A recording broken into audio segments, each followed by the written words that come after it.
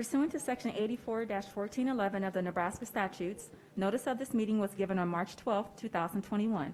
The meeting will convene at 6:30 p.m., and visitors may obtain a request to be heard form from staff for any presentation they may have for the meeting. In accordance with policy, the request to be heard forms must be submitted to the Secretary within the first 5 minutes of the board meeting in order to be heard at this meeting. Agenda items are subject to reordering at the discretion of the board president. Please attend the entire meeting to ensure you're able to hear any discussion.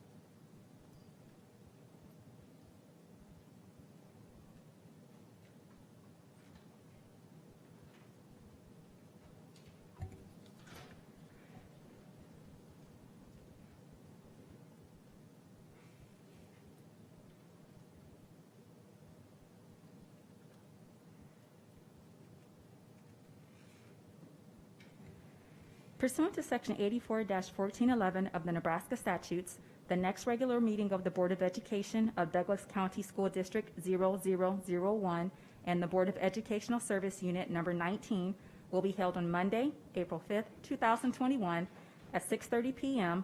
in the board meeting room of the Teacher Administrative Center, 3215 Cummings Street. The agenda will be kept current and available for public inspection in the Office of the Secretary of the Board of Education at the Administrative Building during regular working hours. Pursuant to Section 84-1412 of the Nebraska Statutes, the public is hereby informed that a current copy of the Nebraska Open Meetings Act is posted in the board meeting room or the north wall. Please join us in saying the Pledge of Allegiance.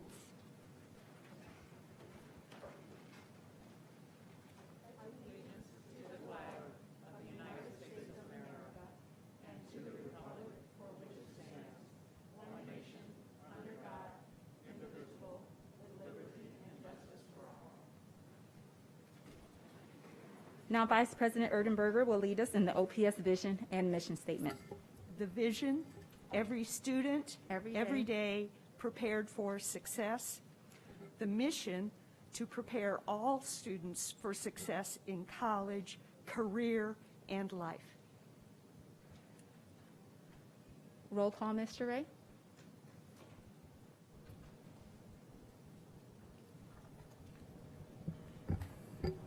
Cassidy. Here.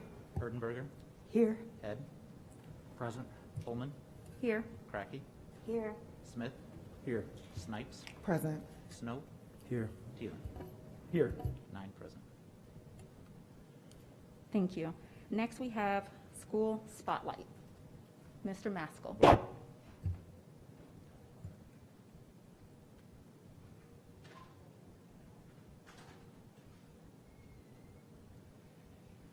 And President Holman, due to technical difficulties this evening, will share tonight's spotlight at our next board meeting.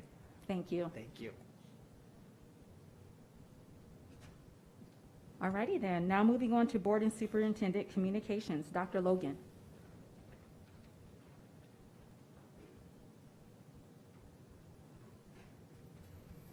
Good evening, President Holman, Vice President Erdenberger, members of the board, those watching the live stream, and those present here this evening.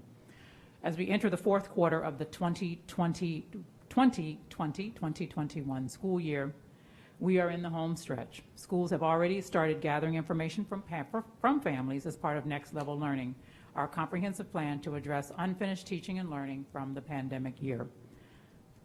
To accommodate student needs, our district will provide flexible scheduling options for continued education this summer.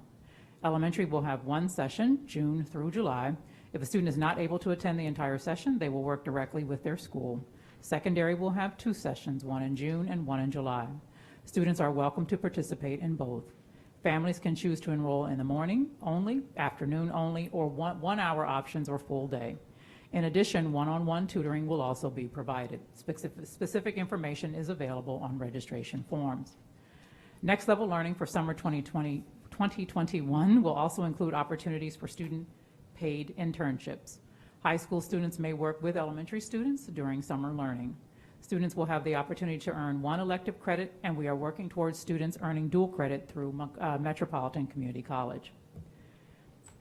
Last week, we announced a partnership with Max I. Walker, Von Maur, Dillard's, Hilton Hotels, and the Omaha Public Schools Foundation in conjunction with our outdoor prom celebration scheduled to take place in May. We will host a first ever Say Yes to the Prom Dress donation drive.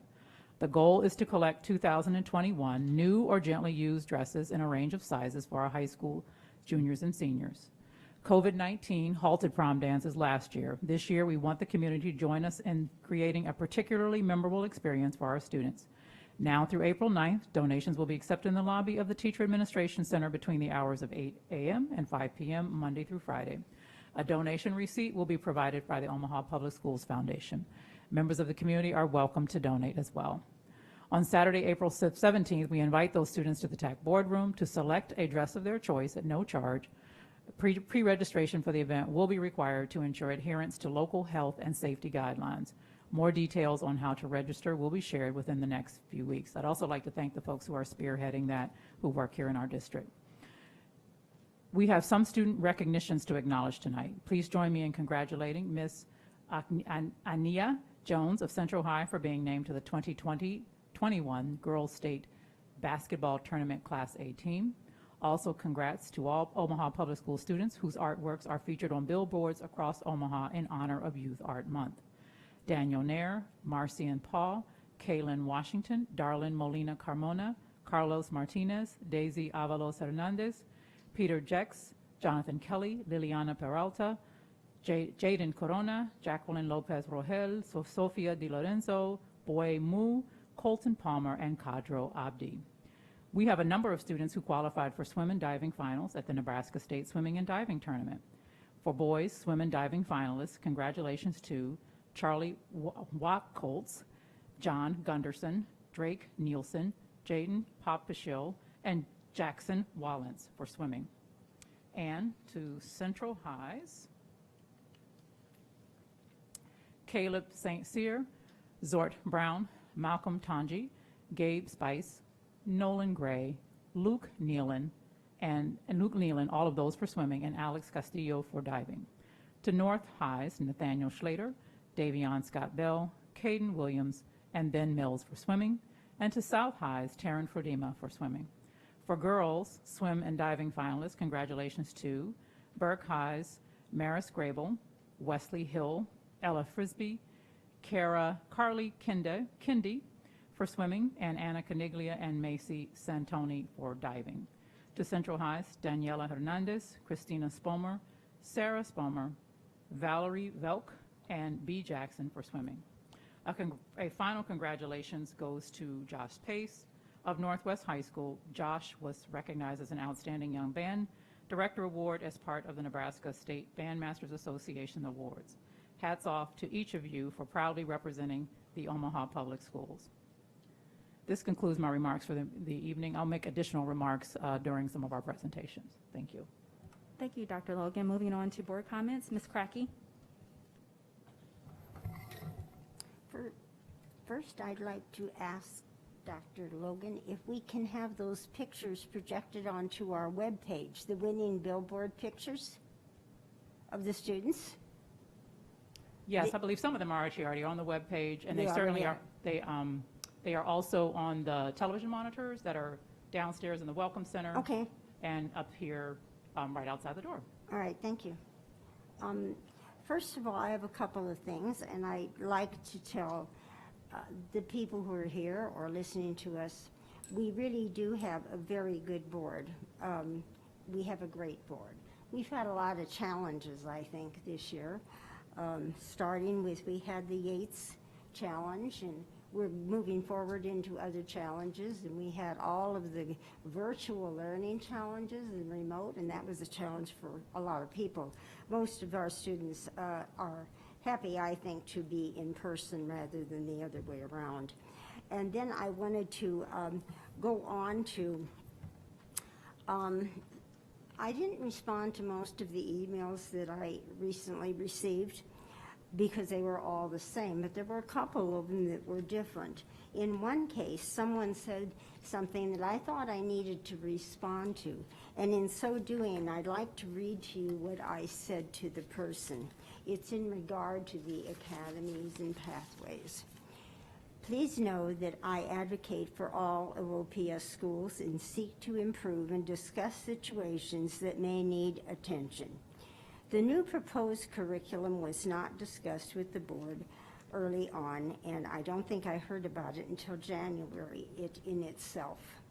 While Grand Island has implemented this plan in 2019, they held meetings regarding the content and changes of the plan as it moved along from, I was told 213, someone this evening told me it was 215.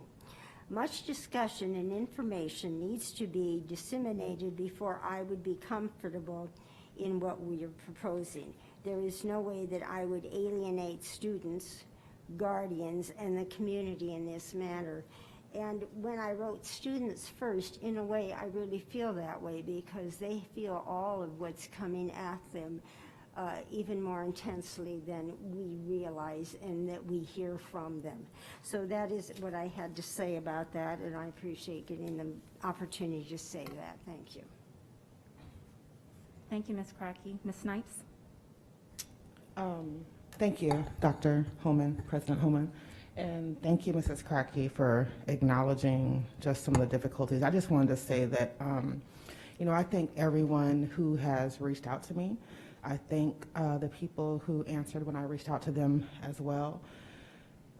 These past few weeks, including today, I've talked to parents, former principals, students, radio station hosts, the list kind of goes on, neighbors as well. And I just want people to know that as a board, we do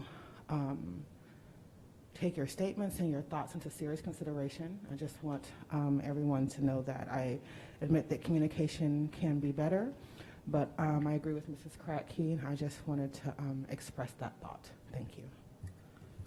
Thank you, Ms. Snipes. Mr. Thielen? Thank you, Dr. Holtman. I just want to, again, as I have before, express my gratitude to the folks that have reached out to me and expressed their concerns and thoughts on the academies and pathways and a number of other issues that are, facing the schools right now.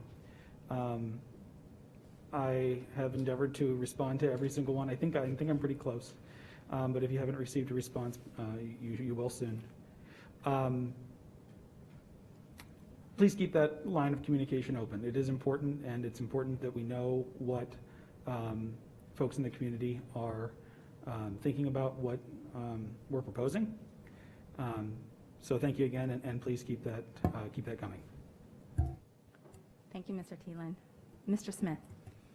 Thank you, Dr. Holman. I just wanted to say thank you to the principal at Belvedere, Mr. Baptiste, Jean Baptiste, allowing me to come and read to his class at the end of February, and then also Mrs. Lynn Cook's class, who took the time out to write me thank you cards. So that's what I have here in front of my name, a thank you card from one of the students. One of the things that I do in my actual job is crime intervention and prevention, and the easiest way to explain that to third graders and fourth graders, I said I'm kind of like Batman. I don't have any superpowers, but I want to protect the city, and so thus all the cards are Batman cards. So thank you, kids and teachers and educators, for everything that you do. Again, I just want to say that I appreciate the board members who are here and who work diligently outside and inside what we do for tagging our educators and the students. So again, just thank you for the opportunity. Thank you, Mr. Smith. Ms. Cassidy? Thank you, Dr. Holman, President Holman.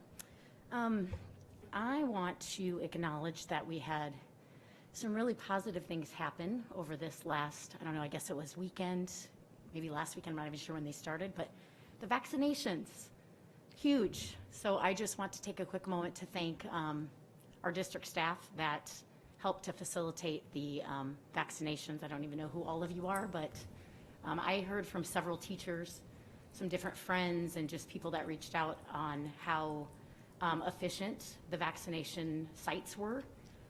The lines were very smooth. People said they were in and out. So just want to, again, say that we are all pleased that we are finally at this point and that our teachers are receiving the vaccinations. I think, are we completely finished now? I think. At this point, we have everyone who has requested a vaccine has been able to get one through our clinic who works for us. Some people chose to go to the Hy-Vee clinics and other places, but this is the last weekend that Douglas County Health has the educators as a focus, and before they move on to the next group. Perfect.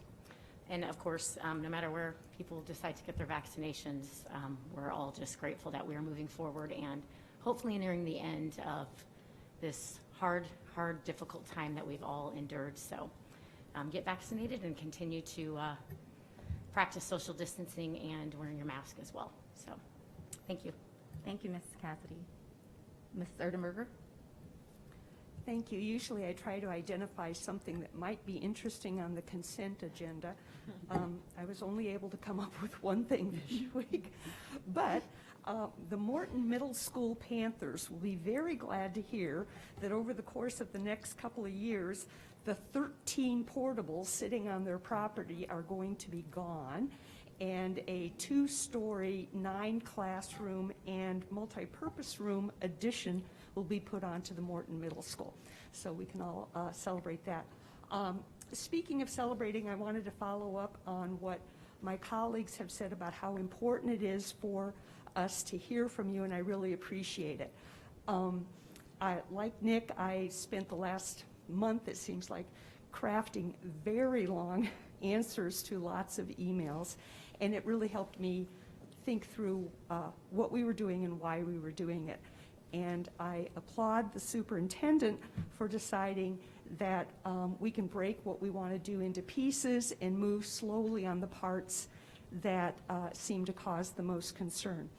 But before I hear from a lot of people about what we failed to do, and I think we are acknowledging that, I would like us just to take a second to celebrate what we have accomplished. It's been almost a year since we sent all our kids home and didn't let anybody send them back to school. And we have spent the last year, absolutely every person in that gets a paycheck from OPS, and every parent and every student has been doing double, triple backflips with a twist to try and figure out how to keep, I think it's like 8 football fields worth of space sanitized all day, every day, getting 52,000 students to wear masks, figuring out how we can bring people back for divided days, how we can track down enough computers for everybody, how we can plead with our teachers to please figure out how to teach the kids that are sitting in your classroom and the ones that are still sitting at home. And I just think that that's monumental. I can't take any credit for it. I was not on the board at the time. But I would just like to give a huge shout out to the board members and the administrative staff and the SEIU members and the teachers and anybody else I might be forgetting, parents and students, of course, for accomplishing a lot in the last 12 months. And now that we have our vaccines, hopefully it gives us a chance to move forward and do things more traditionally, which is, as you know, to typically be able to have in-person meetings with people and figure out what we're working on. So thank you very much. Thank you, Vice President Erdenberger. And I would also echo comments of my colleagues. I'll start with Mrs. Cassidy. I was very fortunate to take part in the vaccine clinic this past Saturday, and it was very, very smooth, very, very quick. The line was long, and at first I was kind of nervous, but it definitely went very, very quickly. So I'm very thankful and grateful for the opportunity to be able to get the vaccine. So thank you to everyone that was involved in helping that to be such a smooth and wonderful process. And then also, just like my colleagues, you know, we all have been overwhelmed with a tremendous amount of emails, and appreciate you all expressing your concerns and advocacy for your students and for your individual schools, and understand where you all are coming from and your worries and sentiments regarding such. But please know that the board has taken everybody's thoughts and insights into consideration, along with the information that we have had, along with all the workshops that we have had since last year. The old board has been informed of the pathways and academies, and we have had workshops on the pathways and academies, and so this is not anything new for us. However, I do acknowledge that throughout the process, there was some major mistakes made in regards to the lack of parent communication and involvement. And so for that, I realized that it has caused a tremendous amount of trepidation and worries for many of you. So please know that I know that the district acknowledges this issue in the process, but then also know that the board, the previous board before I had 3 new members, we were indeed aware of this road that we were going to be traveling down, and that in our budget in September of 2020, we did approve money for the pathways and academies. And so I just wanted to make that clear so that everybody was on the same page and knowing that this was a part of the plan and that a path that we were going to be moving forward on. So I am anxious to hear everybody. I'm so thankful that you're all here today, and we are looking forward to hearing your comments. With that, we will be moving on to public comment. I have a motion. Yes. In keeping with the provision, we have a number of people that are planning on speaking tonight. Ordinarily, we only allow people to speak for a total of 1 hour, and then you're done. Obviously, that's not how we want to go forward tonight. So in keeping with the provisions of 8320 and in order to provide as many people as possible the opportunity to speak, I move to suspend policy 8346 subpart E as follows. Reduce the maximum permitted duration for individual speakers from 5 minutes to 3 minutes for tonight's meeting only. Okay, there is a motion on the floor to reduce the maximum amount of minutes from 5 minutes to 3 minutes for a public comment. Is there a second? Kimmer seconded, didn't you? Second. Okay, there's a motion by Mrs. Erdenberger and a second by Mr. Smith. Any discussion? Mr. No? Madam President, how many speakers do we have? There are 25, 25 speakers and we do have speakers in overflow. and overflow? Okay, thank you. Mr. Thielen? I haven't done the math. Will that accommodate, or do we expect that to accommodate all of the speakers? Got it. Thank you. Roll call, Mr. Ray? Cracky. I apologize. Mr. Head? Yeah, could I offer an amendment to extend the 1 hour instead of cutting down on the 5 minutes? I'll second that. I'm already doing I ask that you please refrain from clapping so that we can continue with the motion on the floor.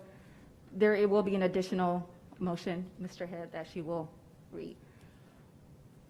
Mr. Ray? Cracky. No. Smith. No. I mean, wait a minute, I made a mistake. No wonder somebody looked at me funny. I want to extend the time past the hour if we need to, because we've done it that way before. We've had 21, 22 people, and I don't want to be doing it differently just because we don't want to hear what they say, or we want them to condense it. In some cases, they can't. Mrs. Cracky, so right now we have the first motion just to condense it, and then there will be a second motion to extend it to the hour. Okay, Did you want to amend your vote? yes, I do. So Cracky. I want to extend it, which way you want me to go with that. So it's either yes or no to, Yes to extend. the motion is, The motion is to limit from 5 minutes to 3 minutes. No, I don't want to limit them. Mrs. Cracky? Smith. No. I said no. Okay. I said that the first time. Snipes. No. Snow. No. Thielen. No. Cassidy. No. Erdenberger. yes. Head. No. Allman. Yes, 2 yes. motion fails. Okay, we will have 25 speakers at 5 minutes each. Here's the second amendment. In keeping with the provisions of 8320 and in order to provide all of those who timely submitted their request to be heard forms with the opportunity to speak, I move to suspend policy 8346 subpart E as follows. To extend the maximum duration of the public comment session from 1 hour until all speakers who timely submitted their request to be heard forms have been heard for tonight's meeting only. So we are extending, the motion is to extend past the 1 hour. Second. There's been a motion by Vice President Erdenberger and second by Mrs. Snipes to extend public comment to beyond 1 hour if necessary. Any discussion? Roll call, Mr. Ray? Cracky. Aye. Smith. Aye. Snipes. Aye. Snow. Aye. Thielen. Aye. Cassidy. Aye. Erdenberger. Aye. Head. Aye. Allman. Aye. 9-0. Motion carries. Thank you.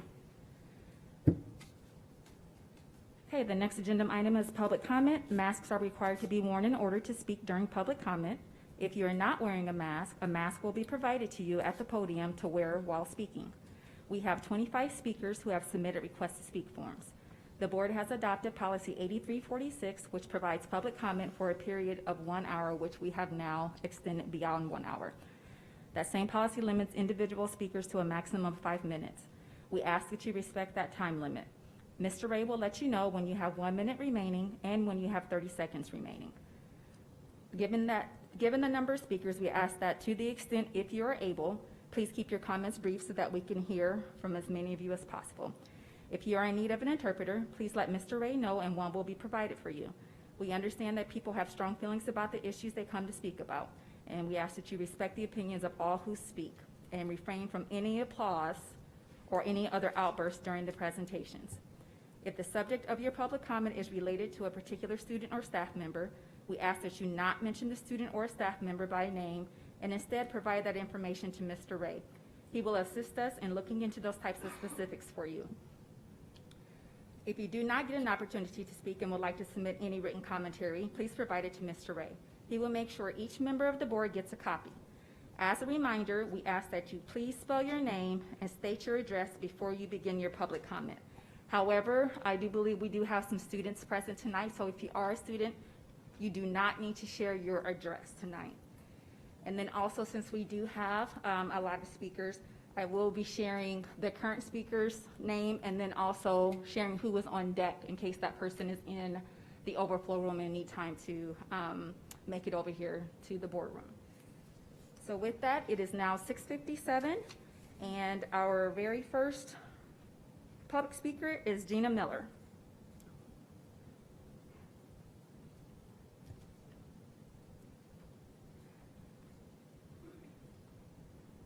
Good evening, Ms. Miller. Good evening. How are you? Well, thank you for asking. Thank you. Gina Miller.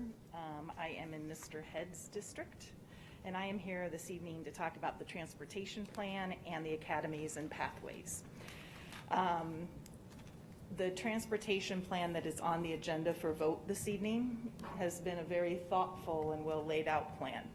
Once you overlay the academies and pathways as has been proposed up to this point, it kind of blows up the entire plan. And I feel horrible for the staff that has worked so diligently upon that. If you are going to be telling students that their pathway is in a different school, but we are not allowed to provide them transportation to that school, that is very difficult in this particular transportation plan. And I'd like everyone to understand that those two things are intricately connected, the transportation plan and the academies and pathways plan. As you all were talking about earlier in your opening, and I just wanted to remind everybody that we, all of us, are Omaha Public Schools. You are members of a public school board. Our teachers are public school teachers. The superintendent is over a public school system. I read a definition in the Education Week article on what is a public school. And the public school is any school that is open to the public, paid for by the public, accountable to the public. And it went on to say that there are 5 responsibilities schools should have in order to truly be defined as public. One of which, they should be responsive to the public, enabling community members to vote out school officials or change school policies through meaningful and viable avenues like elections, referendums, and open school meetings. Since January, you have heard no one, not one speaker. I don't think, maybe you did, but I don't think anyone has come forward in support of the academies and pathways, the way that has been presented. The board is voting on this tonight.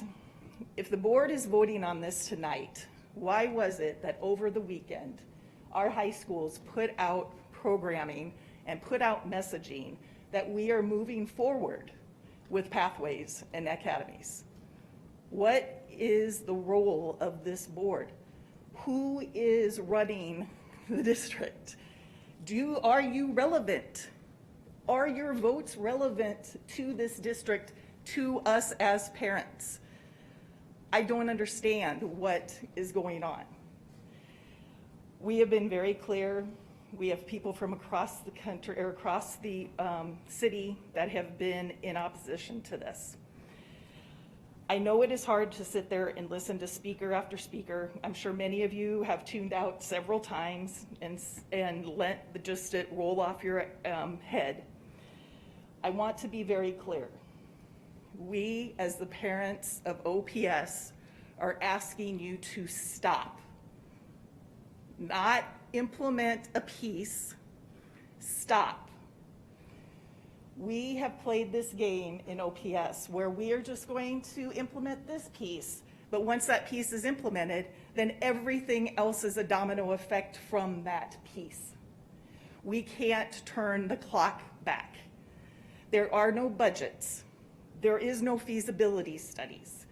There is no communication plan. There is no curriculum. There are no teachers. There is no academy certifications. There are no certified teachers. 1 minute. We are saying stop completely and start over with all of us at the board, all of us at the table. We are the employers of this city. We are the recruiters of this city. We know what we need in this city, and we want to be at the table from the beginning, right from the start. Thank you very much. Thank you, Mrs. Miller. Would you mind sharing your address, please? I'm in Mr. Head's district. Thank you. Mr. Head's district. Excuse me, next, and I forgot to actually share who was up next. I apologize. But next we have Bryce Johnson, and on deck we have Pete Fay.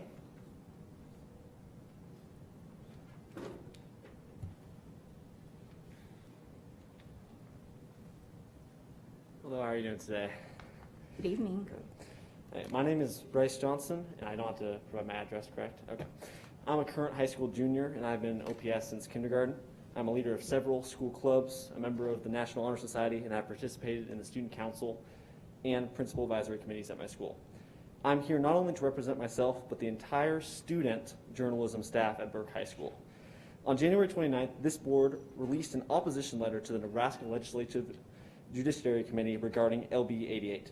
This is a bill that aims at protecting the freedom of press of student journalists and their media advisors. It would allow students like myself to write a story without the risk of the school administration taking it down simply because they do not like that message. It would also protect journalism advisors from wrongful disciplinary methods or dismissal for protecting those students' rights that are outlined in the bill. This board's opposition to this bill is based on false assumptions and an inaccurate understanding of the bill. First, I would like to address a claim made about the term public forum in the letter of opposition that this board released. In Section 2, subsection 2A of the bill, currently in the Nebraska legislature, it says, all school-sponsored media are deemed to be public forums. In the letter of opposition, this board said that they had a problem with the phrase public forum in the bill.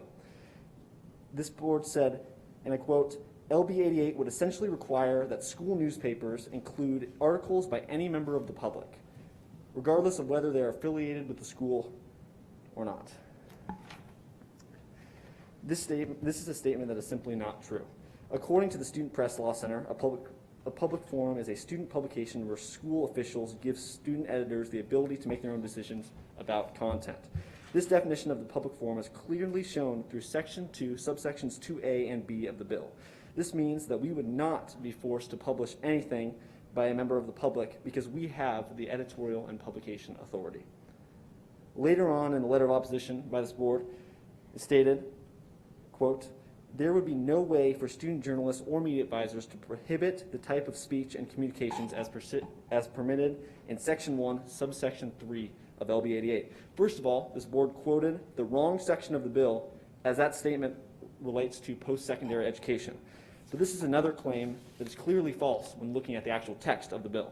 This bill clearly states, starting in Section 2, subsection 3, that this bill does not protect anything that is viewed as slanderous or departs from prevailing journalistic ethical standards, which we are taught in our journalism programs. For my closing remarks, I want to address a quote that this board made in the letter. They said, quote, our students are creative, and as our future leaders, it's important that schools retain the ability to guide young students. I believe that a student's voice should be heard regardless of whether or not schools agree with the opinion. In order for our students to be able to contribute to society, they need to be able to learn how to speak their own opinions, not the ones the schools say are okay. And I will end with this. I believe that our student journalists in this district are creative, and as the future leaders of society, we deserve the right to speak and write freely in our schools, regardless of what our school's opinion may be. Thank you. Thank you, Bryce. Good evening. Next, we have Mr. Pete Fay, and on deck, Dominic Bartles. Hello, my name is Pete Fay. My address is 4907 Underwood Avenue, Apartment 1, Omaha, 68132.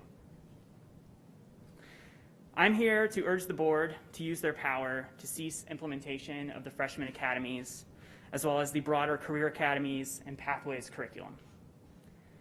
When I look at the new proposed high school curriculum, what I see is fear. I see a society and a school district that inhabits a deranged, fearful time, one filled with violence, hatred, ecocide, and inequality.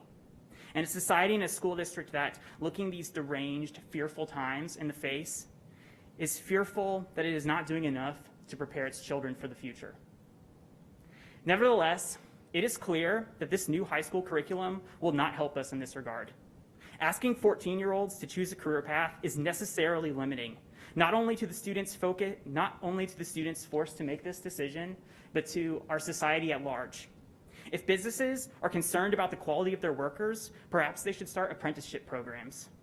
But it is not the duty of education to prepare a workforce.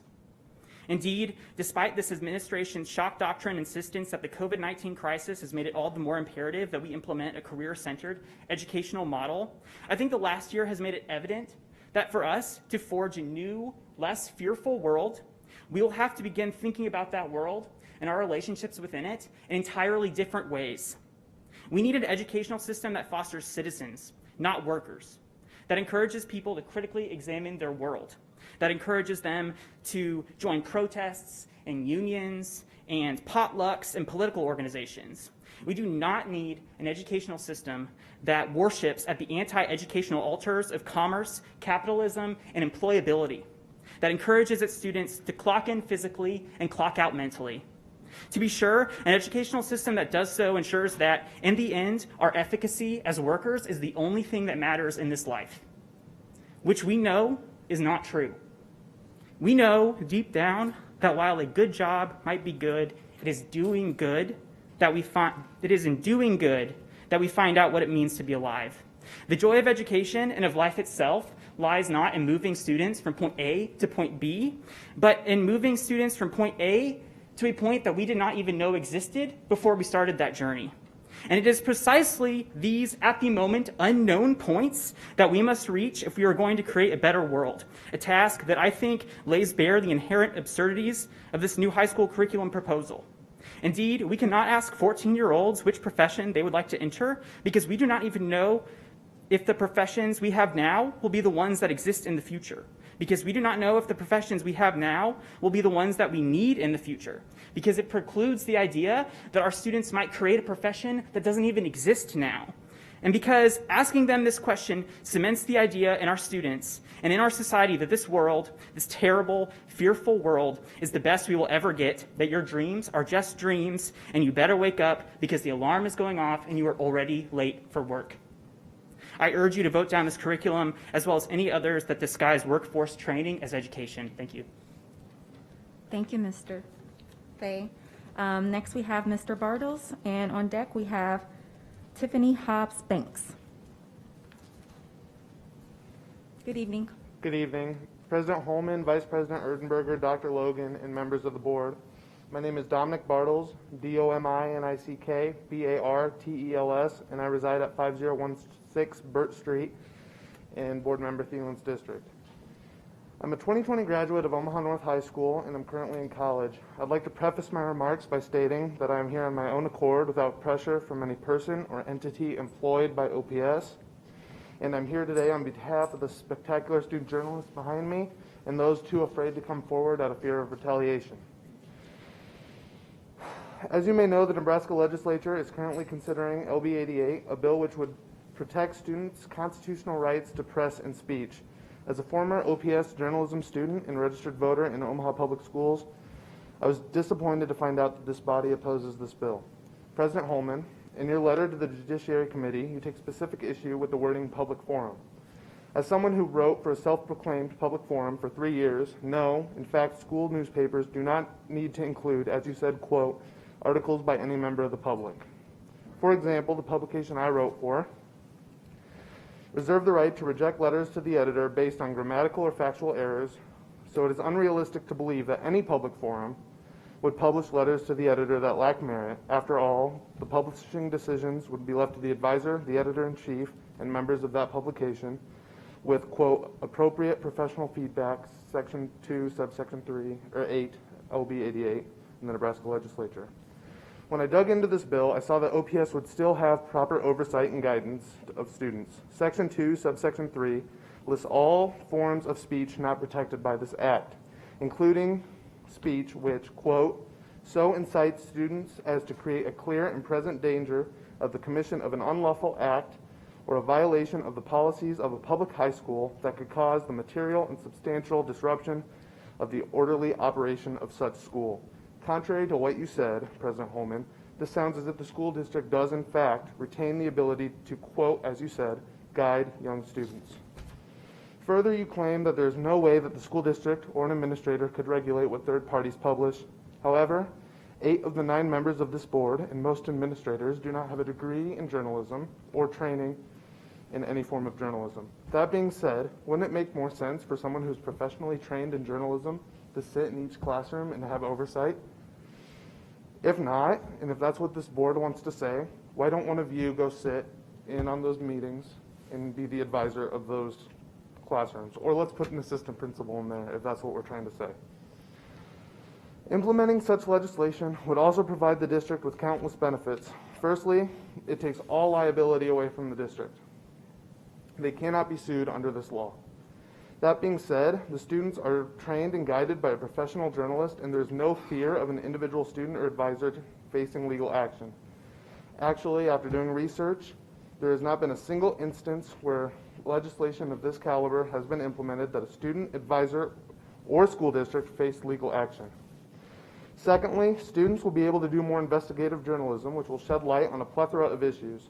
For example, in Kansas, a state which has had such legislation on the books since 1992, a student uncovered a principal's faulty credentials, which led to their ultimate resignation. In OPS, this would never be allowed to happen, as the principal would simply take disciplinary action and dismiss the student and get rid of the story. Finally, I want to ask you all what the message you believe you are sending to the student journalists in this great district are. As a former student journalist, it feels like you're saying I am less than, that I'm undeserving of my rights, that I am incompetent, that my former media advisor is incompetent.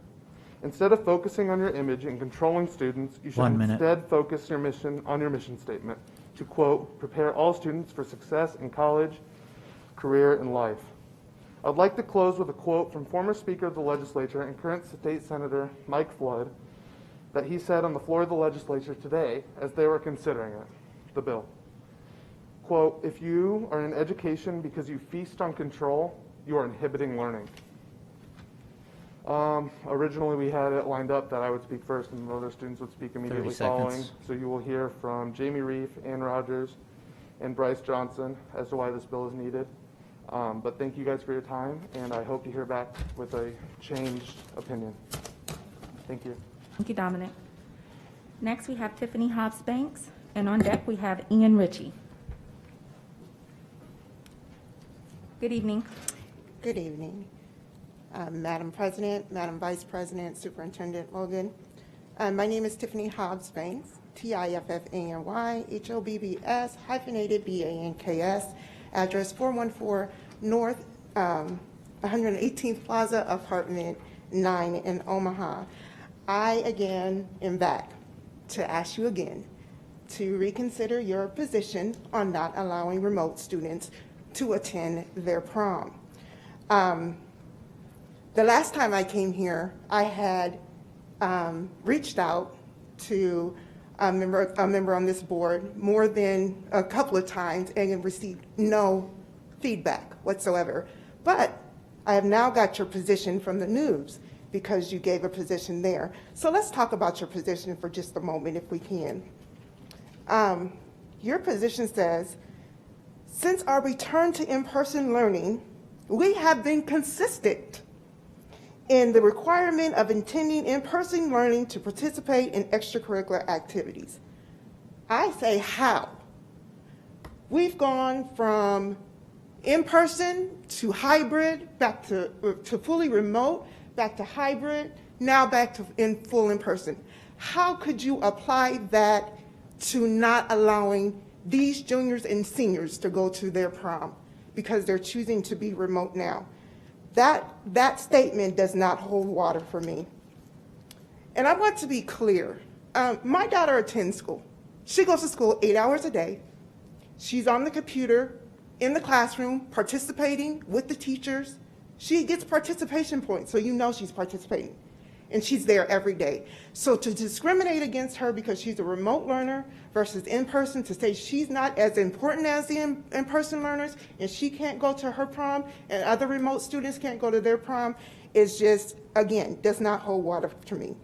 And I'd like to just bring attention to Dr. Cheryl J. Logan's email and just ask you to focus in on her words, your words. In the last year has taught us the need to be flexible. We know plans may need to be adjusted in weeks and months to come. Be flexible. This has been no year like any other year. So to tell these remote students, when everyone, I understand teachers are being vaccinated, but everyone is not vaccinated. And again, this is not closed classrooms, narrow hallways. This is an outdoor event. Please go back to the drawing board and consider these kids and the mental effect that it has on them, that you want to take this milestone from them and you've given it to other people to have opportunity to have. Last year, we understand, prom was taken because of COVID. This year, let's do better. So again, I come to you with over 560-something people who've signed the petition that stand with me and a group of other remote learning parents who may speak before you tonight to go back to the drawing board, reconsider your position, and allow these children to have their milestone of having their prom. Again, it's the juniors and seniors. Let's do that for them, please. Thank you so much. Thank you, Mrs. Hobbs-Banks. Next, we have Ian Ritchie. And on deck, we have Dave Chisnell.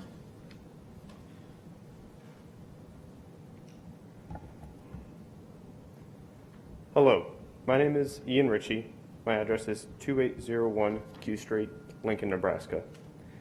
Today, I would like to speak to you about my experiences with block scheduling versus period scheduling and why I think it's important to keep period scheduling in OPS high schools.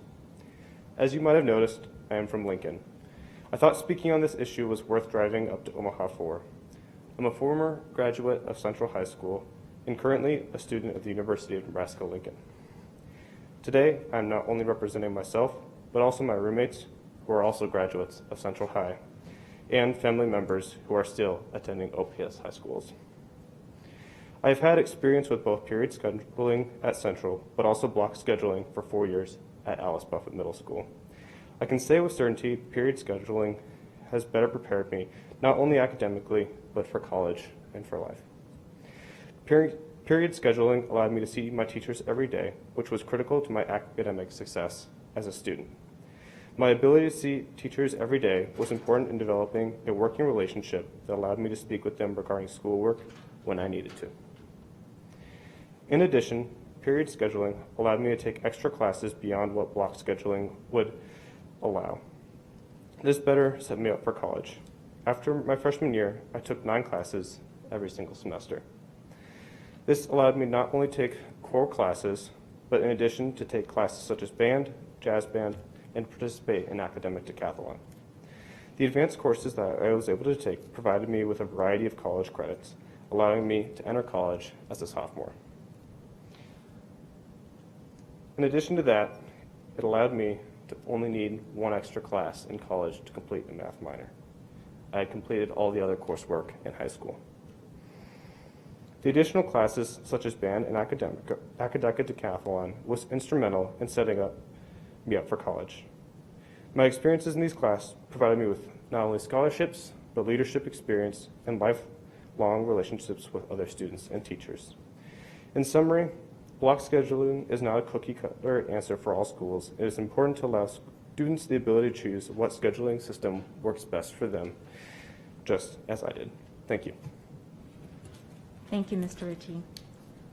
Next, we have Dave Shizel, and on deck we have Ann Rogers.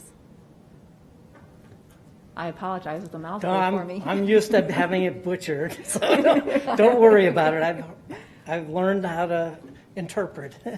My name is Dave Schinzel, D-A-V-E, and the last name is S-C-H-I-N-Z-E-L. I live at 319 South 50th Avenue in Omaha. I am a proud Central High graduate, class of 1982. I've also served on the Central High Alumni Association board since 1997, including stints as president, treasurer, and secretary. And I also had the wonderful opportunity to do my student teaching at Central. I am a beneficiary of the wonderful education I got at Central. And anyone who ever has gone to Central, when you go to your first college class and you realize what you got from Central, you are light years ahead of everybody else. And that's something that we need to be proud of, and we need to continue, not change. I fear this Academy Pathways plan is going to do substantial harm to Central. The changes have been made, proposed, without any real input from parents, teachers, administrators, taxpayers, and alumni. One size does not fit all. Central is unique.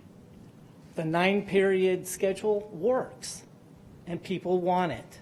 To take it away from them without any real public discussion would be a shame.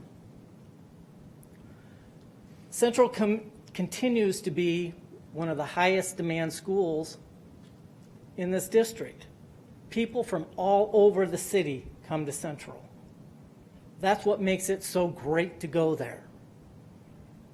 It makes no sense to change something that isn't broken. It is working. This Academy Pathways plan is really not something new or innovative. It's been around, it just had different names. We now give it the fancy Academy and Pathways name, but it's really just tracking. And schools did tracking for decades until we abandoned that whole philosophy in the 70s and 80s. I'm old enough to have been in school when they did tracking, and it didn't work. Tracking resulted in social and racial discrimination. It also stigmatized students, teachers, and schools. It didn't work then. It doesn't make any sense to go back and do it again. Finally, in 2013, the legislature took an extraordinary action involving OPS when they overwhelmingly voted to reduce this school board from 12 members to 9. At the time, there were 3 specific reasons given why that action was being taken. 1, the school board was not effectively governing the district. 2, the school board was giving too much authority to the superintendent without transparency. And 3, 1 minute. the school board was not holding the administration accountable. It is a concern that we're seeing this pattern repeating itself with the Academies and Pathways plan. I don't want to see that happen again. And finally, I don't think you need to be piling something like this onto our teachers at this time. I am the husband of a teacher. I see every day 30 seconds. what this pandemic has done to our teachers. The stress, that they are really working 2 jobs now. Don't pile this on top of that, because I'm afraid you're just going to lose more teachers if you do. So please put a hold on this, start over, get public involvement, and I think we'll get a much better product that you can get the public to support. Thank you.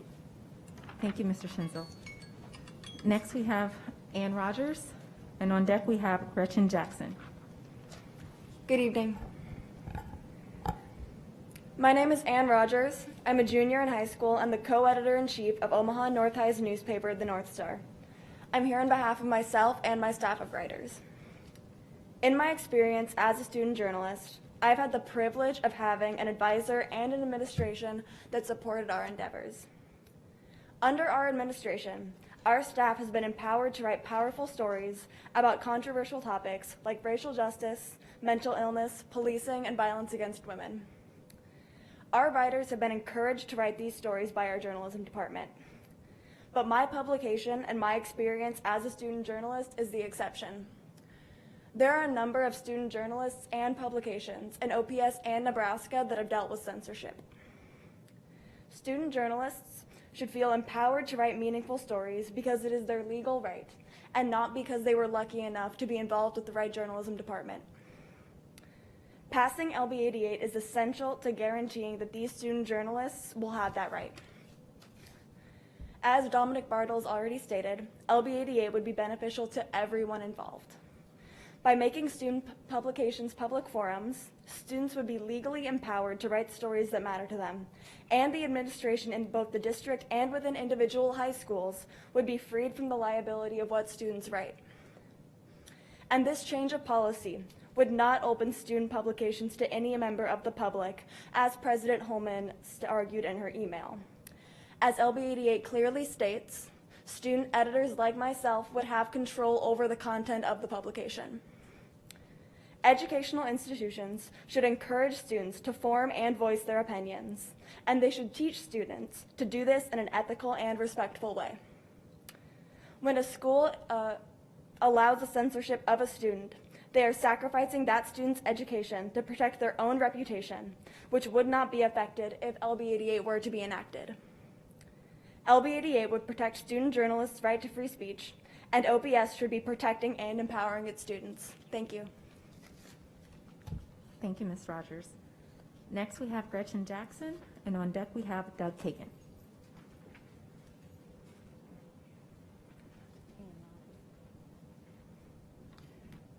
Good evening. My name is Gretchen Jackson, Gretchen, Jackson, Jackson. I live at 5641 Jones Street in Omaha. I have 2 daughters who have attended OPS schools since kindergarten. One is in 7th grade at Lewis and Clark Middle, and the other is a sophomore at Central High. I myself am a proud graduate of Central High School. I am here tonight to express my frustration with the implementation of the Academies and Pathways programs, as well as block scheduling at Central High School. In the years that my children have attended OPS schools, there have been major changes in the areas of student transportation, sex education standards, school boundaries, and attendance zones. In each of these instances, OPS administration and the school board reached out to parents in the community for feedback. Developing plans were shared, options were presented to parents in the community, school board members engaged parents by visiting PTO meetings. There were community workshops designed to inform parents and produce meaningful feedback. I participated at every opportunity. I felt my opinions as a parent were heard and valued, and in turn, I was on board with the changes that were made. Now we have Academies and Pathways. The implementation of these programs could not be more different. As a parent of OPS students, the first I heard of them was in a January 15th newspaper article. By this point, not only were the programs set to be implemented for the next school year, but we learned of a concurrent switch in scheduling at Central and South High Schools. There were no presentations to students, parents, or community members, no informational emails, no specific surveys, no opportunity at all for stakeholder input. How can you expect families to be supportive of these programs when we do not understand why, when, and how they were developed?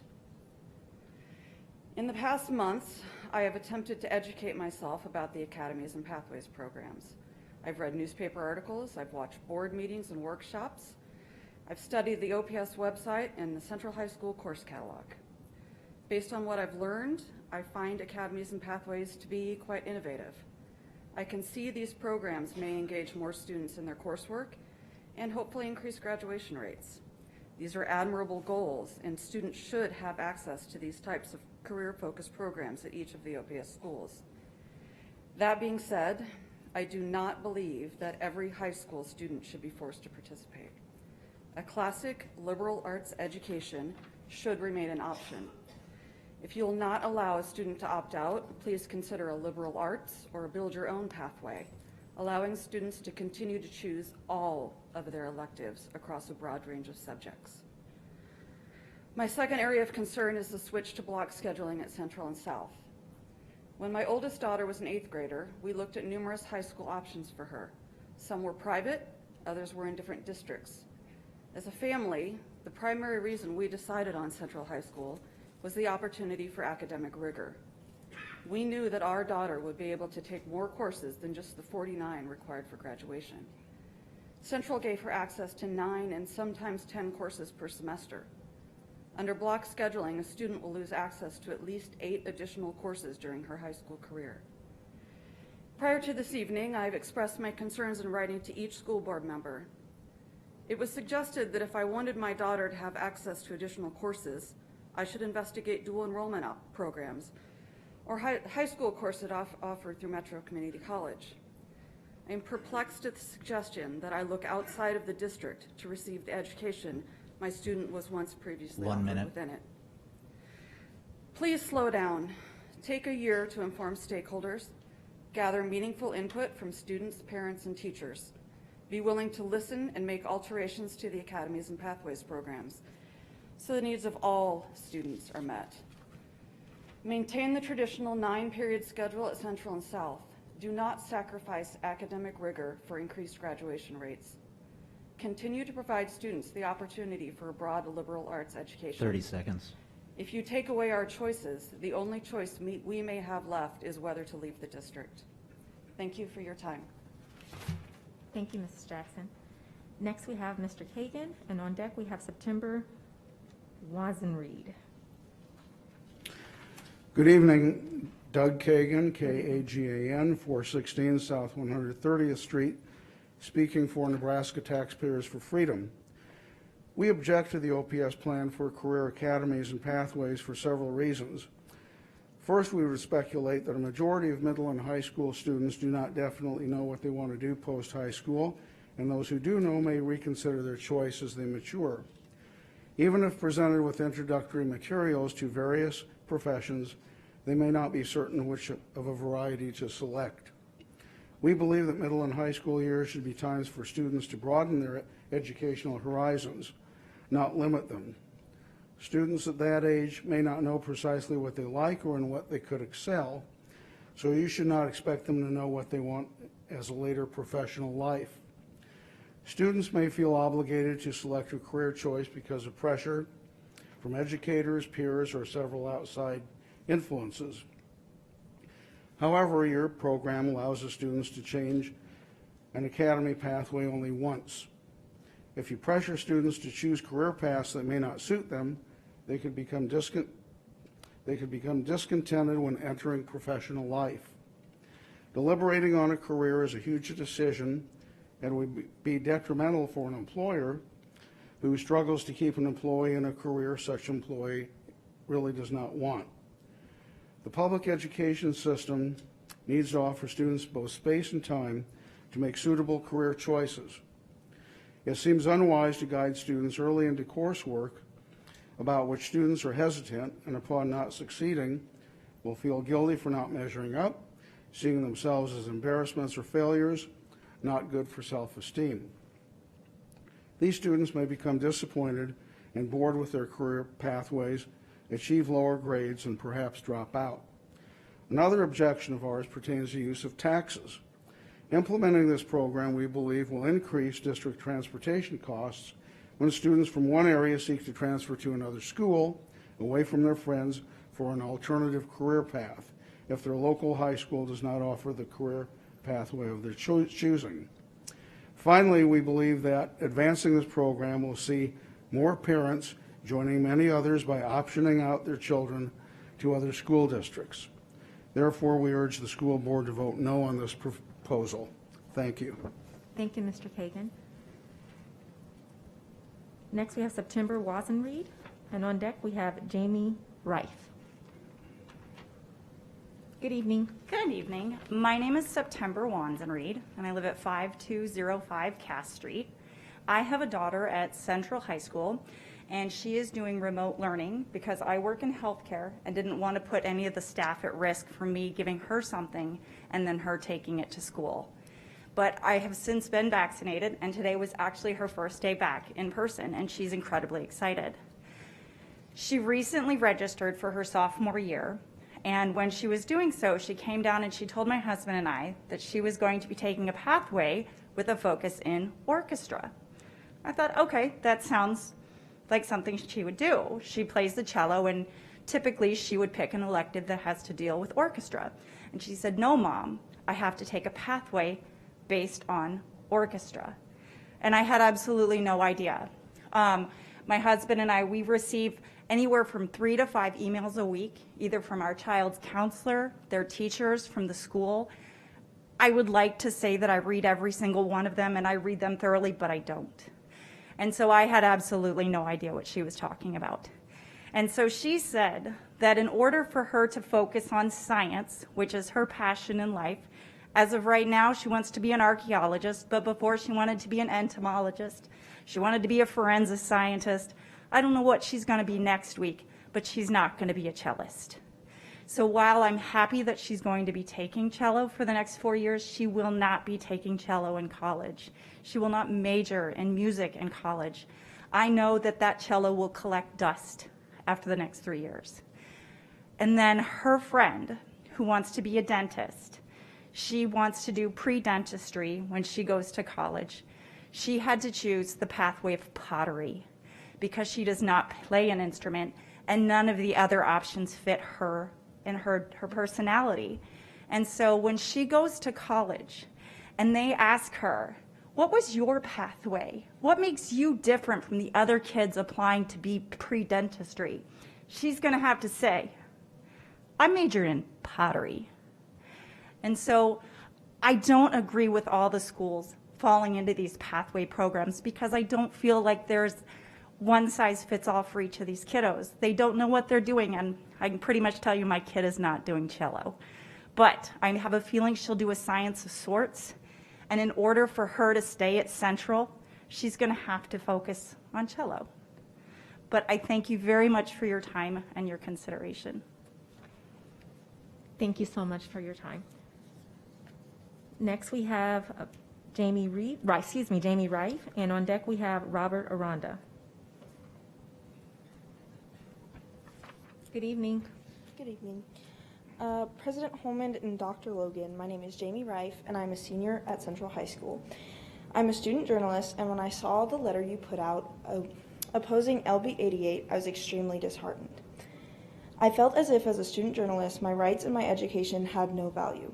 You should understand this bill does protect schools, school districts, and students alike. There are clauses in the bill that protects you. Journalism is supposed to make people uncomfortable. It's not something that makes everyone happy all the time. To grow into true journalists, we need to be able to share uncomfortable stories. We need to be able to learn journalistic integrity the right way. We have advisors who ensure we don't put out harmful material or receive harmful letters from people in the community. You need to show your students and staff that you care about them and that you trust them. Trust them to do the right thing. I have one last question for you. Why do you fear this bill? Because it protects you, it protects schools, it protects students. There's no reason to actually fear it. It goes completely against the mission statement that you want students to succeed in college and in future careers. That's all I have to say. Thank you for your time. Thank you for being here tonight. Next, we have Robert Aranda, and on deck, we have Liz Cook.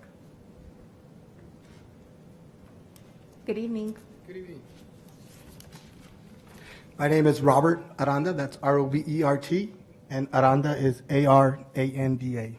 Now pronounce the R, right? Aranda. Good evening, Dr. Holman and board members. As a parent of 3 OPS option students, I want to say that clear, option in to OPS.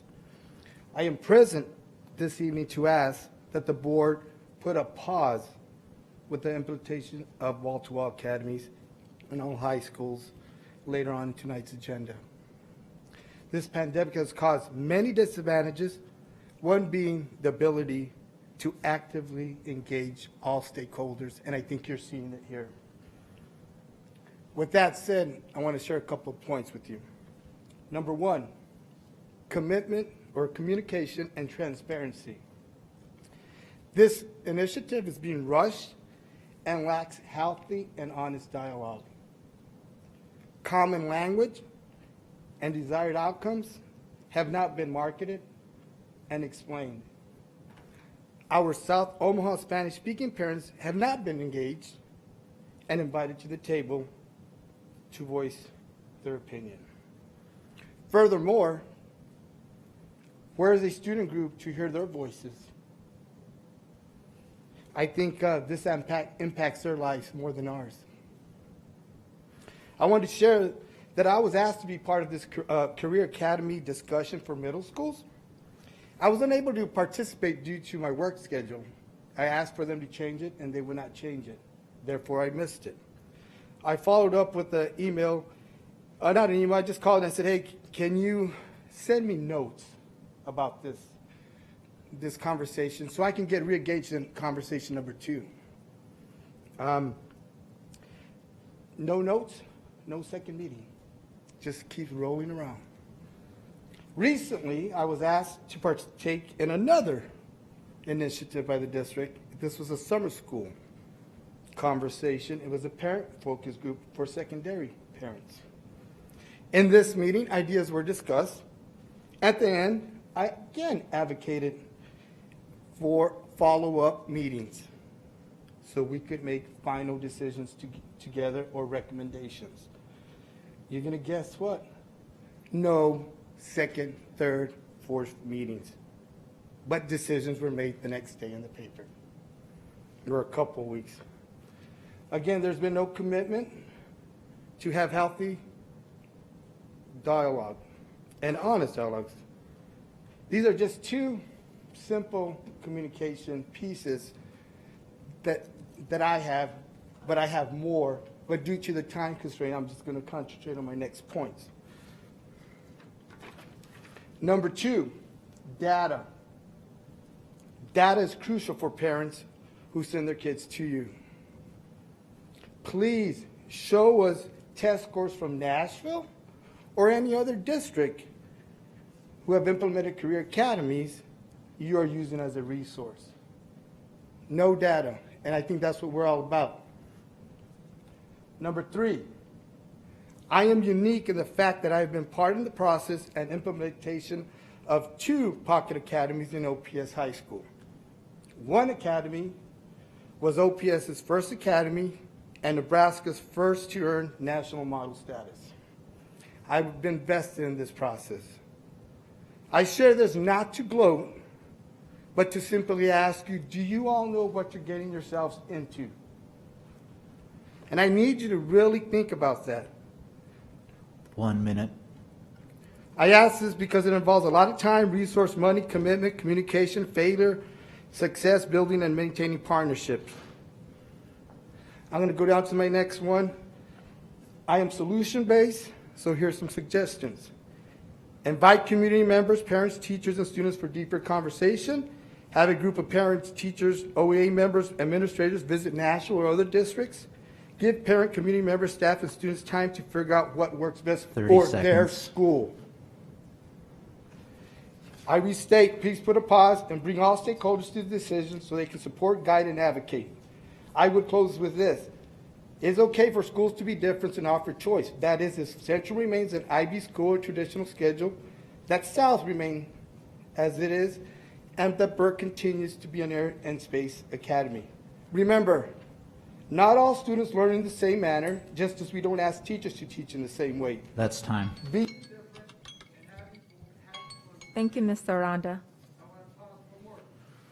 Next, we have Liz Cook. Next, we have Liz Cook, please.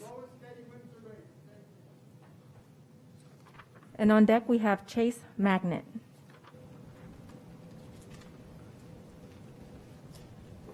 Good evening. Good evening, President Holman, Vice President Erdenberger, Superintendent Logan, school board members and guests. Tonight, I'm here to advocate for our teachers, counselors, staff, and administrators at the school. While we need parental involvement and we need student support of academies and pathways, I want you to be aware of something that has really caused me concern over the last about 45 days. Are you aware that teachers, counselors, staff, and administrators are not allowed to speak up and share their opinions around academies and pathways with the district? I've been told that they are fearful for their jobs. Literally, I have heard of people being called to HR and reprimanded for using their voices. This concerns me as an HR professional myself. Because they're fearful, you're losing their buy-in. You're losing one of your best resources in order to make an academy or pathway program successful. I propose that you flip this on its head and actually take the academies and pathways to your teachers, counselors, staff, and administrators. Ask them their opinion. Listen to their feedback. Appreciate their position. Learn from them. Show them that you heard them. Make adjustments. Make changes. When considering mass organizational change or mass academic change, the people closest to the change are your best support and your best allies to get you pointed in the right direction and with the best possible feedback.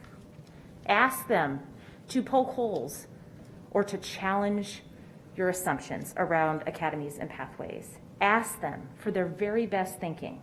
Ask them to show that you're listening. Again, over the last 45 days, I've been approached unsolicited by approximately 30 different teachers, counselors, psychologists, administrators, and staff to share their concerns. If you don't listen, you risk losing your best and brightest. And I can tell you some of your best and brightest have come forward to me. Thank you for your consideration. Thank you, Mrs. Cook. Would you mind sharing your address, please? Oh, I'm sorry. Oh, I no worries. apologize. Thank you. Liz Cook, Lizcook, 5511 North 139th Avenue, here in Omaha. Thank you. Next, we have Chase Magnet, and on deck, we have Dick Zachariah, I believe. I pronounced that correctly. Good evening. My name is Chase Magnet, spelled ChaseMagnett. I'm resident at 12519 Patrick Circle, represented by Board Member Kratke. Good evening, members of the board, Superintendent Logan. I'm here tonight as an OPS constituent and concerned Omahan to implore you to vote no on implementing the first portion of the proposed Academies and Pathways program tonight. My reasons for opposing this plan in its current form are twofold. First, we are in the midst of multiple crises, and so initiating sweeping changes at this moment undermines our district's ability to solve serious existing problems. Second, the district has not been open with or collaborated with its key stakeholders, parents, teachers, and most importantly, students, to develop this concept and ensure our entire community is prepared to embrace change. On the first point of resolving existing issues, Omaha Public Schools teachers are currently understaffed and overworked. They are regularly engaged in coverage due to a lack of substitute teachers in the district and unfilled positions, leaving them with little to no plan time as a result. It has required Herculean effort to do their jobs well this year. In the wake of the current pandemic, our district is facing a worsening teacher shortage. Combine this with the opening of 2 new high schools, and it is uncertain how teachers can effectively develop and implement the proposed academies and pathways in the coming years with fewer resources than ever. The proposed changes would strip away what little plan time remains to high school teachers, without addressing the core issues of understaffed schools and commonly crowded classrooms. These are existing and worsening problems for OPS, which must be addressed before any sweeping changes may be effectively implemented. What concerns me more, however, is that essentially no members of our community were active participants in developing this plan and its implementation. If the Academy's plan is put into effect, it will radically reimagine how we approach high school, and all families living within the boundaries of OPS will be compelled to accept this new format. It is essential that OPS families, students, and educators be collaborative partners in this planning process before any changes are made. Instead, they have simply been told what will occur and are expected to follow the plan provided to them. This has negatively impacted all of our key stakeholders. In my many conversations with OPS educators, I have yet to encounter a teacher who is excited about this plan. Many are concerned about the loss of plan time and inadequate staffing. Additional changes being made to departments and well-functioning areas of our existing schools are causing others to seek new avenues of employment. Teachers whose core subject material is unrelated to their school's academies feel they will be abandoned.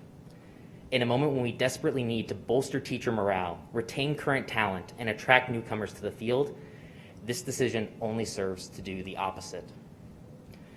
I have also spoken to many parents who are confused and upset by this plan. They do not understand why their children must select a course of study when they are only 13, and why it will not be possible to receive the same quality education from a neighborhood high school that has made OPS a great district to learn and teach within for so long. One of the most common concerns I hear from parents is where their children, who want to explore many ideas and opportunities in high school, and some of whom have not even committed to higher education yet, will be served in this scheme.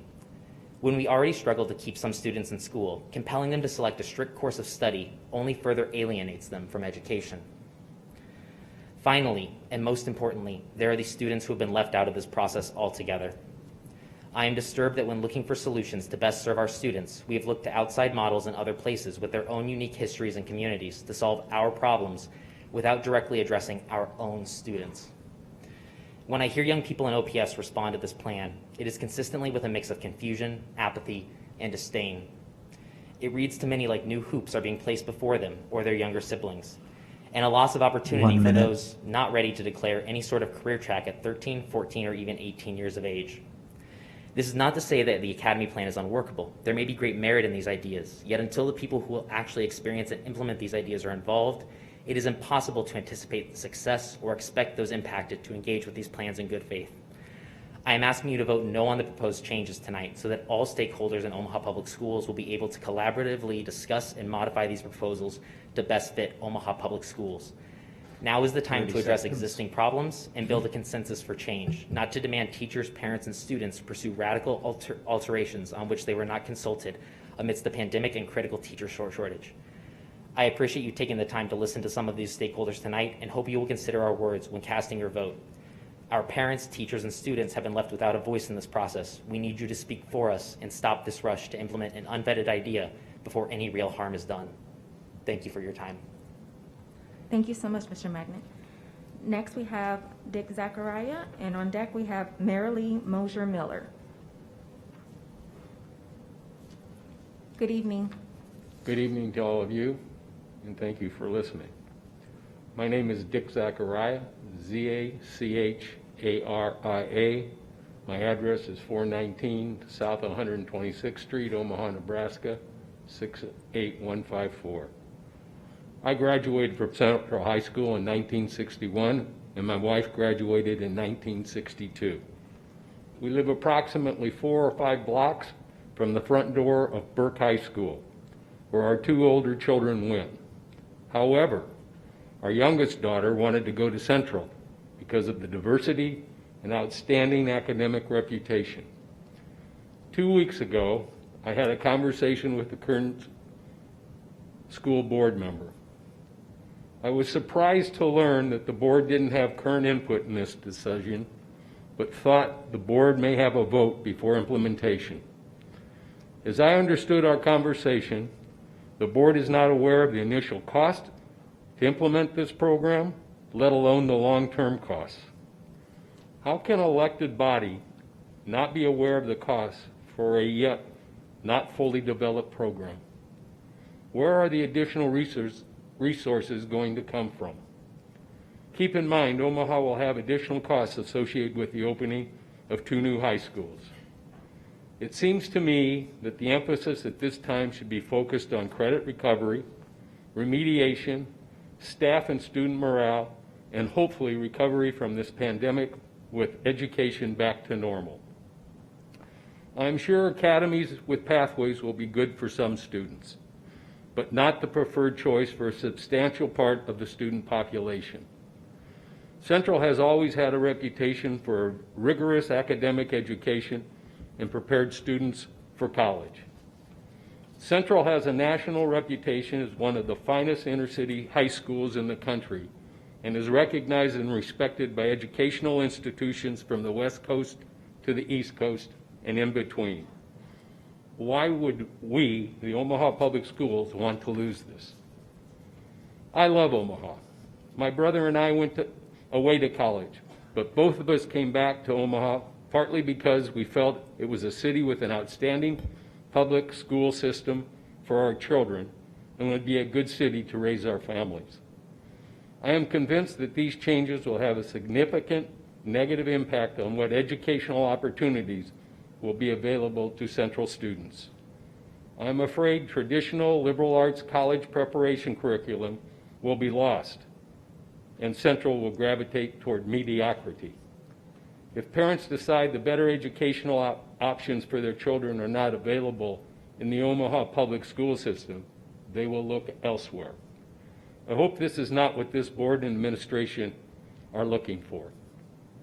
I was managing partner for one of the larger public accounting firms in Omaha, and I can assure you that not every decision I made was always met with great enthusiasm. A good leader can and should learn to change course when it is important and warranted. I am hopeful this board and administration can see that elimination of choice at Central will not only have a negative impact on Central students, but also the Omaha community. You have the power to see that choice will continue. Thank you for your time and consideration.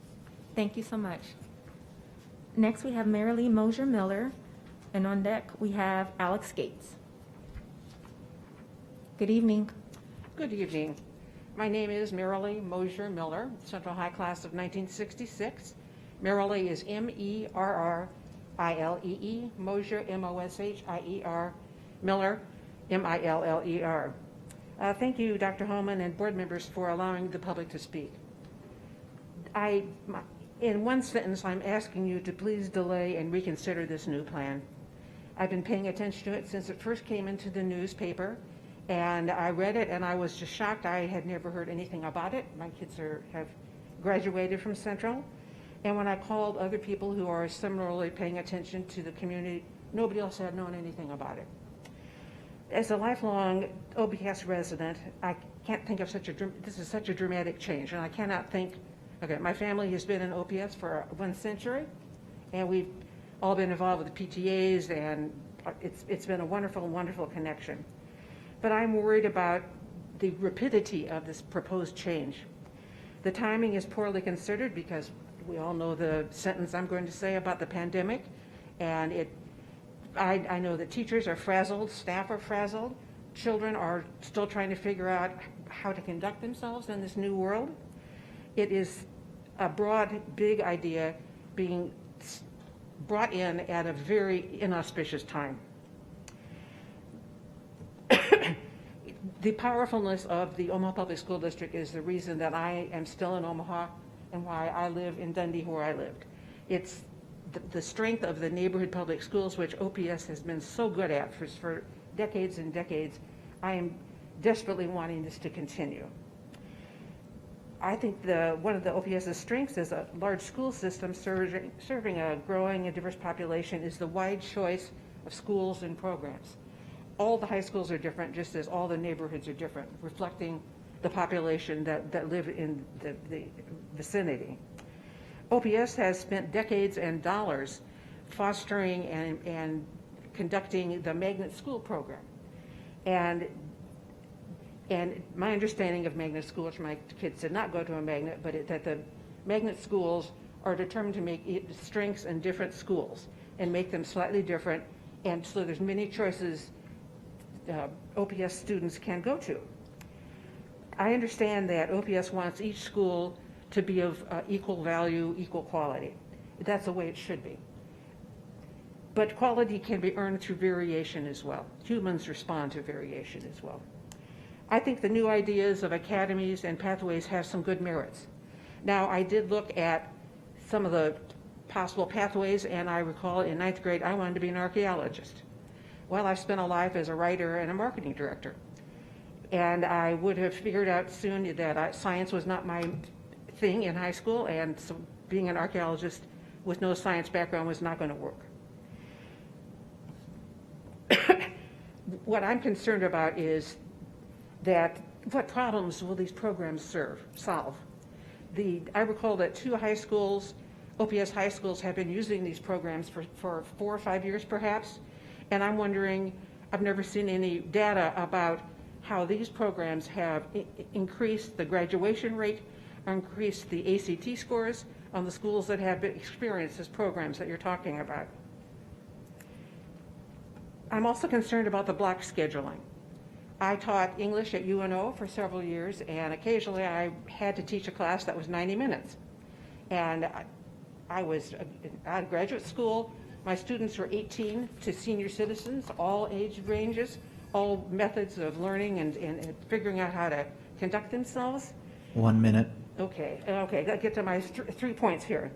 Please slow down the consideration of these changes. There are good ideas in them, but I'm not sure they work every place. And please allow high schools to choose to participate in the Academies and Pathways program. Allow them to opt out if they don't think it fits their school population. Or even if it's possible, to allow schools to do both. And also please allow each high school to select the type of scheduling 30 seconds. that best suits the population. Please vote no on this proposal. I'm sure you can pull out the great ideas and say goodbye to the ideas that will be more harmful than beneficial. Thank you so much for your time and consideration. Thank you. Ms. Miller, would you share your address, please? I'm sorry. No worries. 319 South 51 Avenue, 68132. Thank you so much. Thank you. Next, we have Alex Gates, and on deck, we have Kirsten Olson.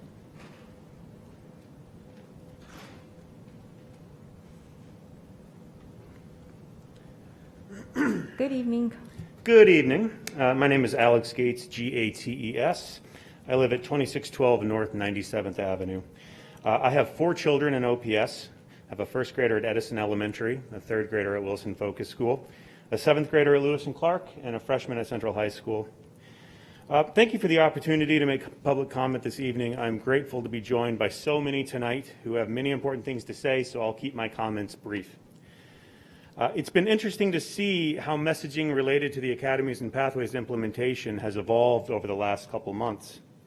When the community caught wind of what was happening, we started asking questions, but were assured that parents, guardians, and community members were involved in the process from the beginning.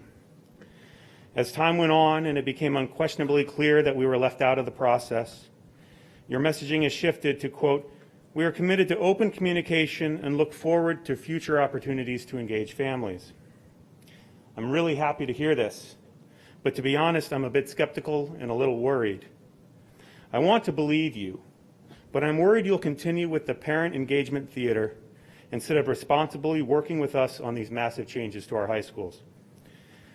How you engage families needs to be inclusive and done with the understanding that real dialogue must exist. Emails that contain a wall of text written at a high literacy level that many parents have a hard time following are not effective communication. Buried links to obscure online surveys inside massive emails are not effective tools for engagement. Online presentations masked as family engagement and feedback sessions aren't effective ways to engage families or gather feedback. It's theater. If teachers have the capacity to communicate with students when they are struggling, then certainly the district has the capacity to communicate with students' parents in a manner that they can receive it. If you need help with this, ask a teacher.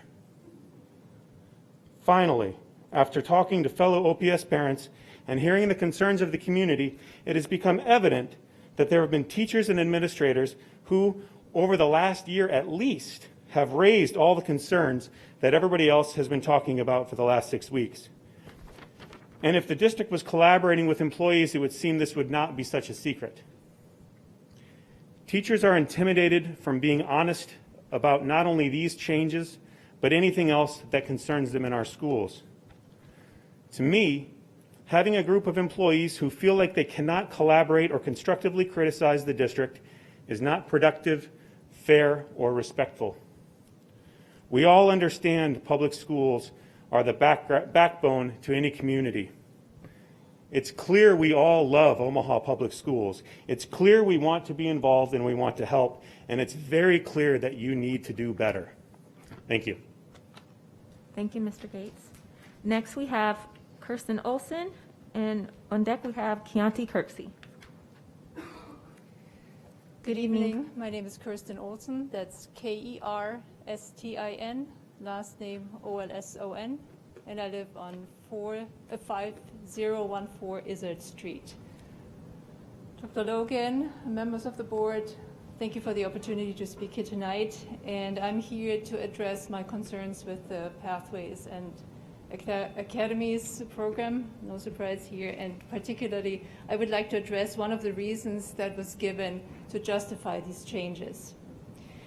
The claim is to prepare students for the expectations and demands after school and for the careers that lie ahead of them. And I applaud OPS for their effort to create a syllabus that aims to address the interests of the students as well as the needs of the business communities. However, even the most well thought out career path is hardly ever a straight one. I'm a scientist, and many of my most respected colleagues have changed their path over the course of their career, and many of them had inspirations from completely unrelated fields to make these changes. These days, the most innovative and groundbreaking changes come from companies and individuals that know the value of cross-pollination. That is, being exposed to ideas and concepts that are far removed from one's own perspective, that come from areas that we would normally not consider because they are outside of our radar or outside of our comfort zone. But these ideas can trigger new insights and grow into solutions that are unexpected and truly novel. If we cluster students in cohorts of like-minded groups through academies and pathways, we drastically minimize the possibilities of these interactions. By assigning areas of focus to different schools, we limit the breadth of exposure that these students could have. Granted, some students may know at the age of 14 or 15 what they want to pursue as a career. But I urge you to give the rest of those students the choice to change their minds and then change them again and again if necessary. A student who has tried many different subjects is far more likely to become a well-rounded individual, find the area or subject of study that she or he truly love and excel in, and thereby become a benefit to their community. My worry is that by introducing pathways, academies, and a block schedule, we are not helping our students, but we're adding to their anxiety in an already challenging time of their lives. The last point that I want to make is that my greatest fear is really that the minds are already made up, that all the public hearings and opportunities for comments like the one we have tonight are really nothing more than check marks on a list of items that need to get done to give the appearance of public involvement.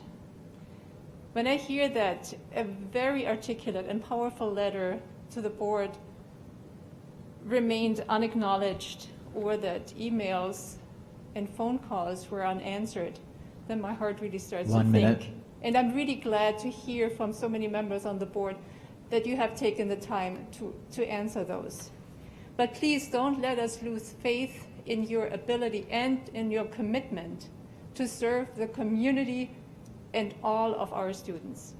Thank you for your time. Thank you so much, Mrs. Olson. Next, we have Keontae Kirksey, and on deck, we have Chris Pellman.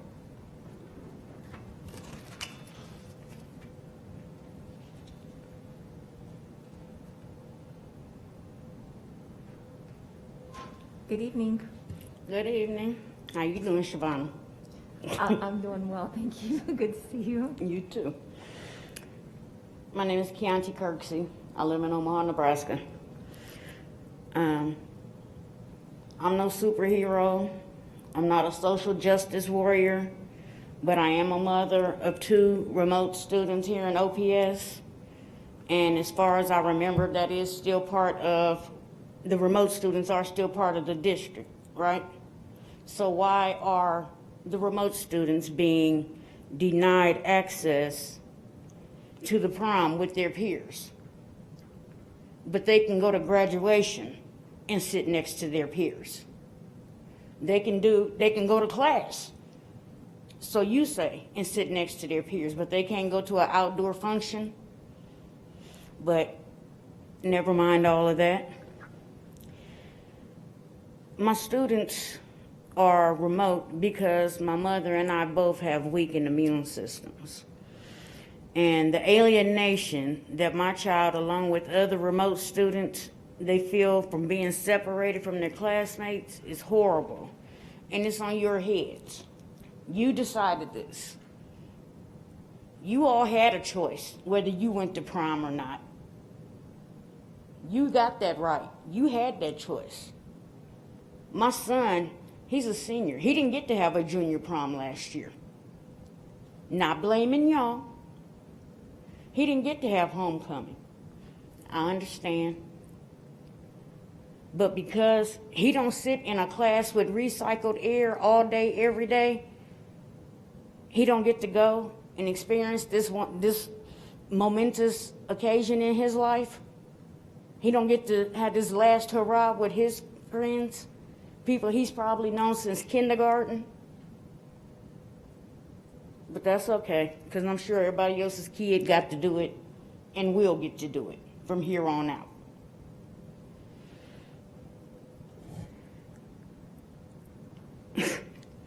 I'm not here to argue with you or your egregious actions to punish the parents by punishing the kids.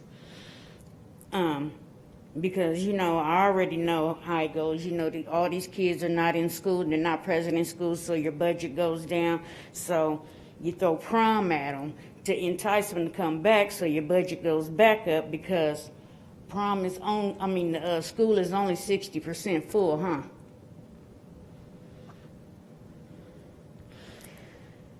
What I would like to suggest is that since you're set on the segregation of these children, because that's what they are, they're children. They are still children. They are still under their parents' rule. But since y'all so set on segregating them, could you be so kind as to put our GoFundMe on the OPS website so that those who want to support and to come out and celebrate with us, because see, some of us parents, we're doing a remote prom because we don't like the way you are handling this situation. So since y'all don't want the kids to be together, we're gonna have something for them to be together. But could you at least put that on there so people who want to support and come out and enjoy the event with us, they can? And one last thing, I just wanted to say it's funny that as I sat here tonight, I was only gonna speak about the prom, but I'm sitting here and I'm listening about this pathway stuff, and the one thing I keep hearing each person saying, so many people saying, there's so many changes happening, but nobody had a conversation with the people who it affects. Y'all didn't have a conversation with the teachers, the students? These are the people that it affects. They're there in the trenches every day.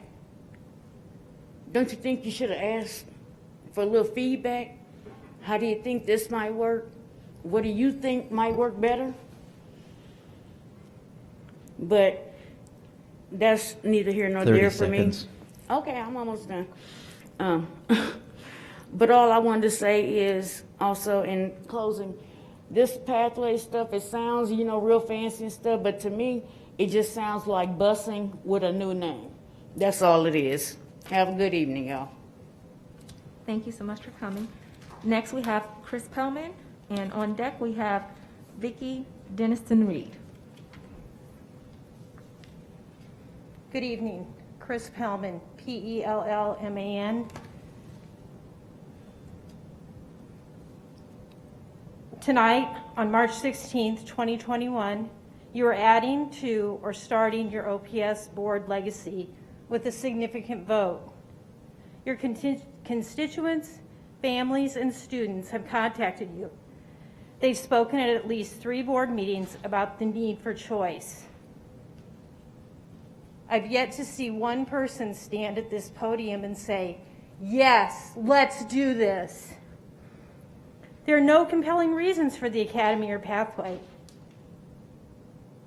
It's evident that this program was moving forward with little communication and nearly 0 community input.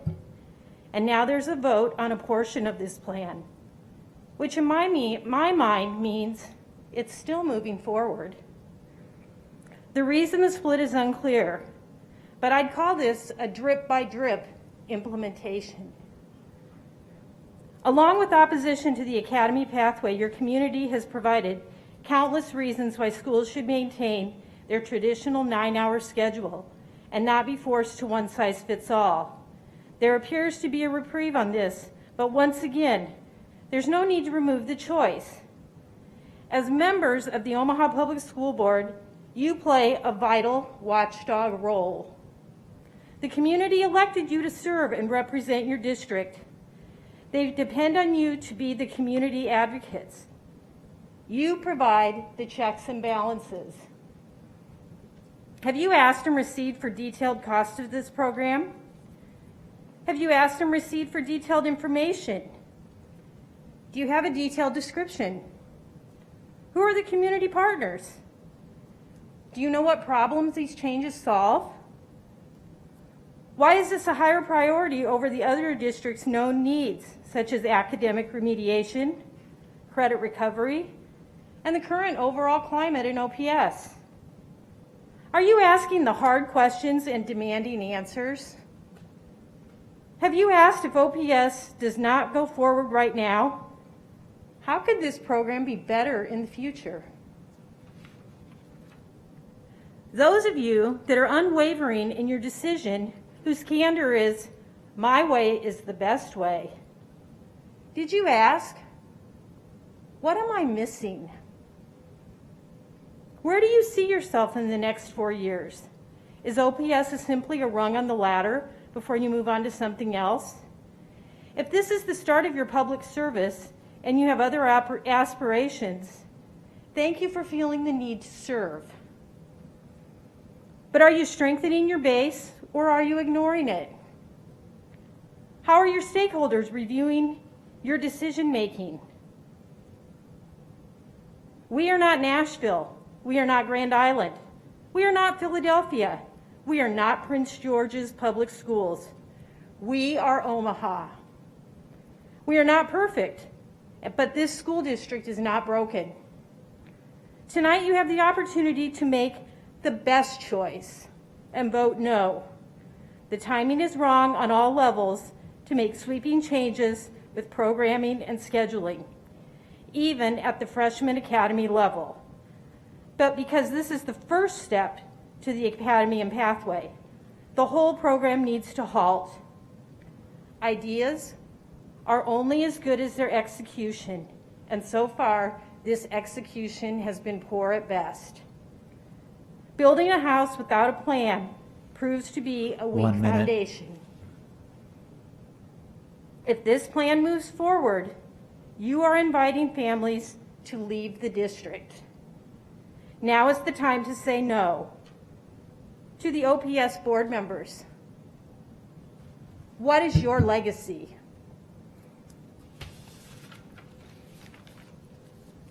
Thank you. Next, we have Vicki Dennison-Reed, and on deck, we have Jennifer Taylor. Good evening. Hello. My name is Vicki Deniston-Reed, Deniston space REED.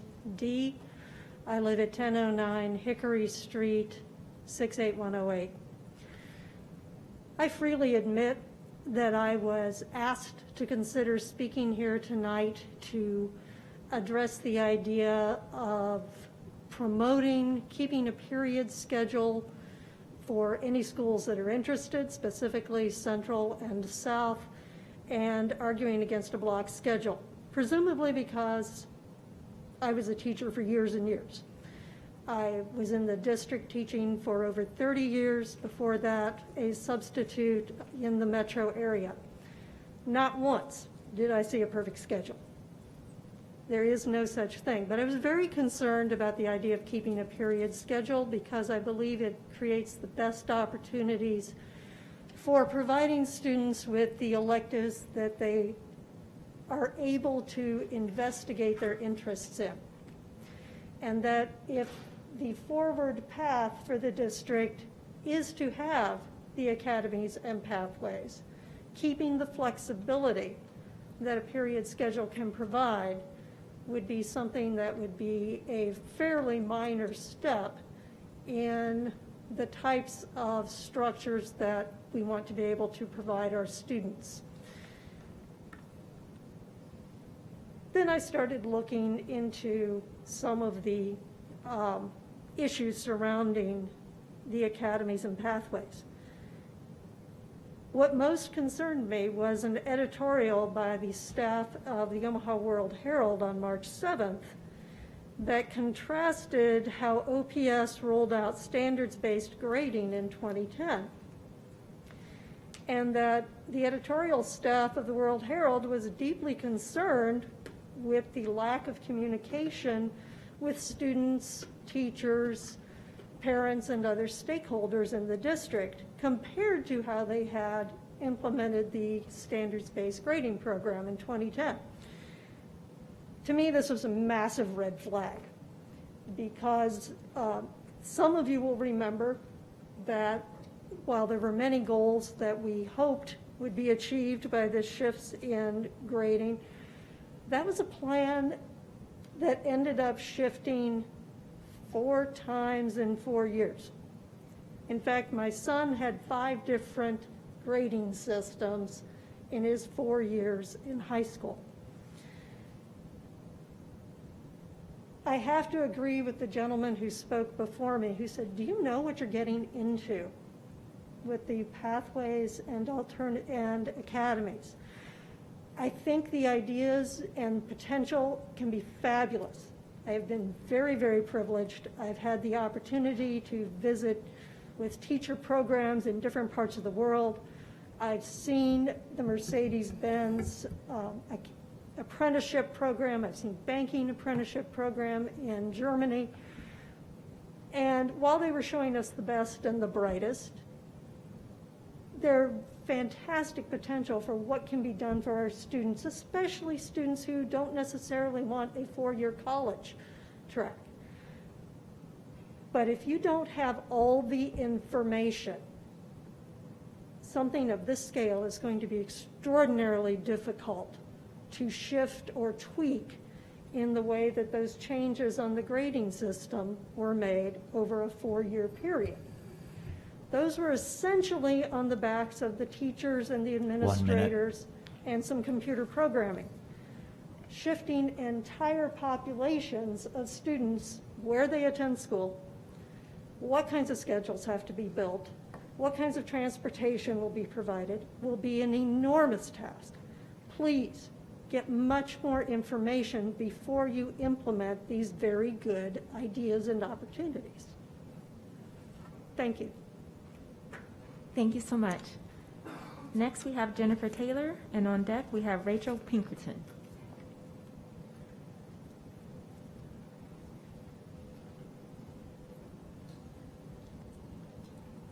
Good evening. Good evening, members of the board. My name is Jennifer Taylor, JENNIFER TAYLOR. My address is 5122 Davenport Street. First, I would actually like to say that thank you, and I appreciate all the comments from the board members acknowledging and realizing that maybe communication has not necessarily been the best. And obviously, that's not a point that needs to be driven home again, but I wanted to just say thank you for that. Second of all, I also want to acknowledge that I appreciate the comments that you need to communicate to parents and students what you are doing and why, and how important that communication is. However, in acknowledging that, unfortunately, you also acknowledge that parents and students don't know what you're doing and why. So as you move forward, and however you move forward, please keep in mind that that's the most important thing. We stand here as parents and we communicate with our students, and we want to understand and we want to help you, help us help you communicate to our students what their life is going to be like for their 4 years in high school. And if I can't do that with my students, then with my children, then how do I get them on board with what you're doing? So as I looked at the plans and the information available, participated in town halls, read various different articles, and tried to find out as much as I could, I had a couple of concerns and a question. One of my first concerns was, it was shared that this program change was based on input from 2,100 parents, staff, and students, which made me wonder, what is the whole of that 2,100? OPS has 53,000 students, 7,000 teachers, and I'm going to guess maybe 40,000 parents, which, because it's easy math for me to do, totals 100,000. If you have 2,100 responses from 100,000 people, you're basing your changes on 2% of the whole. My concern is that it is a very statistically insignificant number upon which to base massive sweeping changes. I continued to look at the information that was provided, and I tried to put myself in the shoes of my child and other children.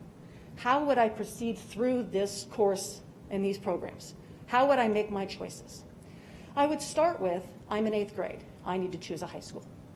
I choose my high school for a number of different reasons, not necessarily because of programming. But for example, let's say I do choose my high school because of programming. Let's say I want to undertake robotics. I go to North Magnet School. It's a great idea. It's a great place to go.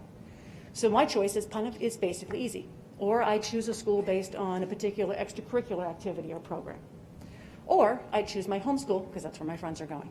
So I choose my school in 8th grade for a number of different reasons. I go to that school. Once I go to that school, I undertake my freshman academy. After I've completed my freshman academy, I am told, the way it's explained is that then the student will be counseled to choose an academy or pathway at their school. So obviously I need to choose one of the 3 academies or pathways that are offered at the school I have chosen to go to.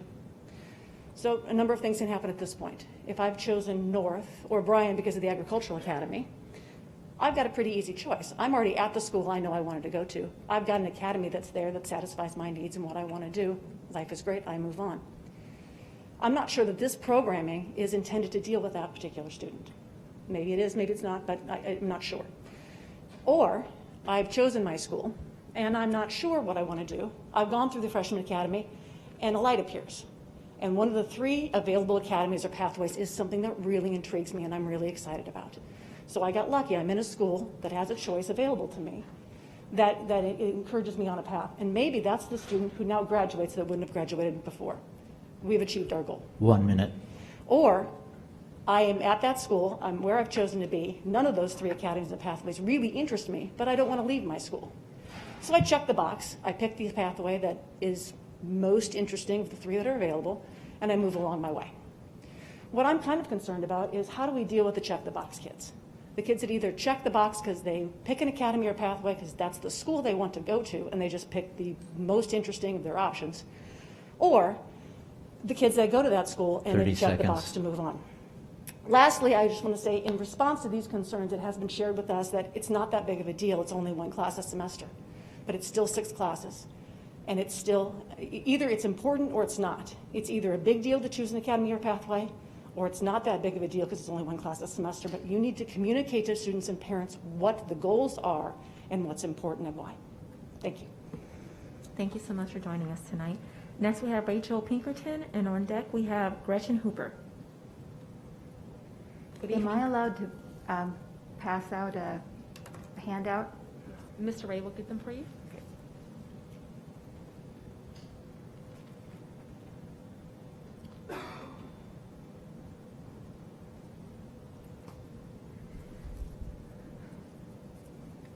Good evening, I'm Rachel Pinkerton. I live at 5832 Corby Street. This room holds memories for most of us.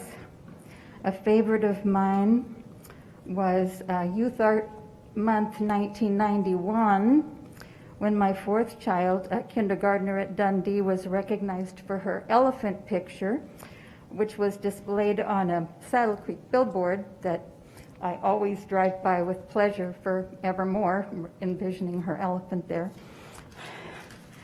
On March 20th of 2017, I was very sad in this space. I remember because that's my birthday is March 20th, and I was here at a board meeting, and I had hoped that at that board meeting we would be focused on welcoming my choice for new superintendent, Dr. Khalid Mumin. Instead, he had withdrawn, citing what he considered our district's overall dysfunctionality. Dr. Mumin, you'll note, was selected as Pennsylvania Superintendent of the Year 2021 by the Pennsylvania Association of School Administrators. In 2017, Dr. Mumin wrote in an email to his district explaining that he didn't believe OPS leaders have the best interests of kids in their actions. Note, Dr. Mumin didn't suggest that OPS leaders didn't have kids' best interests at heart, but there was something politically that was interfering with the leaders acting in the best interest of kids. If this board forces through academies and pathways, I predict history will be asking, why didn't these OPS leaders demonstrate the best interests of kids in their actions? I have no inside information on why the board in 2017 didn't seize the opportunity to hire Dr. Mumin. I'm happy to believe that Superintendent Logan can lead us to excellence as well or better than any other superintendent, but it's essential that the board take the lead in acting in students' best interest, because that is the board's role. Thank you. Thank you for joining us tonight. Next, we have Gretchen Hooper, and on deck, we have Kimberly Shaneyfeld.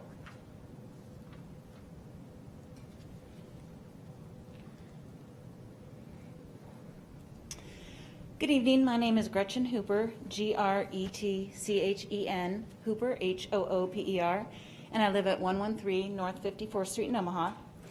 I would like to address the issues and concerns that many parents have regarding the mandated block scheduling as it relates to the proposed academies and pathway plan. The general consensus of the research conducted about block scheduling is clear. Block scheduling is not better than traditional scheduling at driving student achievement. The single most important factor in driving student achievement is the quality of the classroom teacher. The OPS experience with block for more than 20 years has borne that out. OPS schools with block schedules typically do not fare better academically than those with traditional schedules when other variables are controlled. The fact that some people like block better does not actually make it better. The move to block scheduling will increase class sizes at Central by about 5 students per class. That's the equivalent of an entire additional section added to each teacher's workload. Classrooms will be overloaded. Some PE classes may approach 60 students.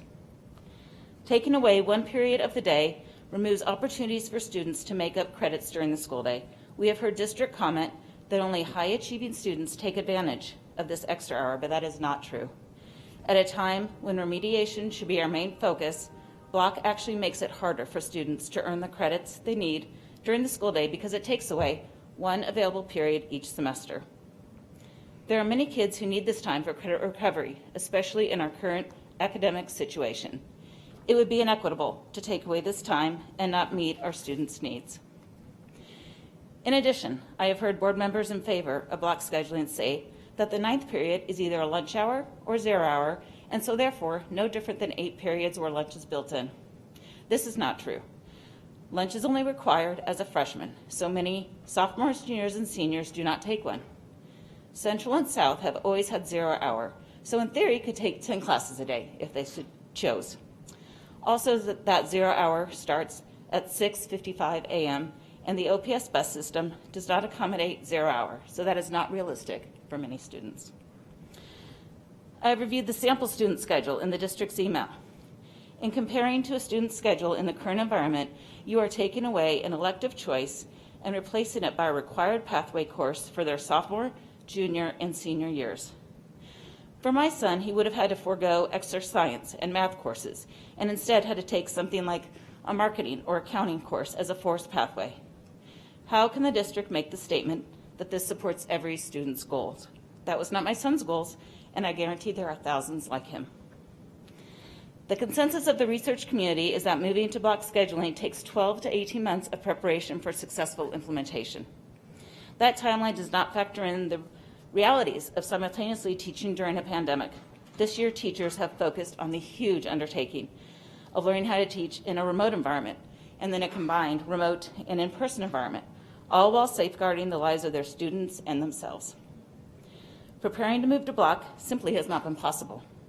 That is probably also why the district hasn't provided any professional development suggestions or materials, leaving the entire implementation up to the schools. Any major programming changes create what is known as the implementation dip. That means overall student performance will dip during implementation as teachers learn new skills. In years going forward, when we need teachers functioning at their best to help students get caught up, there's no reason to make the shift to a new schedule, especially when that change will not drive student achievement anyway and will have increased pressure to help kids make up credits with fewer classroom opportunities. Why is the district so afraid to leave modified block scheduling at its 2 high schools as a choice for students who prefer and learn better from that teaching method? Why do they want to conform us all into the same mold? Let the students choose their own paths. High school kids are old enough to be engaged and thinking of their own future, so they should have choices. Let them decide if they want to follow a pathway detailed out by the district or build their own. Give them opportunities to work with their counselors when they need to make changes, have other interests that have piqued their curiosity. Let high school be what it should be. 30 seconds. The time to explore in many directions, make new friends in various classes, take a class because you've heard that teacher is awesome. Do what's right for all of our kids and teachers. Thank you. Thank you, Mrs. Hooper. And last but not least, we have Kimberly Shaneyfeld. Good evening. Good evening. Thank you so much for letting us all speak tonight. My name is Kimberly Shaneyfeld, and you spell it Kimberly, Shaneyfeld, Shaneyfelt. My address is 305 South 52nd Street. So in light of the changes for the agenda tonight, you will be voting on the academies and pathways, I believe, on September 9th. And so we would like to ask the board to ask the district the following 3 questions prior to September. Number 1, Can all students have a choice in regards to the pathways and academies? Can they choose to take a pathway or not to take a pathway? If a student is at a school where they don't want that pathway, they will not be engaged. We want students to be engaged, to be intrinsically motivated by their own pathway choice, not to have a pathway that's something that they really aren't interested in doing. A good example of people that are engaged in their pathway or their academy is at Bryan High School. There's a career academy that I'm sure you all know that they apply to be in, and they take ownership of that, and that helps them to be engaged as a student. What happens if a student is at a school that they like their pathway, and then for some reason their family has to move, and they move across town to a school with a pathway that doesn't interest them? What will happen to that student? Will they be able to take electives to finish the pathway that they started? That's a question that I had on the side. Number 2, by September, the board needs to have substantial proof from the district that they have had in-depth communication with administration, teachers, parents, and students. Not just some question and answer sessions that are staged or some pathetic survey like the one that was sent in July of 2020. And that was not a real survey. That was questions that if you had a PhD in education, you couldn't figure out what was going on. Number 3, make sure that there are robust community partnerships ready to go. The board needs to know who these partners are, what they will do, and how it will work. If there are internships, how many? Will there be transportation for the internships?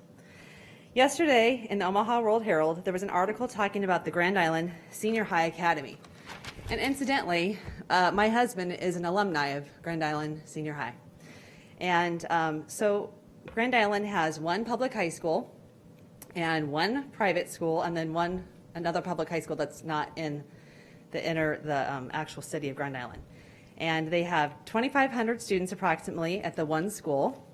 And OPS has about, I'd say 14,000 approximately high school students at OPS, with 7 schools, soon to be 9. So we're talking about one school in Grand Island and 9 in OPS. So that's a big difference when you talk about getting the one school ready for the academies and pathways and 9. So Grand Island had 144 community partnerships approximately ready to go, which is a huge amount of work, a huge amount of research and planning and leadership. They have one principal per academy with 2 counselors to go along with that. So that's a lot of support, a lot of time, a lot of effort that goes into making this something that's going to work.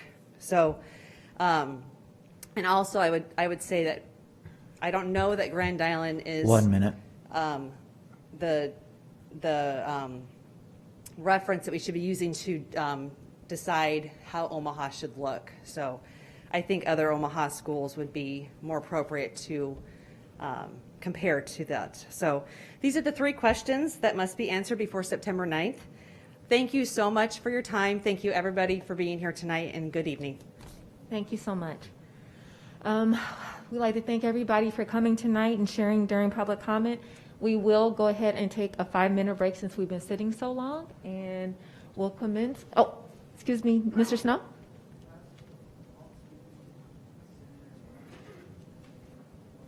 Sure. Okay, Mr. Snow has requested that any comments or commentary that you have, if you can please send it to the board members so that we can have a visual document. Yes, thank you.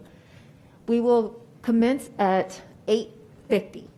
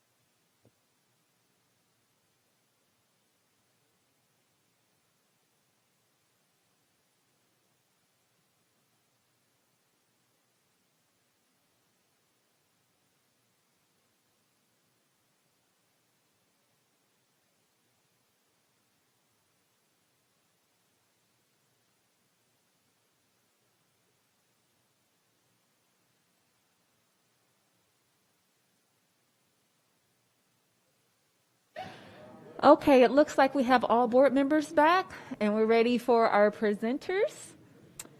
So I would like to go ahead and call the meeting back to order.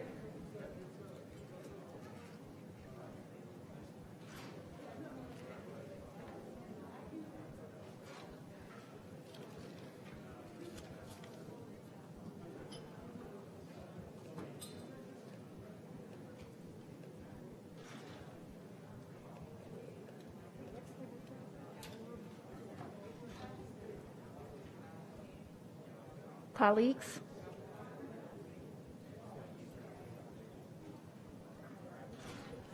Colleagues, we are ready to get the meeting going, please. Thank you. Okay, next on the agenda is the consent agenda. I will entertain a motion to approve the consent agenda that is before us. So moved. Second. It has been moved by Mr. Smith and seconded by, whose voice? Mr. Snow. Any abstentions? Yes, I have one as usual. Hang on, let me find I am abstaining from item I-8, approval of claim C, please. Okay, Mrs. Cassidy will be abstaining from claims report C. Roll call, Mr. Ray?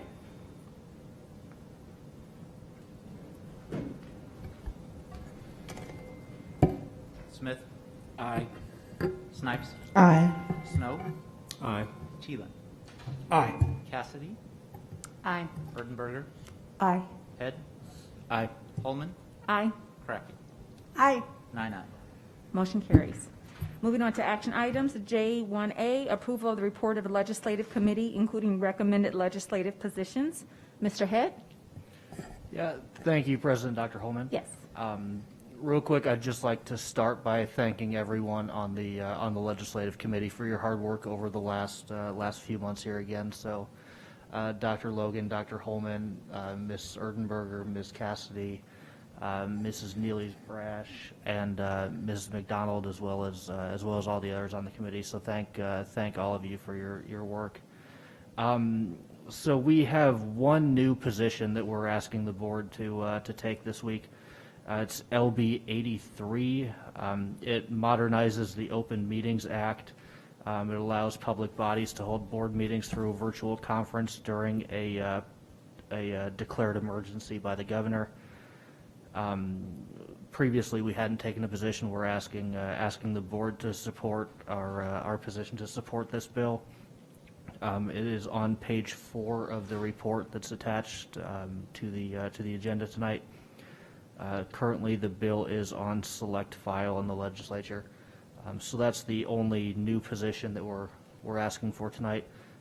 So I'll just give an update on a few of the bills that we've taken positions on, and kind of where they're at right now. So LB 5 is the Purple Heart Schools Act. We are supporting that bill. It's on general file. I don't believe it has a priority, but nope, it doesn't have a priority. It might be a consent calendar bill. We'll keep an eye on that one. LB 88, the Journalism Act, we are opposed to that. It is on general file. They actually started debating it this morning and took no action. LB 132 is the School Finance Review Commission. We are opposed to that bill. It does have a priority. It hasn't been heard on general file yet. LB 198, the Student Discipline Bill. We are opposed. It's on general file, but it's not prioritized, so we wouldn't necessarily anticipate any further movement on that one this year. Let's see. LB 210, which would allow homeschool students to participate in public school activities.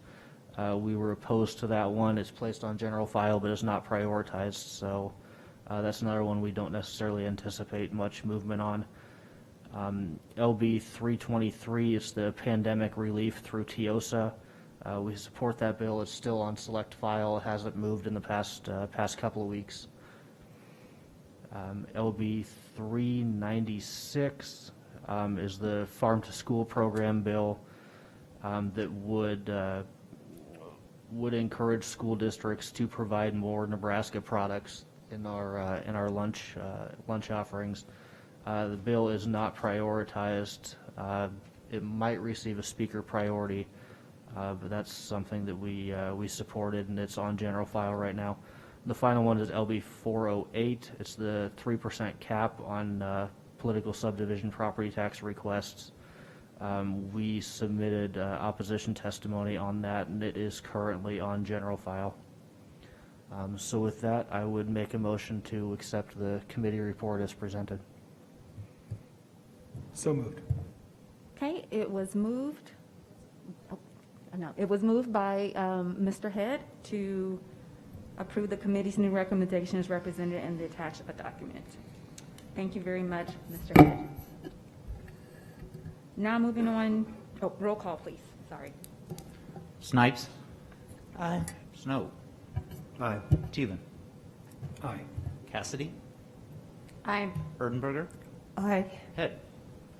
Aye. Holman. Aye. Cracky. Aye. Smith. Aye. 9 Motion carries. Moving on to J1B, approval of the amendment to the high school section of the student assignment plan previously adopted by the Board of Education on June 15th, 2015. And Dr. Logan will be speaking, along with her wonderful team.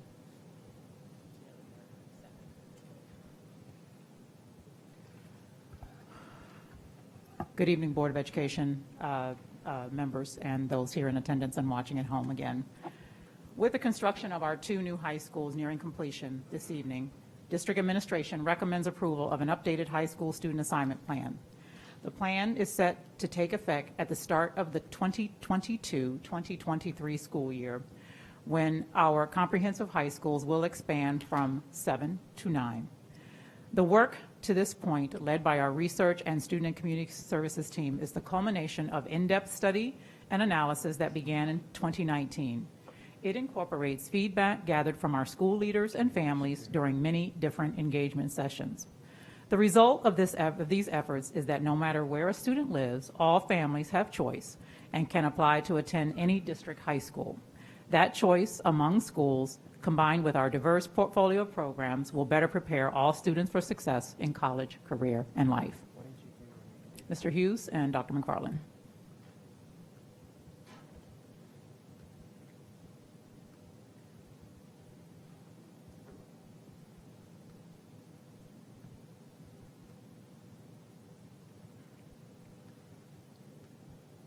One moment, technical difficulties. We understand. We've got an intro slide.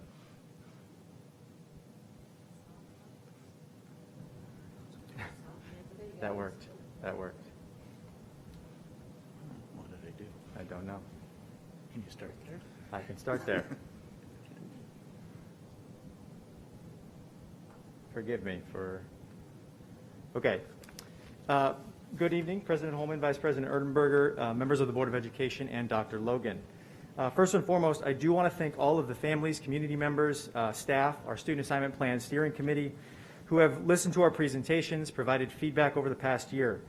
Without them, we would not have a recommendation like this to share with you. As we go forward and we look at implementing this, if the board would approve this recommendation this evening, we will continue to seek that insight and support because we'll need it to implement this over the next 17 months. So this evening, we're here to request action on the district's recommended updates to the high school student assignment plan. At its core, the student assignment plan provides guidance for placing students in non-neighborhood schools, defines eligibility for district-provided transportation, and determines prioritization for placement during the school choice process. The proposed changes would align to the current elementary and middle school student assignment plans and would be implemented in the 2022-23 school year to coincide with the opening of the 2 new high schools and the approved high school boundaries. The first proposed change is to neighborhood transportation eligibility. Currently, neighborhood transportation is provided to 3 of our 7 high schools, and that is North, Northwest, and South. Students are only eligible for neighborhood transportation if they're attending one of these 3 high schools as their neighborhood school and live more than 3 miles from that school. And there are about 1,700 students who are eligible under this plan today. Our proposal for neighborhood transportation expands eligibility to all 9 future high schools using neighborhood transportation areas in each high school attendance area.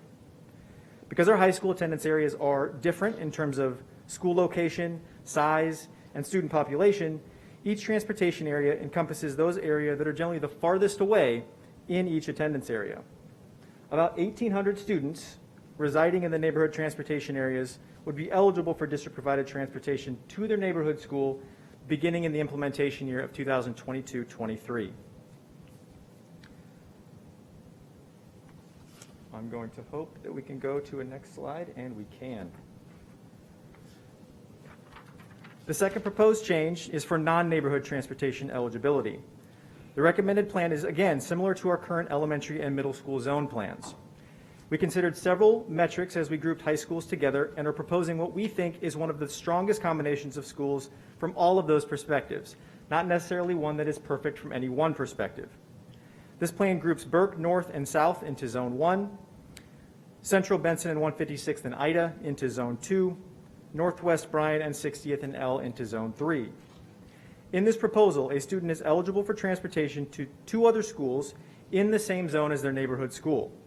This recommendation also provides one more partner school choice outside of the zone where students are eligible to attend with district-provided transportation.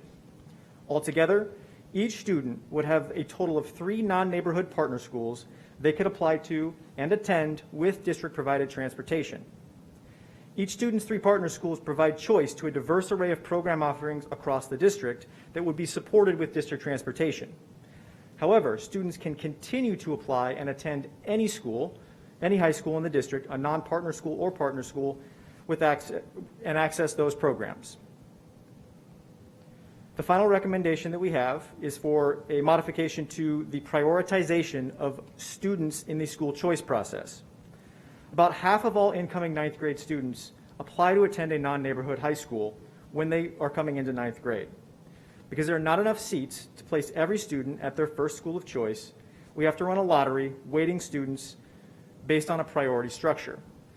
We're proposing that beginning in 2022-23, neighborhood students would be prioritized first, as we currently do.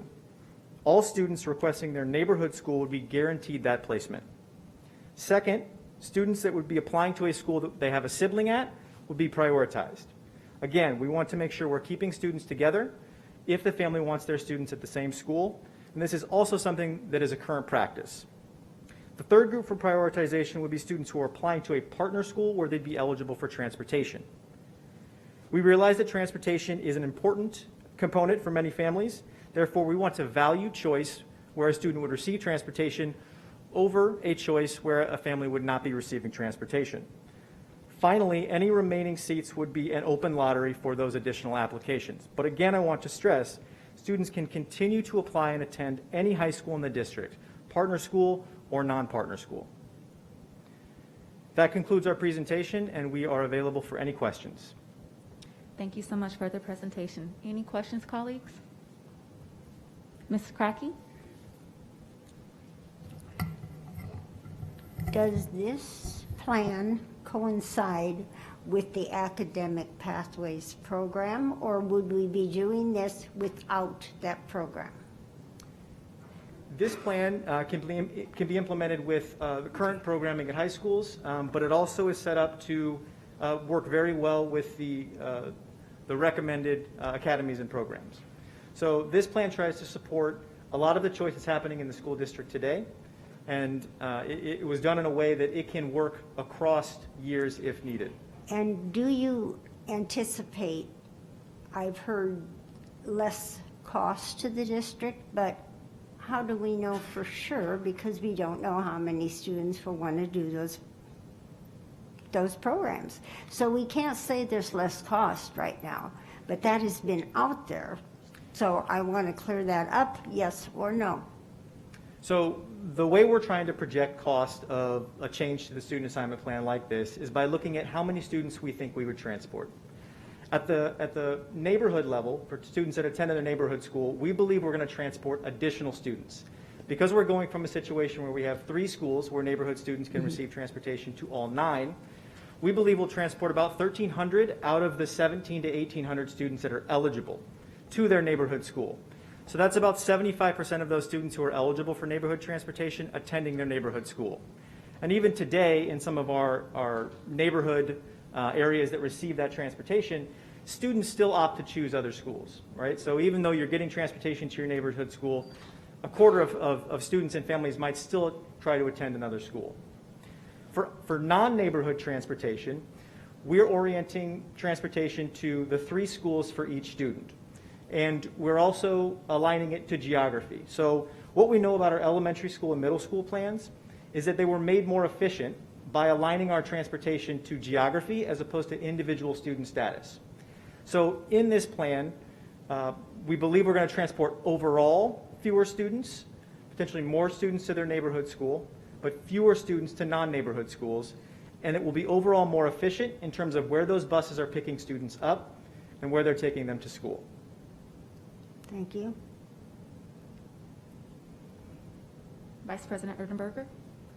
Thanks, Casey. I just want to follow up on what Mrs. Kratke was saying. If I remember from one of your earlier presentations, and again, you're just taking today's data and projecting as best we can, but and you have lined up these bus routes so that they can do double time with our elementary schools, which I know that was part of it too.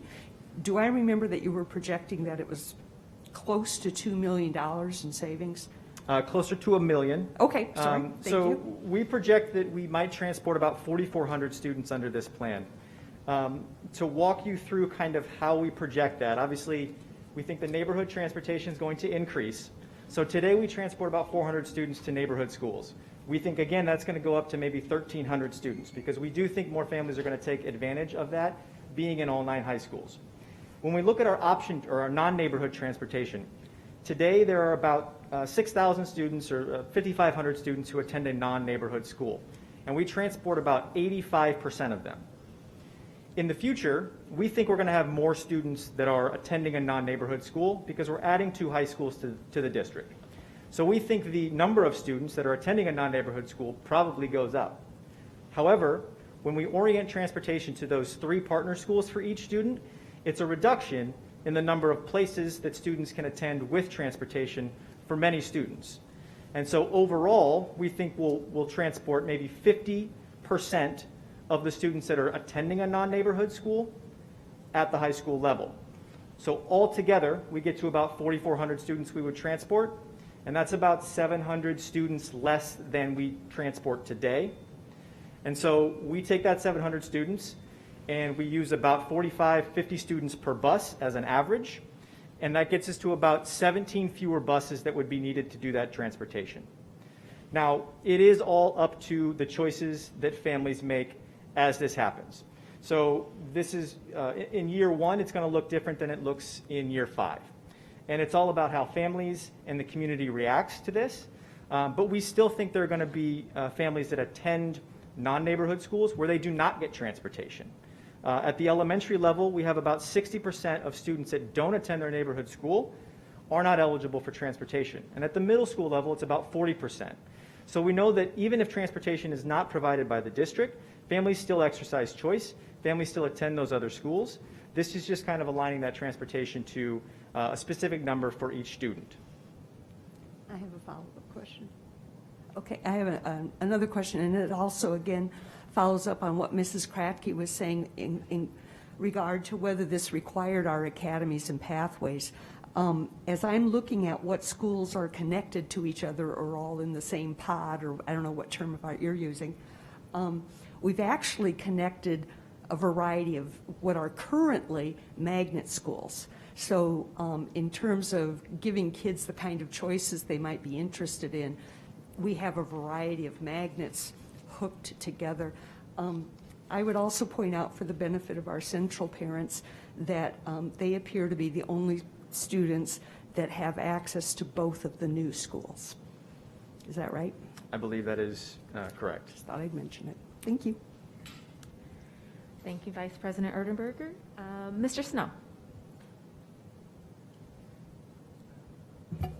Thank you. I believe it was the former chair, Katie Underwood, that wanted to make sure that we solved one puzzle and then pushed this off for us to solve it today. So to Mrs. Underwood, thank you for this. It's been a long journey. Agreed. I just have a couple of questions. There will be eligible seats for students that live outside the district like we always have at some of our schools, correct?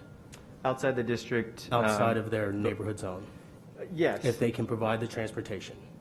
So it will be based on the number of seats in that year and the applications. And That's so- what I meant, so. Yeah, we would prioritize, again, how we've described in the recommendation. So in the event that there were 100 seats and you had 200 individuals from one of the partner schools that were applying, potentially there would not be additional seats for families after the fact. However, there are many different ways that families can get into schools. Individuals can move. There's a STIR process that takes place in student placement that happens really at the beginning of the school year and then during semester. So there are other ways that families can get in. We are focusing on the selection process and how the bulk of students are going to access high schools. Thank you. That helps me a lot. And I think one of our public comments listed off some questions. If a student moves from one school to another school, they still have a seat at that current school. Is that correct, or do they? That's correct. Students are allowed to remain at the school that they're enrolled at after they move out of an attendance area. Transportation eligibility could change, but a family wouldn't be required to change schools because their address physically changed. Do we work with families individually, individual cases? Definitely.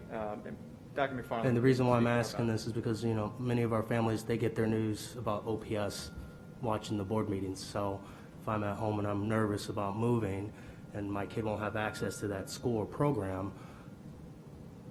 Sorry, Yes, Dr. and that is correct, and that is exactly the same process we followed for our elementary and middle, that we did not make the students move after we changed the student assignment. Thank you. And the sibling process continues with that as well? Yes, and again, that was part of the prioritization. So if a student has a sibling and they are from outside of the partner schools, then again, it would be based on the available seats, and that's our next priority right after neighborhood. Thank you. I support that. And I'm in my current neighborhood at the time in 2013 or 14. We had 179 kids going to 20 different elementary schools. And it's the most dense, smallest neighborhood in Omaha. It's crazy because you don't really have a neighborhood because your next door neighbor, who's the same age as you, goes to school clear on the other side of town. And having kids be in zones where they can grow up together and be together, I think is something that helps with these zones. I was in Council Bluffs and I saw the Metro bus.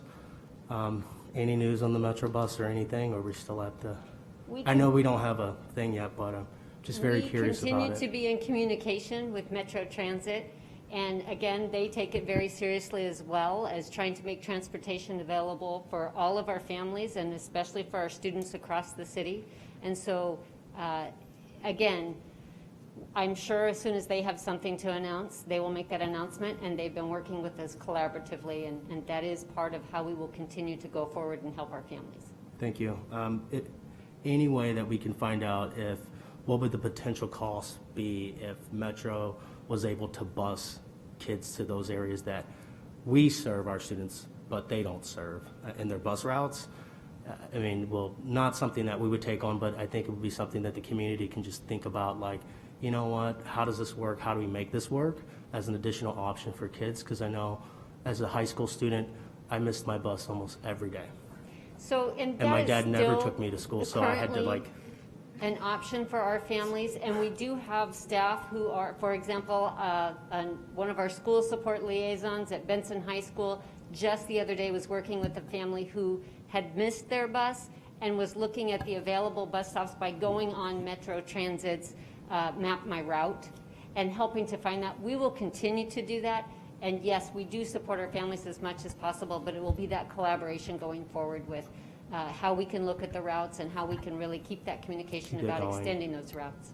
Thank you, because especially the Bryan High School students, I think, struggle the most because when they get out, they're living in South Omaha, they get out to that area out there's no sidewalks, and the bus doesn't go past there. So a lot of those students, if they can get that bus ticket, if they're late, many of those students have probably already graduated, I used to work with, they would give them a bus ticket, but it would only take them to the end of the street, so they have to run. and they would still be late to school. And if a kid shows up late, you know, they're already behind. So I appreciate any time we can work with, collaborate with Metro. I think that could save us money. They've done that in Kansas City and some other districts across the country. Thank you. Thank you for those comments, Mr. Snow. Ms. Cassidy? Thank you, President Holman. Well, Dr. McFarland and Mr. Hughes, it's been a very long road. I was just sitting here thinking, when did we start all of this? It seems, I don't even know. I say it started when Casey was in school because he talks about how he went to another, anyway. So it's been a long process. I think every single time that we've had discussion, whether it's been at a board meeting, workshop, I have given my 2 cents because I have seen firsthand the work that has gone into this, being on the committee. Your team, both of you and the team behind you, and I'd say team because there's a lot of people behind both of you that have helped to make this crazy complex puzzle come together.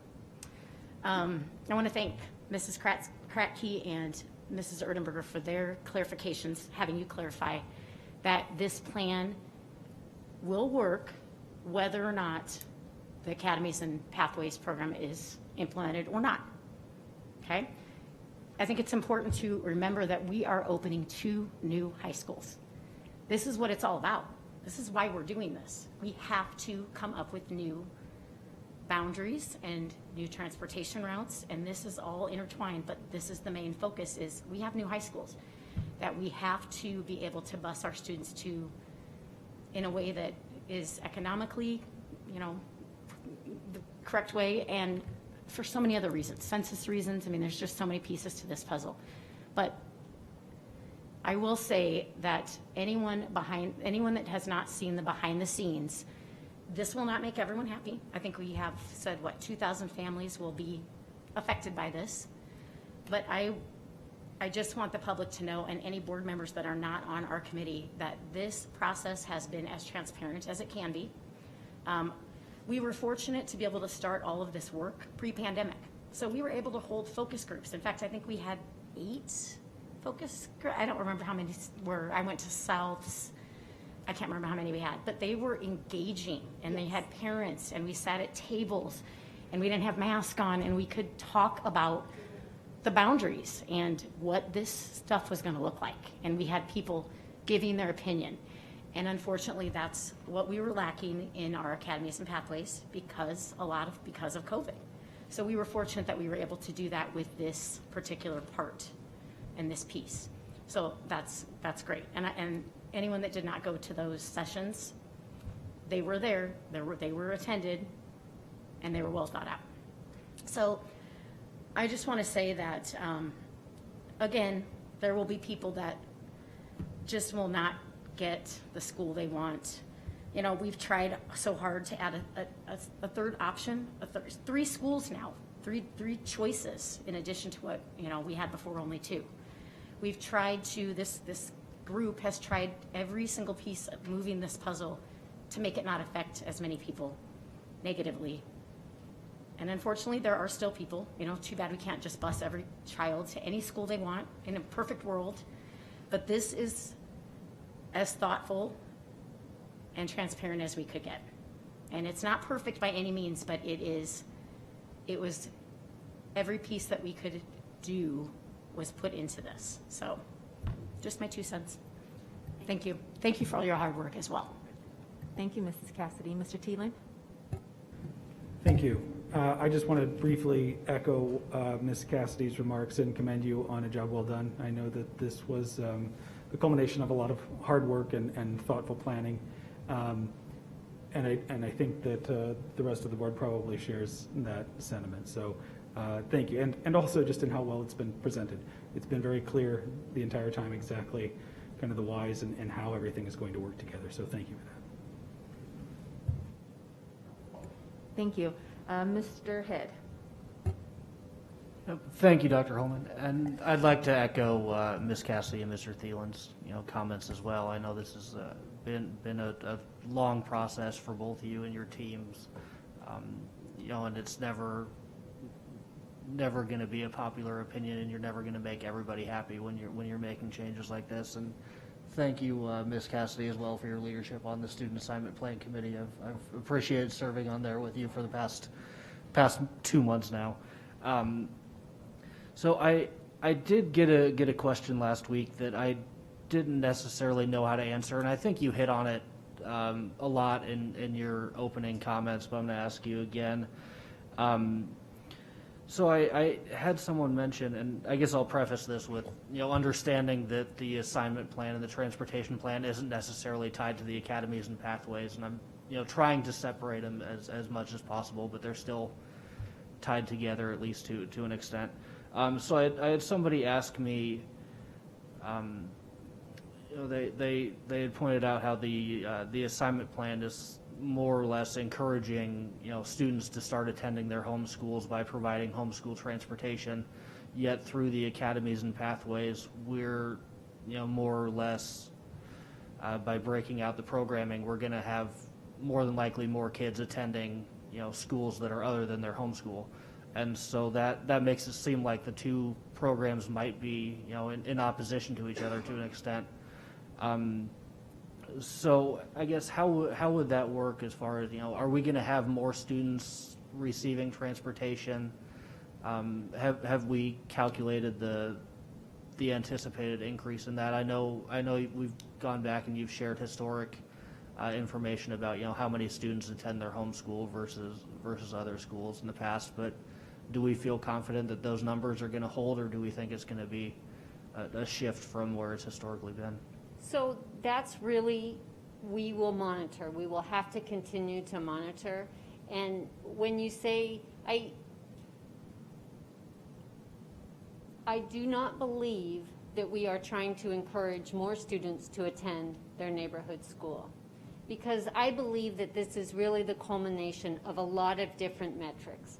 And we heard in our process as we were gathering feedback from the many families that are having their students attend their neighborhood school, why isn't our neighborhood school eligible for neighborhood transportation? And so it was looking at that. It was also looking at programming, because we have families that say, even now, we don't offer transportation from every neighborhood to every school.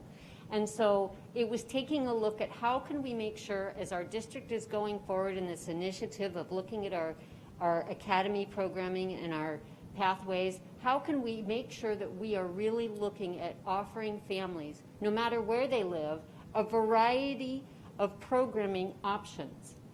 And the thing that you heard Mr. Hughes say, our students can still apply to go to any school, any program in the district. It is going to be based on availability. It is going to be based on if there's going to be transportation. Like our families, our resources are limited, and we're trying to do the best we can with our district resources to offer so many options to, depending on a family. And so as far as how are we going to know how many families or what this cost is really going to be, the question about cost, it is going to be what we're going to continue to go forward with and monitor that and make adjustments where we need to. This is not going to be the student assignment plan for forever for the Omaha Public Schools, because our district is vibrant and changing, and our program is going to have to change with it to meet the needs of our community as we have the resources available. So I don't know if, Casey, if you have any additional as far as numbers, but it's really something that we know that we are going to continue to monitor. Thank you. I appreciate that. So I would just say that over the past about decade, we've gone from about half of our students attending a non-neighborhood high school to about 40%. And much of that is a result of the amount of space that we have in our high schools. So today we're at about 100% capacity for our high schools. And so as that, each year, as that capacity got a little bit tighter and we went from 12,000 students to 14,500 students in our high schools, that ability to move students around got a little bit less. So we're down to 40% now. I would suggest that with the addition of 2 new high schools, we would see an increase in the number of students, percentage of students who attend a non-neighborhood school. So I think if we're at 40% today, I think 45% is very reasonable in terms of where that goes. And I agree with Dr. McFarland. The intent was not to force anyone to go to their neighborhood school. It was about equity, and it was about looking at each neighborhood and saying, let's try to reinforce some of that neighborhood attendance with some transportation at all of our schools, and maybe not just 3 of them out of the total 7 or 9. All right, I appreciate that. Thank you. And then I've got a couple more questions. So yesterday or the day before, I had gone back and watched the meeting from last April when the STA contract was approved. You know, having not been on the board at that time, I wasn't really in tune with the conversation. So just keeping the contract in mind when we're making these changes. Do we have a set number of routes or miles or buses that we're contracted to run right now? So I wouldn't be able to answer the specifics about that. You would need to have somebody from transportation.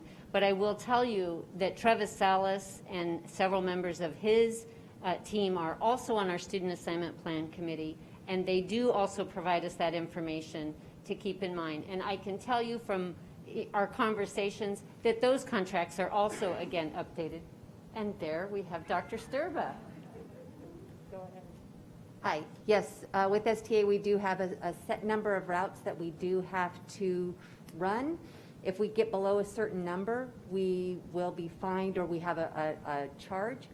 We have been working with STA through the pandemic and through these unprecedented times to work through their contract to make sure that they're also aware of the student assignment plan and that we maximize our contract with them.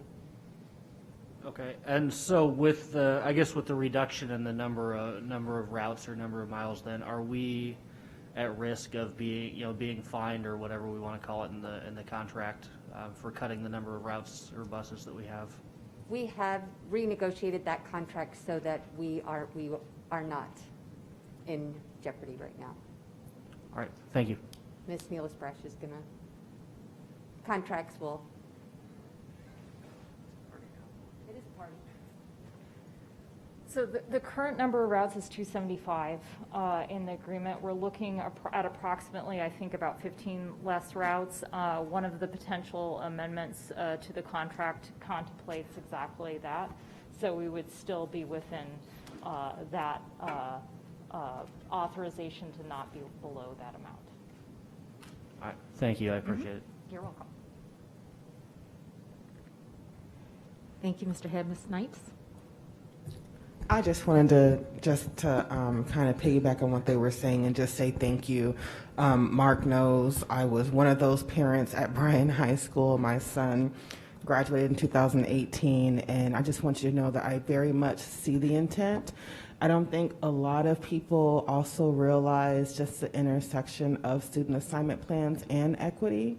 And so that's what I was really looking at as a product of OPS, as my child being a product of OPS. I just want you to know that I definitely see the intent. As an alliance leader and eventually a board member, I attended a lot of those meetings with the student assignment plan. So I also appreciate the willingness to try to reach out as well in any way that I can be a support for any sort of communication in the future. I want to do that, but I see the intent with it. I'm very, very happy about that. And again, just any way that I can be a support, I just want to know, but thank you again. Any other board comments? Great, thank you all so much. And with that, I will entertain a motion to approve the amendment to the high school section of the student assignment plan previously adopted by the Board of Education on June 15, 2015. So moved. Second. Okay, it's been moved by Ms. Snipes and seconded by Mr. Thielen. Any discussion? Roll call, Mr. Ray. Smith? Aye. Snipes? Aye. Snow? Aye. Thielen? Aye. Cassidy? Aye. Erdenberger? Aye. Head? No. Holman? Aye. Cracky? No. 7 aye. Motion carries. Moving on to J1C, approval of the Freshman Academies Program. Dr. Logan. Thank you again, Dr. Holman. Coming up are Ms. Christofferson, Mrs. Comine, and Delane Havlick. I'm sorry, Mrs. Christofferson and Mr. Scott Schmidt-Bonning. But before that, I have some comments.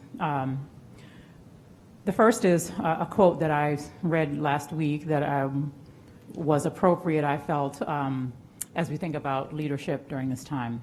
Receiving negative feedback doesn't have the ability to stall our efforts, but an unwillingness to absorb and act on it does.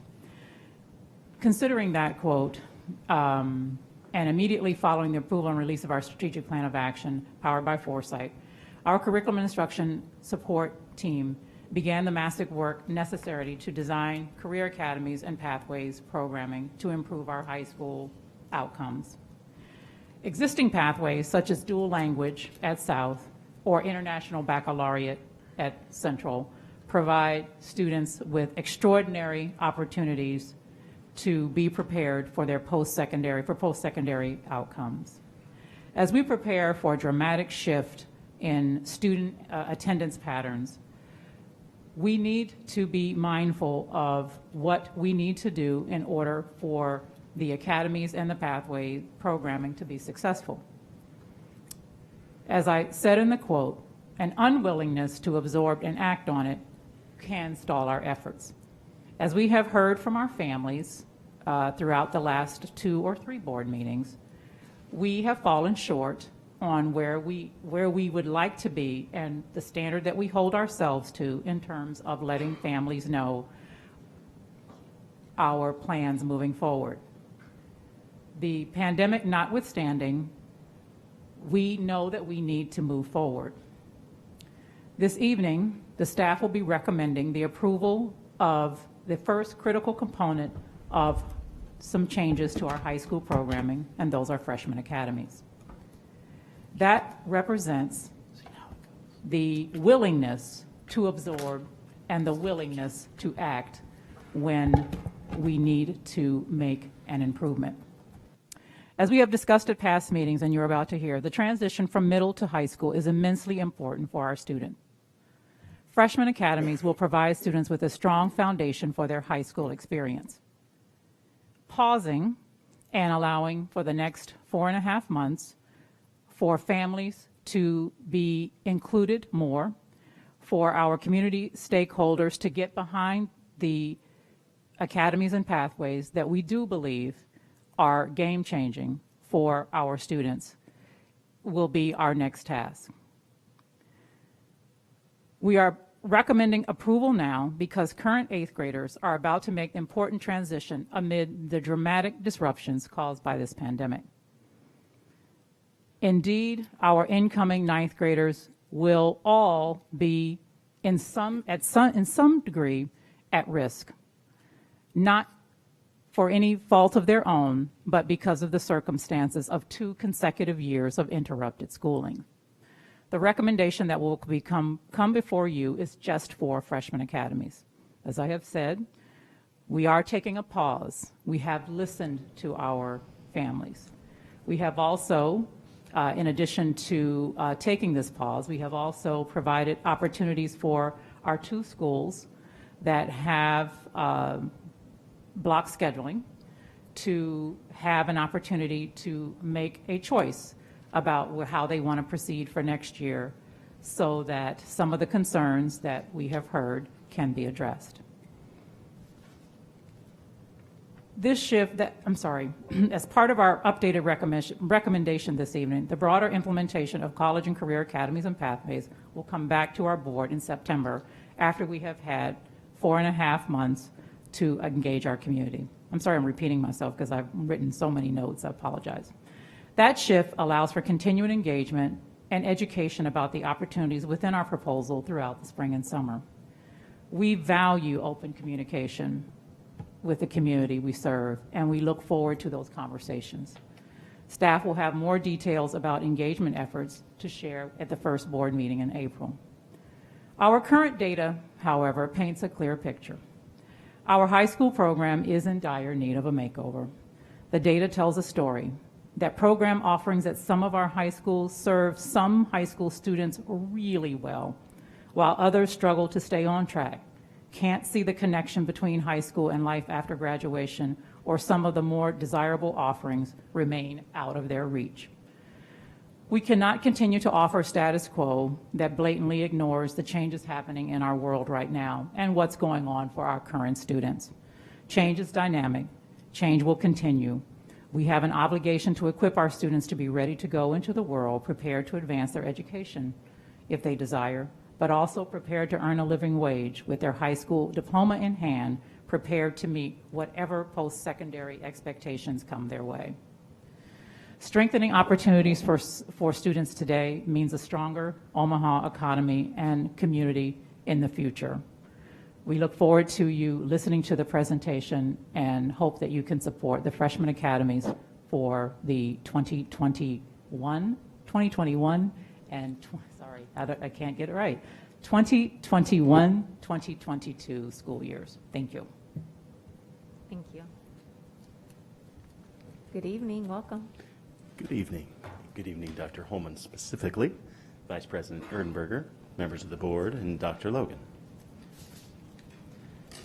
After 2 years of disrupted learning, our current 8th graders need significant support to ensure their on-track graduation.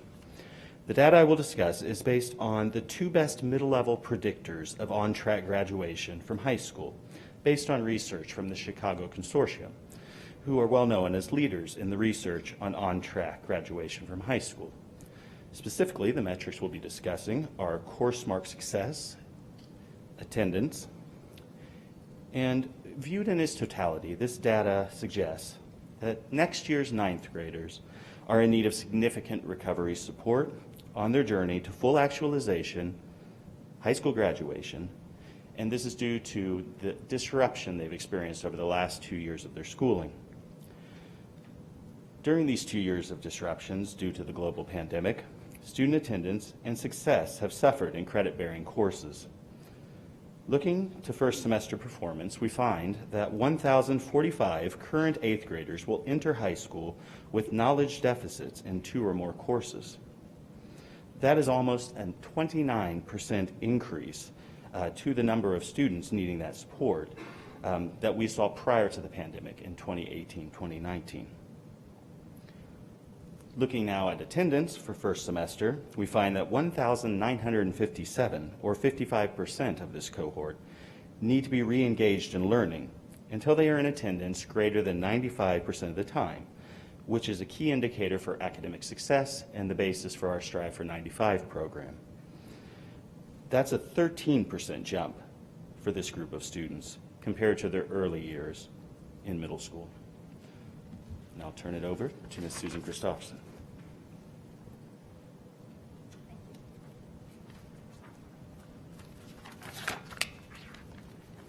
Good evening. Freshman Academy is one of 9 strategies the Omaha Public Schools is establishing to support our 9th graders. The national standards of practice will be used as our structure to establish our expectations. The national standards of practice include defining a mission, setting academic goals to ensure students remain on track by the conclusion of their 9th grade year, focusing on professional development to improve teaching and learning, and establishing an advisory board for each of our freshman academies. Along with the national standards of practice, an evaluation tool will be used to measure the academy's success with the anticipation of every high school reaching model status by outside evaluators in the future. Benson High School received model status last year for their work. As mentioned in Mr. Scott Schmidt-Bonney's previous slide, we know the disruptions of the pandemic are real. Prior to the pandemic, as you visited our data rooms, we already were well aware, and the data showed that we needed to address how we were supporting our 9th graders. Adding to this is the fact that our next year's 9th graders have been impacted by this interruption of their learning over the past 2 school years as 7th and 8th graders. These disruptions call for our urgent and compassionate action that addresses unfinished teaching and learning, accelerates student achievement, and supports individual needs of students as we move forward.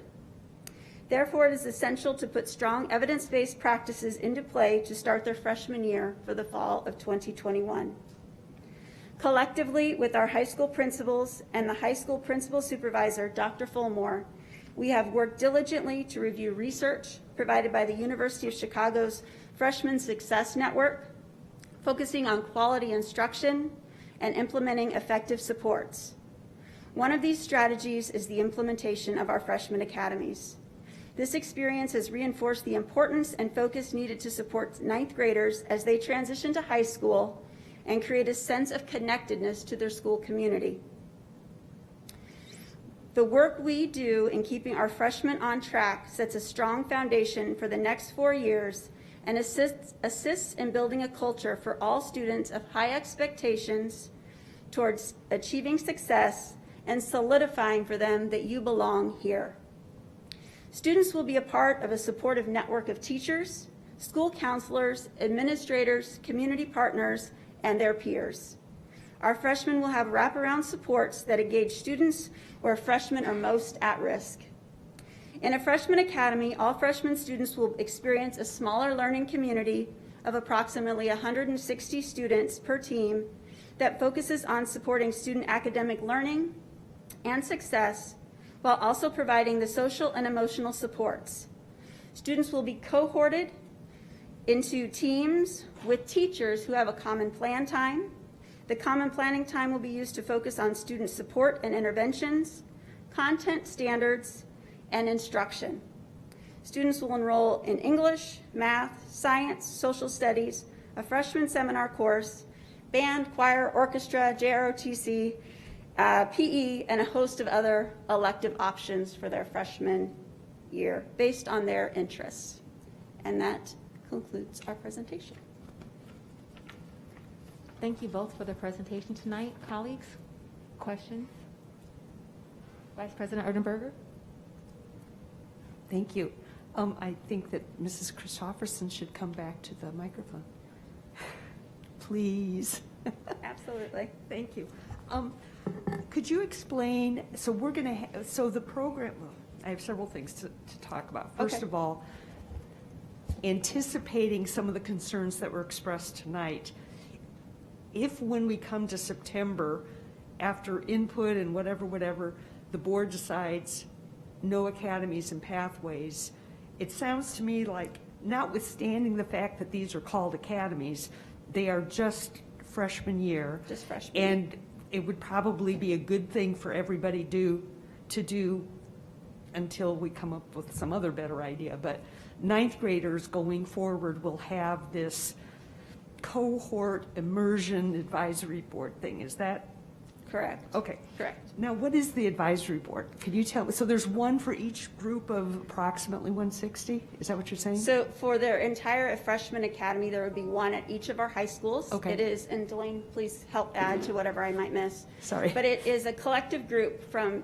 teacher representatives, students are a part of the board, and then we engage community to be a part of it, as well as families, because it's really about wrapping around and providing input and support to our ninth graders, and how do we help them make sure that they stay on track towards graduating. And if there's programs, interests, field trips, I mean, it's really trying to make sure that we are engaging our freshmen from the very get-go, and we know we need the support and help of that advisory board. Just some common partners in a freshman academy advisory board could be alumni, they could be business partners that are engaged in support structures for students, community agencies that work closely with our students as well, colleges and universities that help us connect our students to those opportunities, once they move through their freshman year. I had the benefit over the weekend to talk to a woman who, this is her thing. Her name is Susan Katzman. You guys probably interacted with her at some point.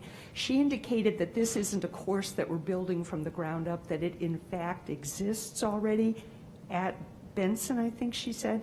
So it's not a course that we're inventing the wheel.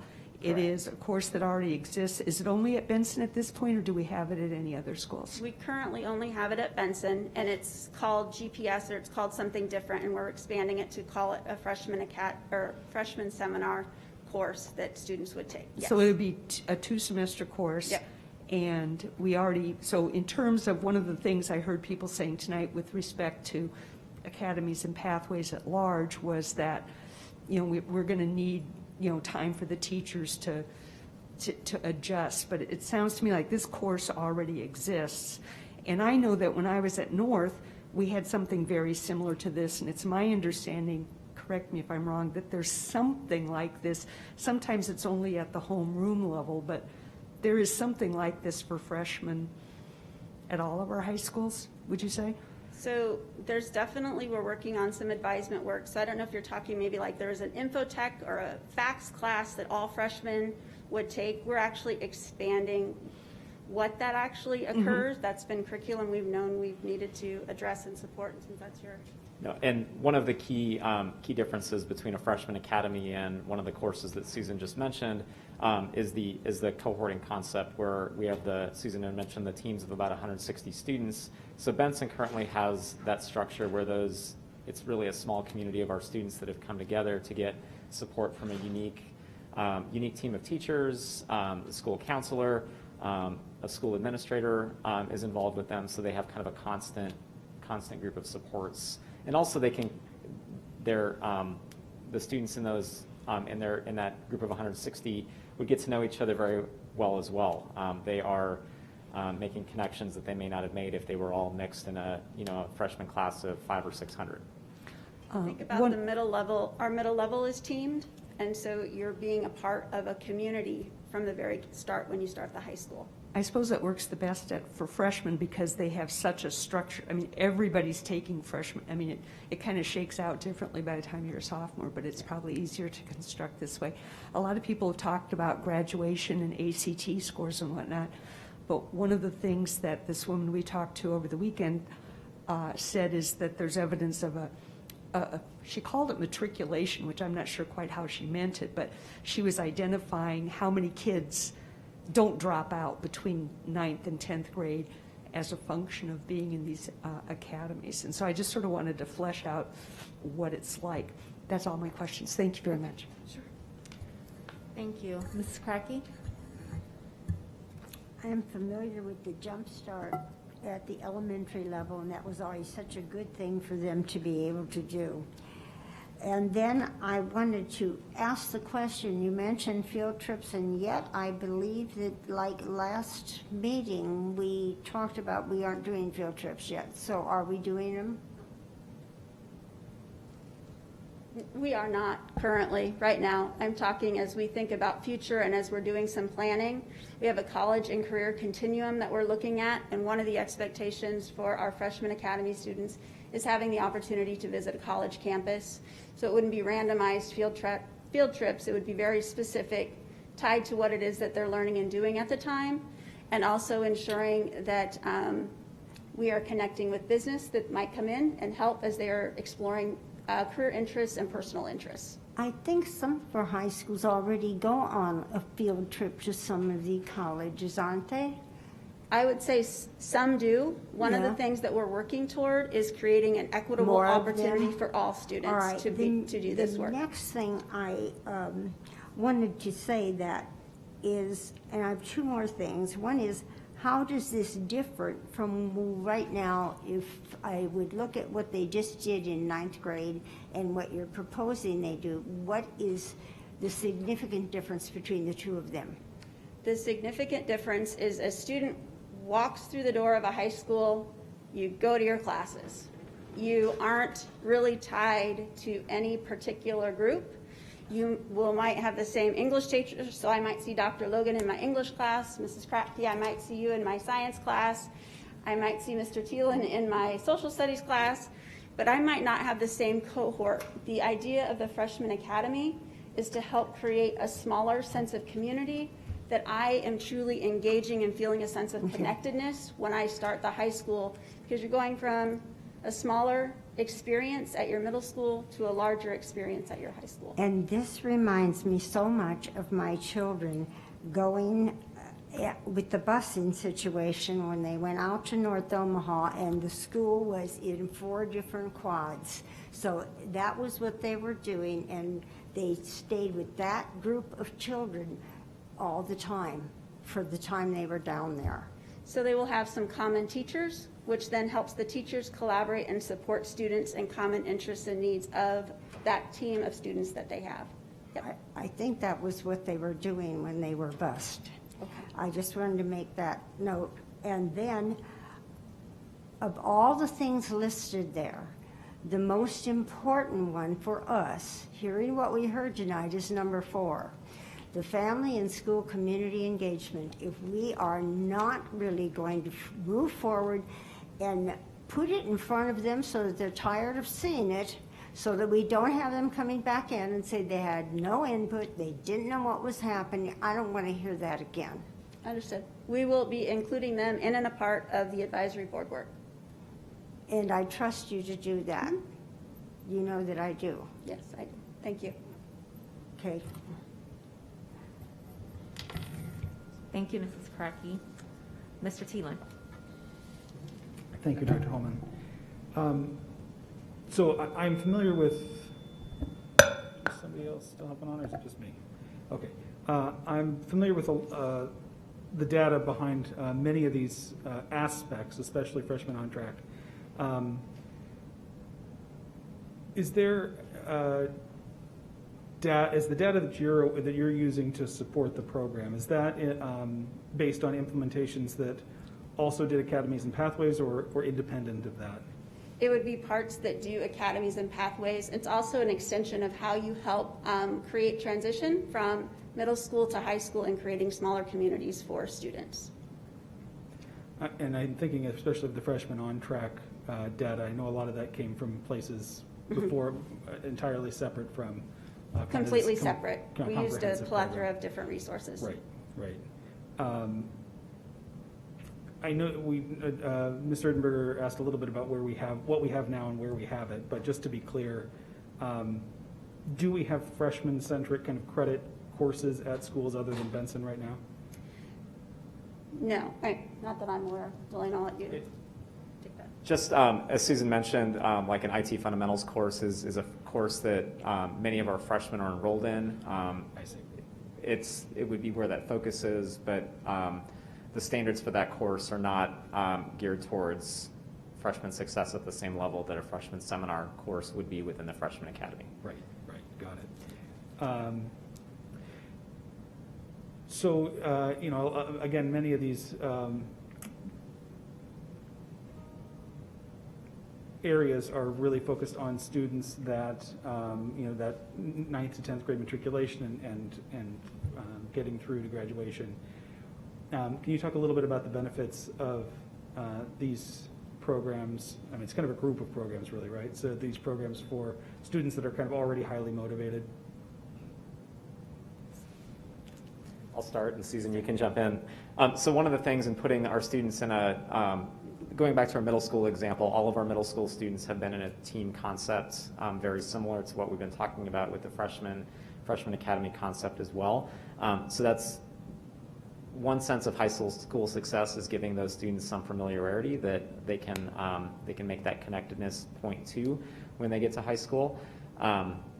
So that's really a key thing that we need to consider for our freshmen as far as that element goes. Also, looking at the standards of success within the courses, so standards that really help students self-explore. 8th graders coming in from middle school, really need some opportunities to think about not only what courses they're interested in, but how to be successful in high school, how to study differently for a test, how to pack a backpack, and make sure they have all their materials, because they don't have as many people following them around like we did as parents of our middle school kids, or I do of my middle school kid, making sure that they're ready for that day, in the same sense. I don't know, Susan, I'll let you. Yes, and as we take a look at the current OPS 9 for 9, several of these components have been in place for several years. We've had freshman orientation. We've done freshman jumpstart.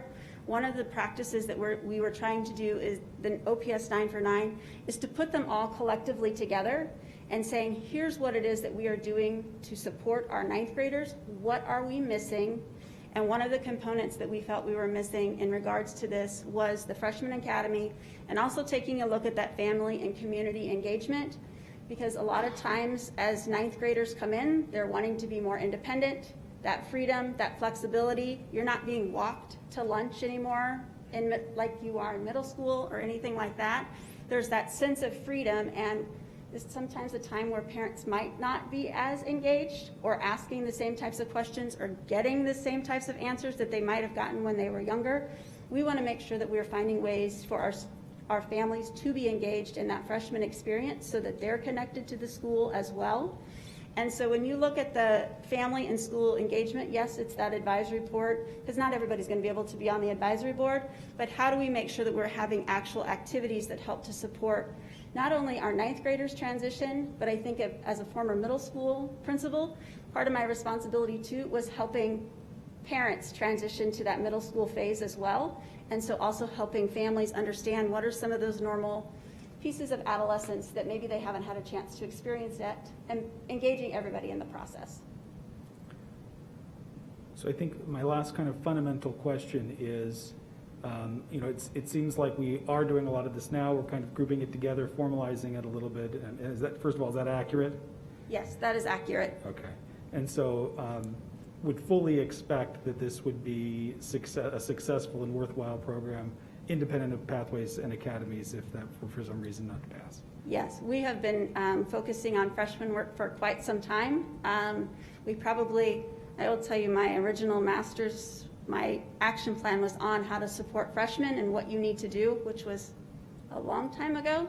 That I guess it's important. It's always been part of the work, and it's always kind of filtered in at different times, but this is probably the first time that we have taken all of the different ideas of the things that we've learned and tried to make sure that we are formalizing it to say, this is OPS's 9 for 9. These are the 9 things we do to make sure that we are supporting our ninth graders as they move forward in the Omaha Public Schools. Great. I just, last question, I know that because we already have it at Benson, do we have any data available tonight about the matriculation rate from 9th to 10th grade at Benson?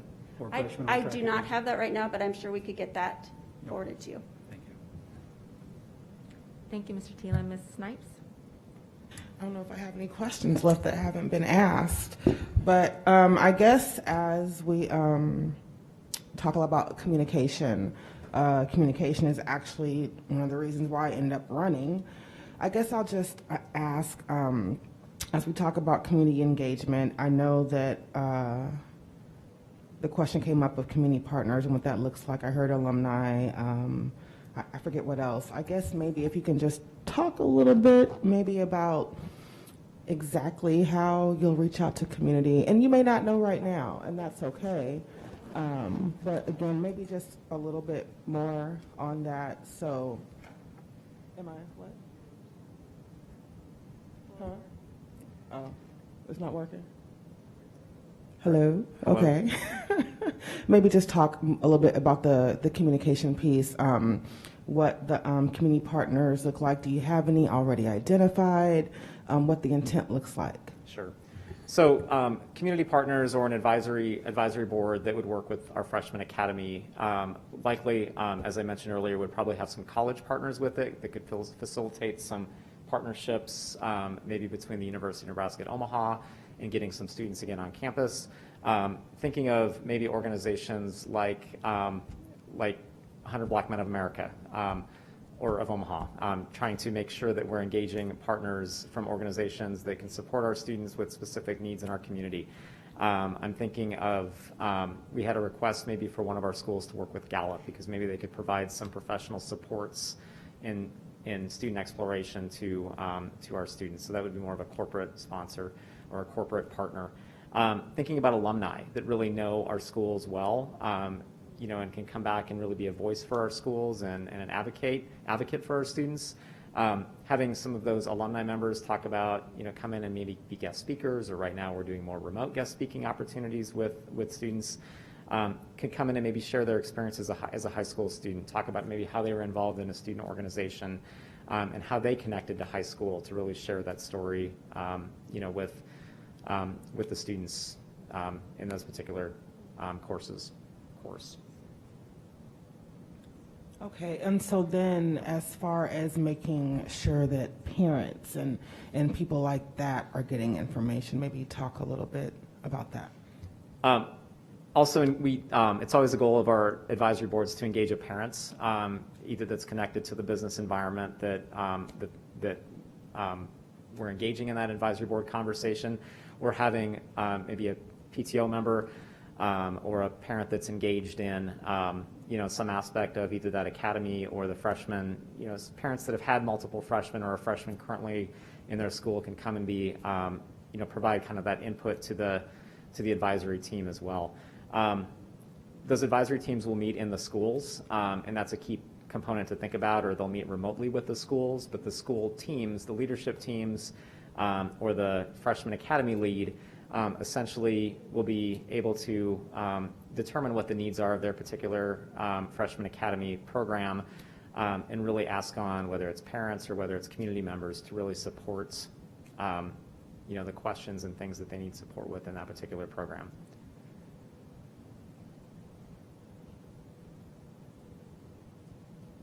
Students would also be a part of the advisory board as well. I would just add, and there's complete bias, that neighborhood associations are a great communication tool. I'm just saying, please take advantage. That's a good one. Thank you, Mrs. Snipes. Next, we have Mr. Head.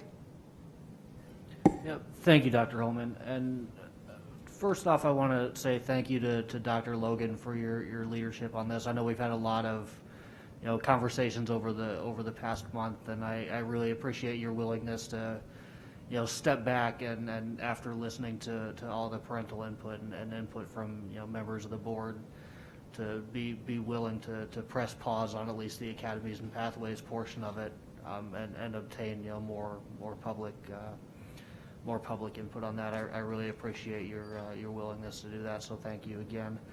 And I know we had talked about this yesterday, and I told you that moving forward with the freshman academies on their own is something I could probably support, and I'm still leaning that way, but I do still have some questions on it.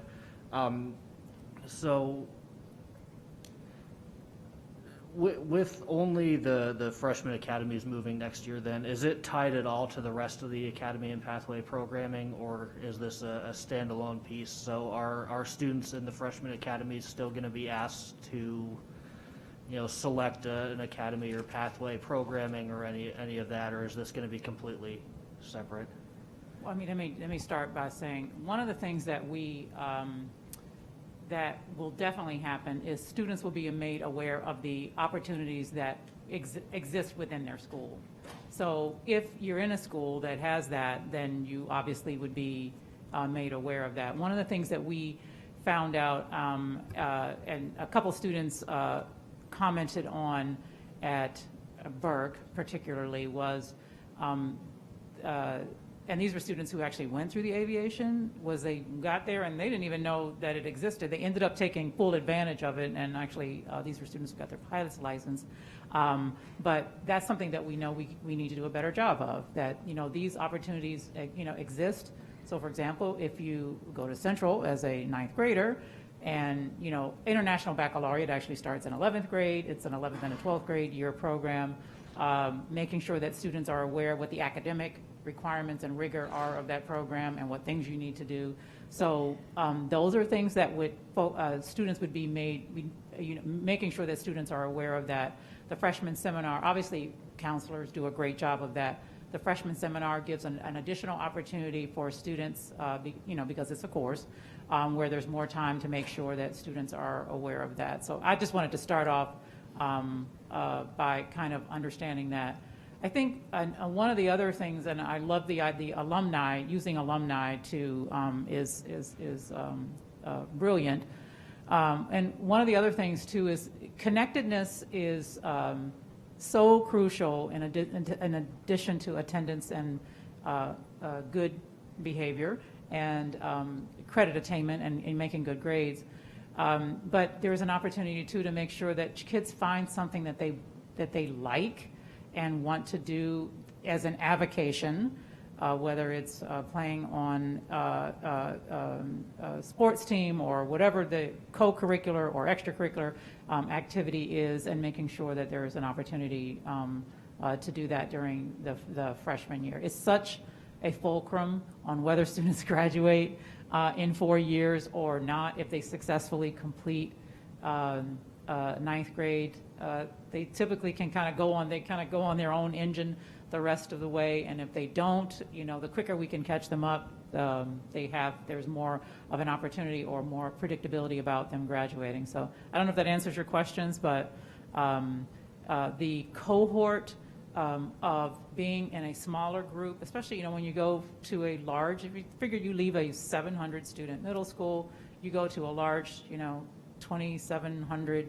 high school, being with a small team where your teachers, you have some common set of teachers now.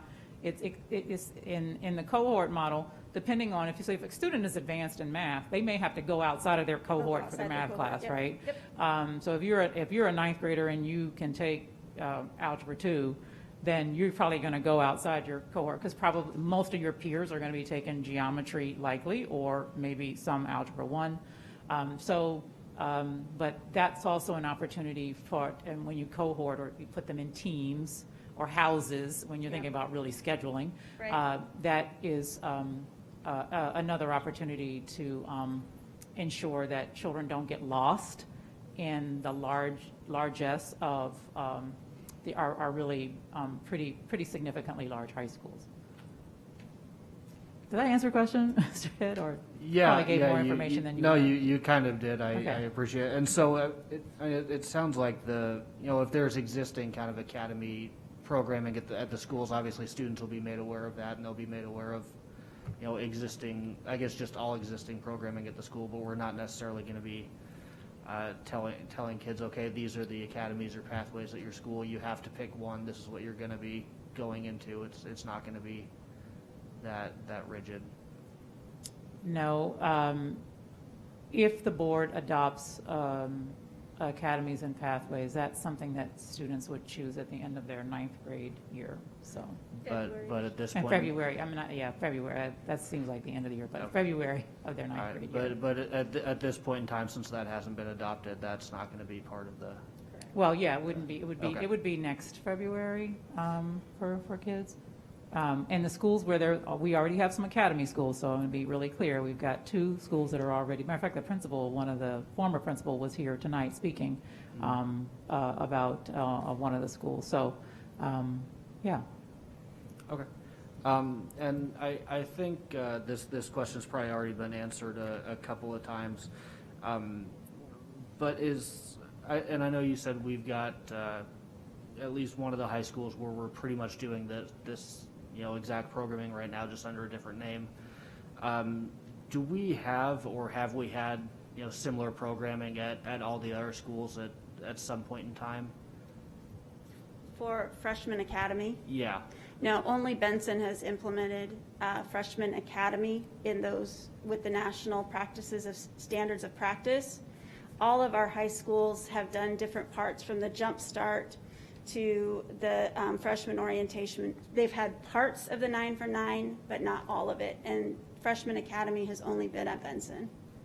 Okay. All right, thank you. And so outside of Benson, then, have we identified, I guess, who the Freshman Academy teachers are going to be? High school principals have been very engaged in this conversation as we started talking about what it is we need to support and do with our ninth graders, and they have started to talk, and they are very hopeful at being able to support their ninth graders. And they have had some conversations, yes. Some are in different places with the conversations. Okay. And as far as because I'm kind of trying to think back to when I was in high school. I had a graduating class of 750 something, and we had homeroom, which was kind of similar. It was just once a week versus an entire course. I think we had 25 kids in there, and we kind of tried to create what we're going for here within that group. So these freshman academy courses, then, how many students will be in each one? I mean, does it depend on kind of the size of the school, or what's the So target? each team would be approximately about 160 students. Okay. Class sizes would not necessarily change. They would still have the 28, 25 students. When you go to your English class, you might be in honors English 1, 2. I might be in non-English or non-honors English. So we might not have the same English class, but we might still be on the same team. The conversation is really about a couple of team teachers that help to support Common Core classes. And typically the teachers who are selected to be a part of freshmen are some of your very best teachers, because they know how to engage students from the very get-go. And so typically a team would be supportive of an English teacher and maybe a science and probably social studies, because those are the most common. But as Dr. Logan mentioned, typically your math might be off team or off your cohort, because we want to make sure that we're meeting the needs of the students and what classes they need to take. Okay. And so then, and maybe I'm a little bit confused here. So when you go to, second, third period, whatever it is for your freshman academy class, is it going to be, then the entire team, is it going to be 160, some odd kids in the, in an auditorium, or? Okay. No. They actually, you will still move from class to class just as you normally would. You would just most likely see more common students in some of your classes, so that you're creating a smaller sense of community as you're engaging. I don't know. Yeah, of the 160, so maybe in first block, 28 of them will be in math, 28 of them will be in science, 28 of them will be in freshman seminar. They'll be in different places, in those eight spots or 4 spots on a block scheduled day. Okay. All right. Let's see. And then, knowing that we're going to be focusing extensively on summer school this upcoming summer, do we feel confident that teachers, whoever's going to be selected to lead the freshman academies, is going to be able to, implement the curriculum and do summer school and everything else? I feel that we have been able to communicate with all 7 high schools. We actually have teachers from those 7 high schools helping to support and write the curriculum for this freshman seminar class. We've asked for all of that input, so they have been in and a part of those regular conversations, and then principals are the ones who would be leading and working the conversations with their teachers on who would be teaching those courses. Okay. All right, thank you. And then I had one more question for Dr. Logan, so I'll wait for, she's just coming back in.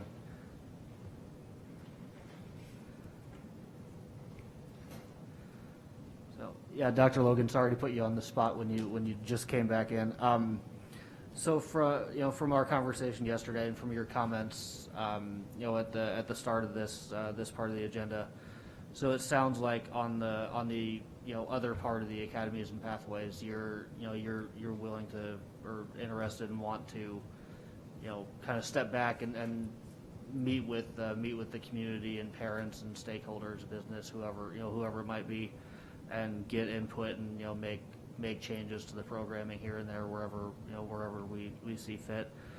So I just wanted to ask you on the record, you're committed to doing that over the next couple months and making sure that we do have a better product come September. Absolutely. One of the things that we shared yesterday, this work is too important to jam through, right? And so as people felt that, that was, we listened. And it's just, there's a great opportunity here to have a remarkable product for the entire district with the opening of our 2 new schools, and we don't want anything to be tainted by process. And so that for us is really important. It's okay to get, like I said, I love that quote. I remember you and I shared about being kind of being in church and feeling like the pastor was following us around all week. And it's important that the process be honor what the product is. And this is not about a one side winning or that kind of thing, and because when it gets down to that, then the kids don't win.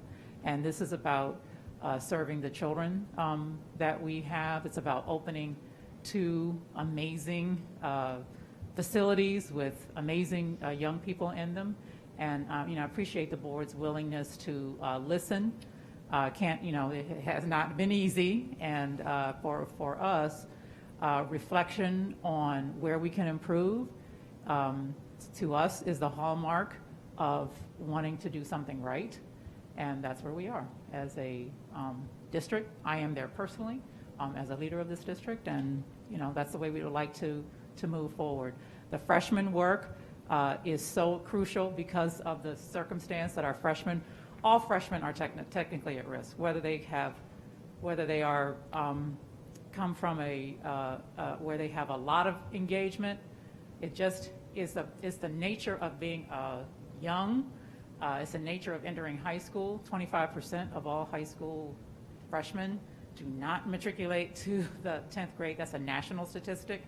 And many of them come from great, what we would consider supportive places where they have all the things that we traditionally consider supportive.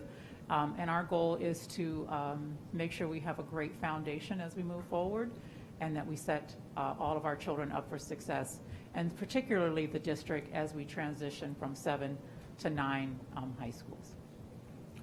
Thank you, I appreciate it. You're very welcome. Mr. Snell. Thank you, Doug. Thank you, President Dr. Holman. I've been writing notes. First of all, I just want to everybody that's been working on this, OPS staff, thank you so much for waking up every day and putting on your OPS proud shirts, your outfits, and coming to work, because it is I bet it hits you in the gut when people come up and tear what you've been spending your entire career on. But when there's doubt, there's always opportunity. And this is an opportunity for us. And we know OPS, we're tough. So we know our administrators are tough. So Mr. Scott Schmidt-Bonnie, I have some questions for you. And then I'll go through them. Can I get your comment? Yes, go. I have to tell you, one of the wonderful things was to hear about how well people feel we're doing. Yeah. That was something that was remarkable for 2 or 3 meetings for people to talk about how wonderful our schools are, how they don't feel they're broken, and to keep up that momentum with this process is something we're very excited about. We're gonna hold people to what they said about feeling that way as we move forward. So we're very excited about that. It was wonderful to receive that positive feedback. Oh yeah, it's always great when the room packs up, but then people, when the rooms are empty, the train's moving really fast. But who would have thought 100 years ago today we'd be in a pandemic trying to do a freshman academy? You routed off some statistics of students. Do you have that data? Is there a way? And the reason why is, if I'm looking at the PowerPoint and I'm hearing the presentation, I'm not seeing the same thing. I'm hearing more in depth than what I'm actually seeing on that screen, and I can't translate that when I talk to people in the community when they're like, how many freshmen? How far have those freshmen slipped off course? What are the demographics? I mean, where are the areas so people can see that call to action? I know you hate hearing people wanting to hear disaggregated data, but that helps people that live in certain communities, so they know that it's their kids. I think you remember the strategic plan we did in the past, and unfortunately, the thing at the end was, the disaggregated data that we wanted, we weren't really tracking. Is there a way with the freshman academies that we could track metrics and benchmarks? And I'm not talking about stuff that gets put on a shelf and 5 years later you have a whole new board, whole new world, and, you know, we're left with something where, you know, the steam has left out, but something where we can know if student A goes in month 3, if they're slipping off, we can see as a board, as a community, percentages of students that are slipping off, so we know what we can do. Does that make sense? Or staff knows the urgency of what they can do, or if we have to change a plan, because I'm assuming this plan is not going to be concrete, right? You're going to have some flexibility, and as a board, I would like to know when we are making those shifts, so I can be a better board member. Does it make sense? Makes total sense, even 16 hours into the workday. I get where I'm following where you're going. No, absolutely. In this district, we believe in continuous improvement processes built on data. So that is about evolution, modification, and change for the betterment of our students and ensuring that they reach actualization, their highest potential. I understand. So the data walks, is that coming from staff, or is that coming from research? Is the student getting an email? How does that, is that the student and their family going through that, or is it? I'm sure we would be involved in that process. Yeah. Data doesn't just live in research. No, data's everywhere. Everywhere. And the reason why I'm bringing this up, I used to run a youth program center, and I had a kid that graduated high school, and he dropped out of college, and he sat behind my YMCA to use our internet for years. And I said, man, why weren't you going to all these other schools? You're really good in basketball. And I was like, why didn't you sign up for these classes? He's like, by the time he got to become a senior, he didn't know he was supposed to go to a counselor or have these programs that were there. And it makes me think of South, right? South has been doing stuff like this, but we don't know. So how do we identify those students in ninth grade and know that if a student is slipping off, what can we do? Because there will come a time that staff can't connect or reach a student. So therefore, we have to seek community partners to help us, just like Ms. Snipes mentioned. You know, what is that piece to it? So the data walks are multifaceted. We would absolutely be utilizing the expertise of our research division. They actually meet with our academic data reps, but we're actually going to take it down even to a more specific level and looking at the work of our ninth graders and what it takes to be on track.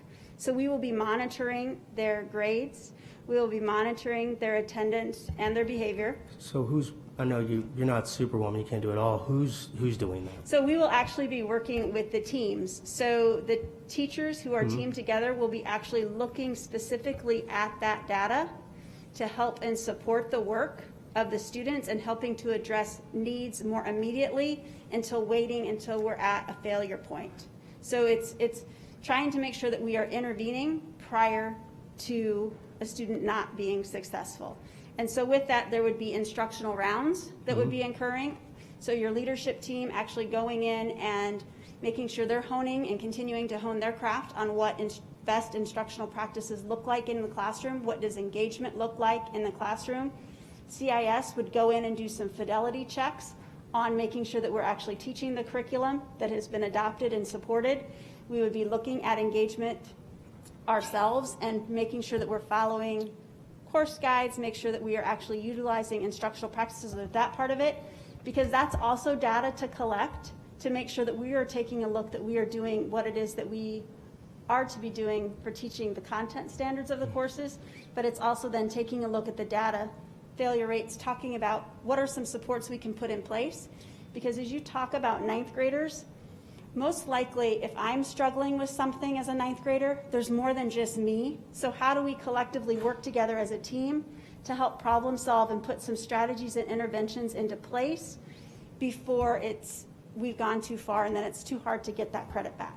Is there a piece of that includes the parent? Because for some reason I never understood the divorce of the ninth grader and the parent, and by the time the kid gets to become a senior, the parent's like, oh man, I didn't know you were supposed to do all this stuff. Like, how do you keep that parent knowing what data how to look at that data and how to walk through with their child that is becoming an adult at that time? So part of the conversations is us also collaborating with our school counseling office and the use and the work of Naviance, and how are we making sure that we are utilizing that tool and helping to communicate with parents as well, because I think that's one of the things that Dr. Logan was speaking about earlier and what you just mentioned, that students get too far along and they don't realize their resources. So part of that freshman seminar class is to ensuring that we're connecting them with the entire school experience, and that it's not just me who knows how to do it because I have a parent in the district or my parent is an advocate in a different way, because all of our students need to make sure they're having those type of advocacy. And sometimes even parents who are advocates, their kids might not be communicating. So how do we make sure we close that gap and circle for our ninth graders as they're entering into such a crucial year? Is that additional? One of my friends is a counselor, so all this stuff, they're like, is that more work for me, or is that changing my job title? What's going on? We actually hope in our collaboration with our school counselors that it's not putting as much on the school counselors, because we're working together as a collective team to help support the 160 students that I have.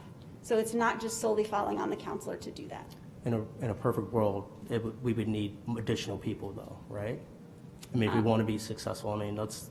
People will always say they need more people. I also think that we can work very efficiently in being very strategic, and some of the things that we're working on for what the teaming looks like is making sure that the teaming aspect is focused on the 4 critical factors of a PLC. Is what is it that our students are learning? How are we making sure that they're learning? If they're not learning it, how do we make sure that we're intervening now? And how do we help differentiate to help push students forward who need to be given something different to be enriched in? And so those conversations need to be very poignant in what we're doing, and how do we help our students be successful? And it's not random talks, but coming in with a very clear agenda, and we would be helping to support that work and conversation of creating those agendas for those team meetings. Who's owning it, though?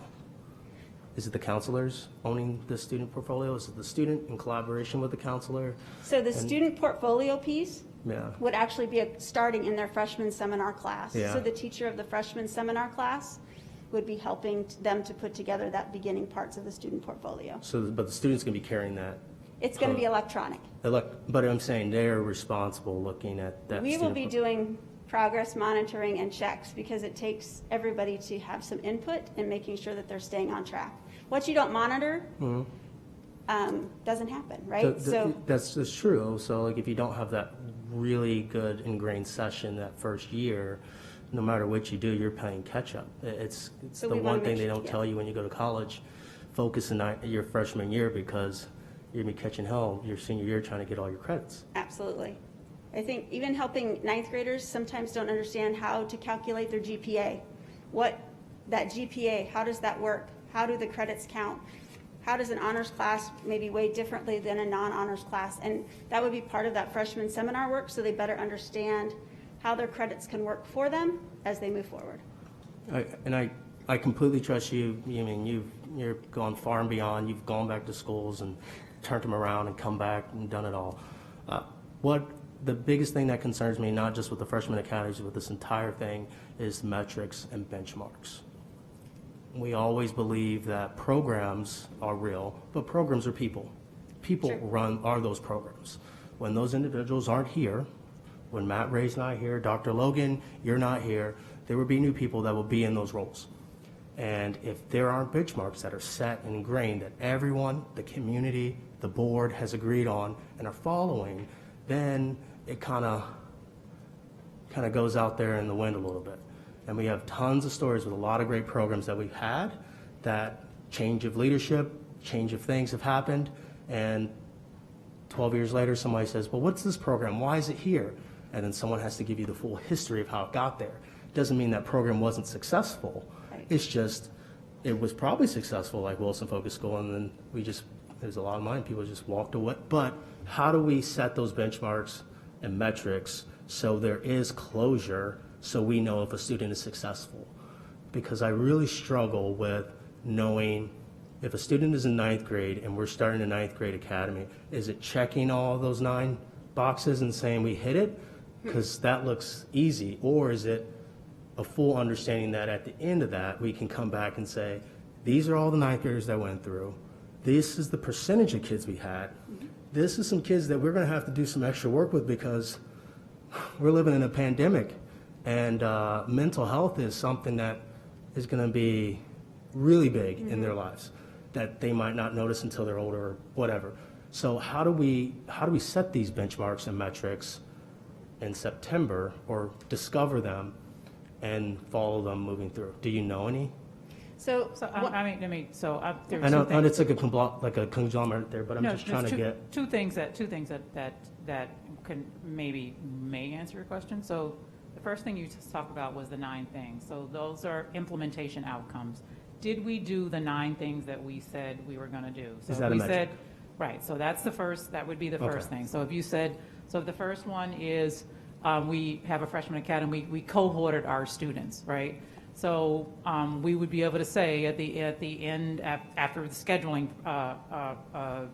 process is done, how many cohorts do we have in each school? How many children do we have outside a cohort, or where we have, because scheduling is, sometimes you have to get down to hand scheduling. So that would be the first thing. For the jump start, for example, we have that in our next level learning plan to have jump start in every school. How many schools actually held the jump start? How many children went to the jump start as a number? So those would be implementation outcomes.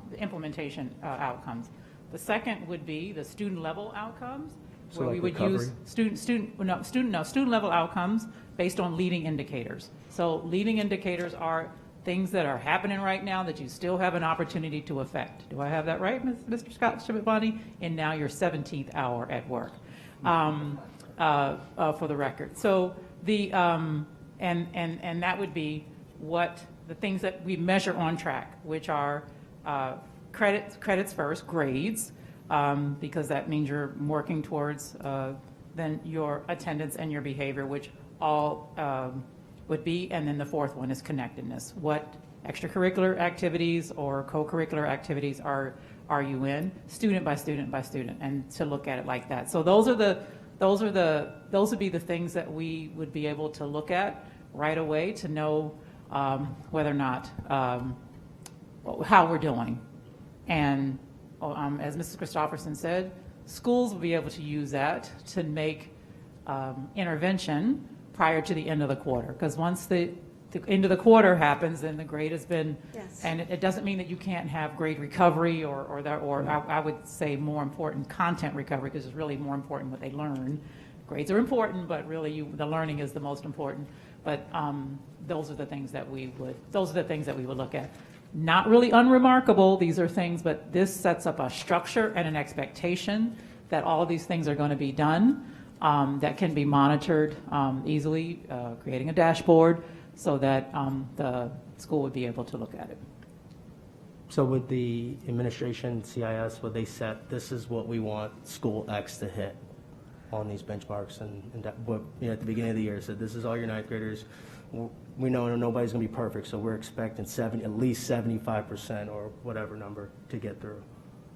So Do we set setting that, or it, do we- so the goal would be for all students to get Obviously, there. but- And you could look at measuring it, how many students improve. There are different ways to measure A that. growth This is really Mr. Scott Bonnie's wheelhouse. If you're, there are several different ways to look at it. You can look at how many students improve, how many students are on track. There's a lot of different ways that you could look at that data. Scott? Well, certainly, and it's also about how readily available that information is. So if you remember back from our strategic plan of action, powered by Foresight, goal number 1 under academics is the building of an academic dashboard that takes our intervention indicator dashboard, which was developed roughly 10 years ago, aligned to the on-track information at that time, kind of evolving it into the modern age and into a new system called Tableau, you're probably aware of, that would allow from the teacher level on up to the superintendent level to have data that's specifically aggregated for their eyes and able to be drilled down and disaggregated in a number of ways. So it's a matter of tracking those key metrics that we're all aware of, things like attendance, making sure students are being engaged in their coursework by attending, and looking at some of those key components, and then ensuring that we have records within our systems to identify. I completely agree with you on 100%. What I'm trying to say, and I'm not really smart, I'm using my words here, trying to find them. I think I believe this board needs to set and needs to have input on those metrics. That you're the experts and say, these are the metrics that we're going to be setting. We're going to hold ourselves accountable and come to the board where the board votes on those. So every parent, everybody knows out there, every program we have from ninth grade academies or high school academies, they can look, live data, the board knows that data, of where we are, where's the endpoint, what school's at what, and we can be held as board members more accountable to the taxpayers when, you know, somebody writes us a letter or calls us and we say, actually, school X is on this and this is the goal for us, right? We want everyone, but we want to be realistic, and whether the superintendent administration sets a growth model or whatever, I'm not trying to dictate that, but I really do believe we have to set these metrics and benchmarks and have the board take action on that. So when the district does come back on updates, it is something that collectively everybody knows what the end game is, and not we didn't have this many kids graduate. Does that make sense? Absolutely. And to put some of this in context for board members here, there's a book in that board office over there from our first strategic plan, and the research department did so much work and it's set on a shelf. And I'm sorry it happened, but there was just so much stuff to collect. It doesn't have to be that many benchmarks, just 3 or 4, something that as a board member I feel comfortable going back and telling people, you know, this is how the district is going to help your child recover credits, and this is how we're monitoring their progress as a student in this freshman academy. I think that's, so I know there's a motion that is for this. I would just want to add the, I think Dr. Holman sent it to me, but it would be to have, and also have the district come back September 9th for approval with metrics and benchmarks for the freshman 9 for 9 and the high school academies. So we know both programs have benchmarks and metrics set for them. And, you know, the metric is the end game, 100% whatever. This is, the benchmark is, this is what we're going to do. We're going to bring an update, and we're going to let everybody know where we're at. Does that make sense? It's quiet in here. Nobody knows what I'm talking about. Because I feel like I'm in deja vu world here, because I remember our board talking about this 7 years ago. And at the end, staff did all their work, but they had to make some adjustments. And I get it. But at the board table, that wasn't communicated. It wasn't communicated with parents. And unfortunately, the hard work that people did just never got noticed. It wasn't appreciated because people didn't know that you were doing that work. Does it make sense? Absolutely. I'm done. Thank you, Mr. Snow. Mrs. Cassidy? I don't even know what I wanted to say anymore. It's getting late, I know. I will be very brief. First of all, I want to thank Dr. Logan for deciding that we needed to pull this piece off. I'm personally really excited that this can stand alone because I think there is so much of value here in this freshman academy. High school is daunting. I remember it, and I got lost in hallway after hallway. I think there's just a lot of really good pieces here, I think, that can, I mean, from the community engagement, I see internship opportunities, mentors, guest speakers, field trips. I mean, I see a lot of value here to a freshman. So I'm glad that this can stand alone, regardless of what happens with the academies and pathways. To be continued, of course. There's a lot of workable things. I think that hopefully people did not hear just negativity tonight in some of our comments from parents and constituents. I did not. I actually was pleasantly surprised at what I took away from some of that is that I think a lot of I wrote down solutions as a lot of our speakers were talking. I heard a lot of speakers give valuable comments on ways that we can improve the academies and pathways. So hopefully it will all intertwine, but at least for now, this piece, I'm very glad that it can stand alone. Just a couple really brief questions though. and you might have said this already, but how will, since our 8th graders aren't necessarily like choosing this right off the bat, if academies and pathways should come to fruition later, then obviously they choose their path, you said like in February. How do you group your 160 though? Is it just all electronically to start with? How do you put them in, I guess, starting out, putting them in groups? Is it just, you might have said it. That's okay. It's important that it's actually a very diverse cohort. Okay. We're working towards not having homogeneous experiences, but making sure that they're as equitable as possible so that you have a diverse experience and a diverse group as part of every cohort. There's very specific details that we work with the scheduler on, Okay. and those are some of the conversations we would need to have. But it's a scheduler piece that helps to create that cohort Yep. or team of 160. Yep. Okay, that makes sense. You mentioned Jumpstart very quickly, and I am familiar with that program. Is it, I know it's summertime. Mm-hmm. If a student does not choose to be involved in our summer learning, can they still do Jumpstart? Are Yes. those two things separate? Yep. Okay. We have set them up separately. Perfect. Yep. Last question, we talked a little bit, I think Mr. Head spoke a little bit about our teachers that are going to be teaching this. Can they handle it? They've already been stressed to the max, and this is, you know, some of them, hopefully we're finding some teachers though that are volunteering for this and We find are. this as really refreshing and a good opportunity for something different in their own professional career. Will they be offered, do you see any opportunity for maybe like PD over the summer to prepare for this?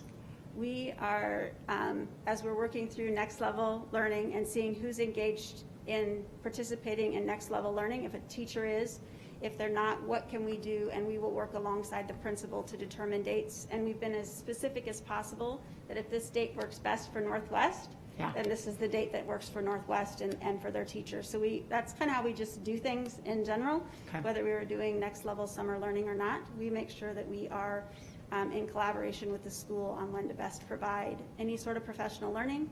And then we take that feedback on what it is that they feel that they might need beyond what we're providing. Okay, perfect.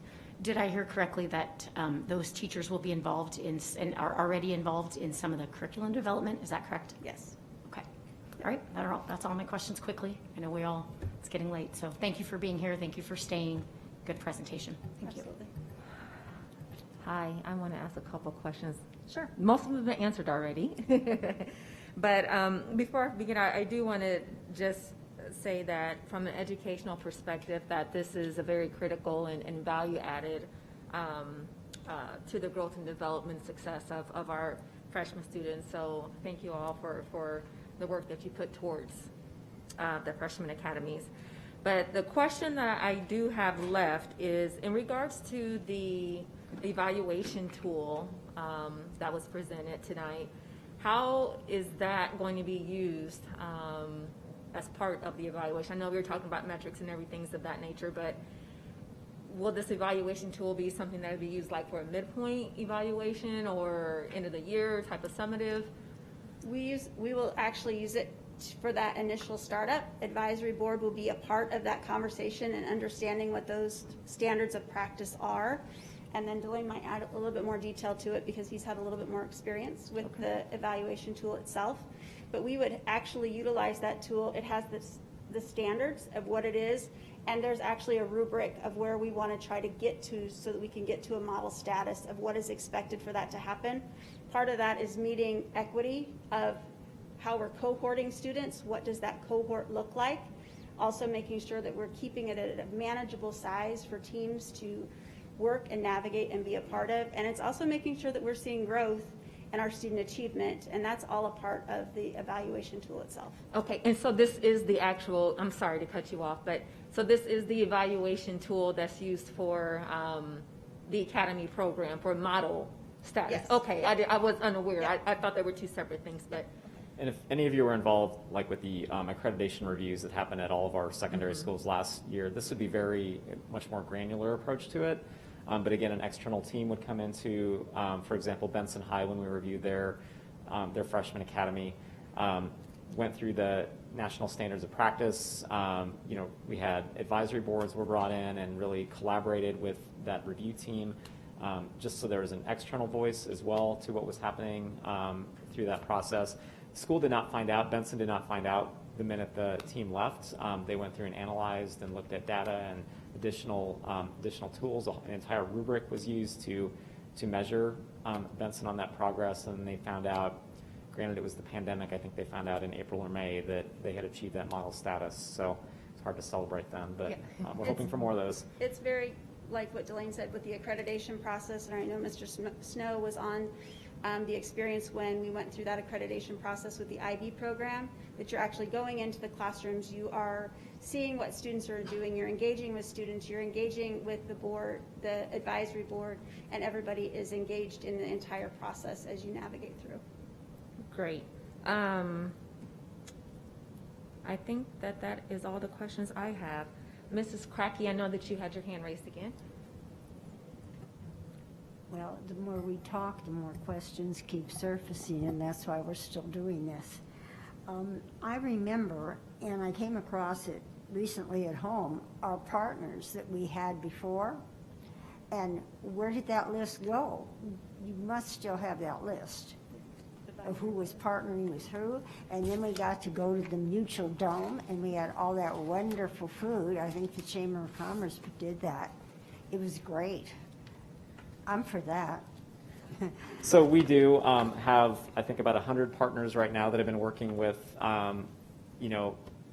academy programs or career education programs across our district right now, including our freshman advisory boards. And each school has 2 or 3 partners, don't they? On advisory boards, yes, right now, if they have, like, for example, Benson has 3 different advisory boards to support the work that's happening at their school, yes.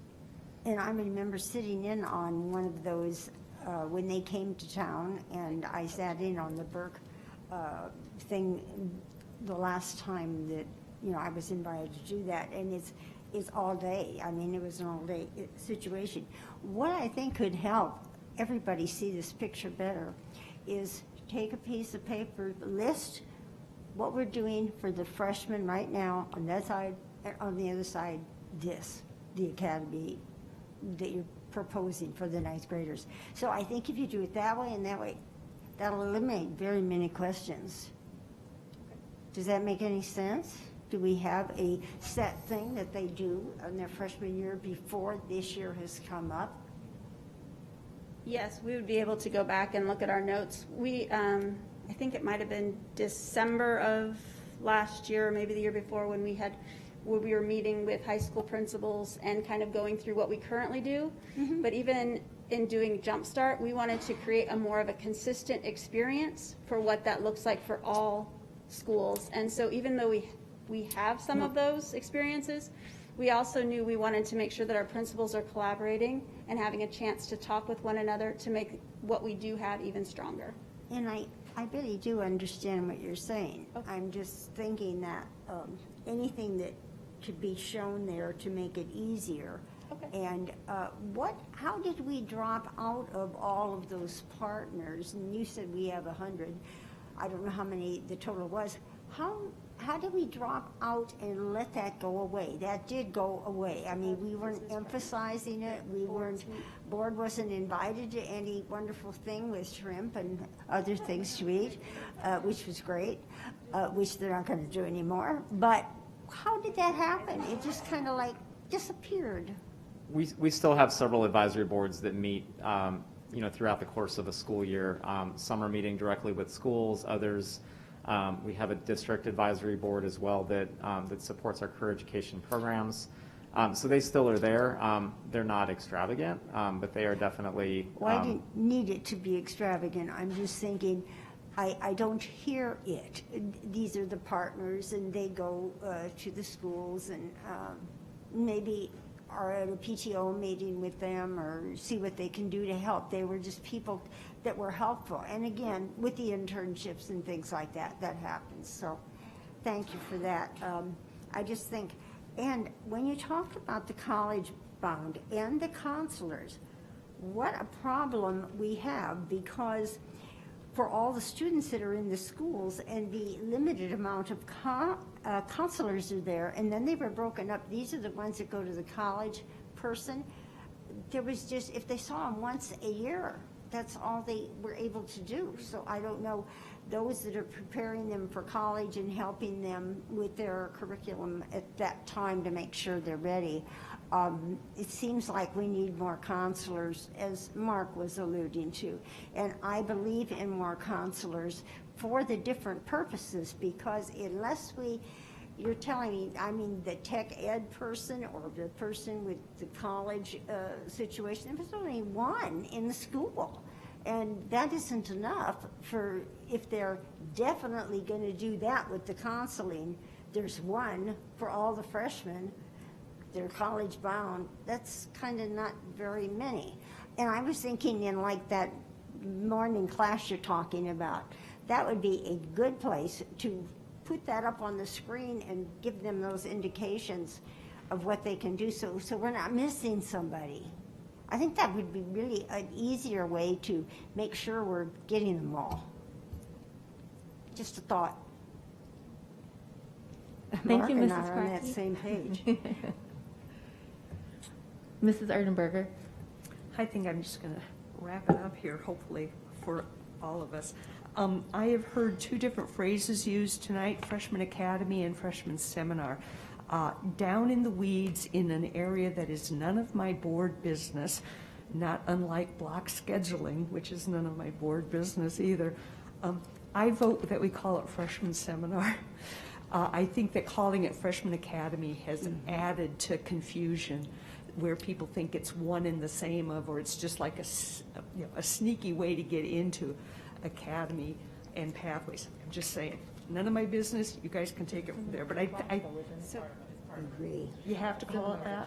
So it is. Okay, It never is. mind. It is a freshman academy, and you take the one course inside of the academy called the freshman seminar.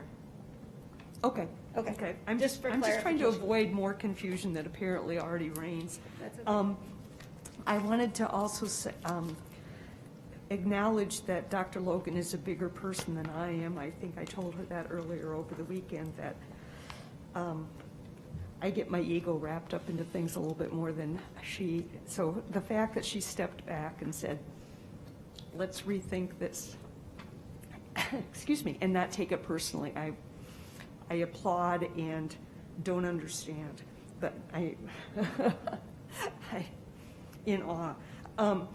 Couple things. One is, I noticed that in the rationale for the motion that we're about to read, this gets back to, I think, what Spencer asked.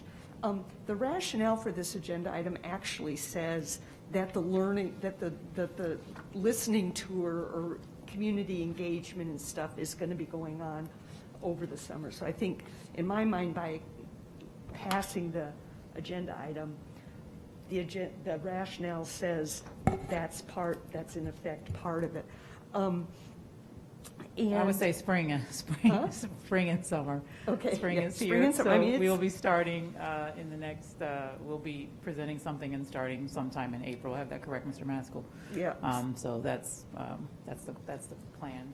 And to follow up on what Mr. Snow said, I think that having some idea of whether this is being successful or not, or even what to look at, is a good idea. So I think it's got to be separate from what we're voting on tonight, because we need to get going and start finding advisory boards and whatnot. But I guess I would like to suggest that at some point you come back to us and say, these are the 5 things we're looking at for the program, and these are the 3 things we're looking at for each kid. So just, we know that information exists somewhere, and maybe report to us at the end of the first semester and at the end of the second semester. So we do have some way of knowing what we expect to be the case, and that is that this is going to be very successful. But let's work out what data that would be that we can all then share with our constituents.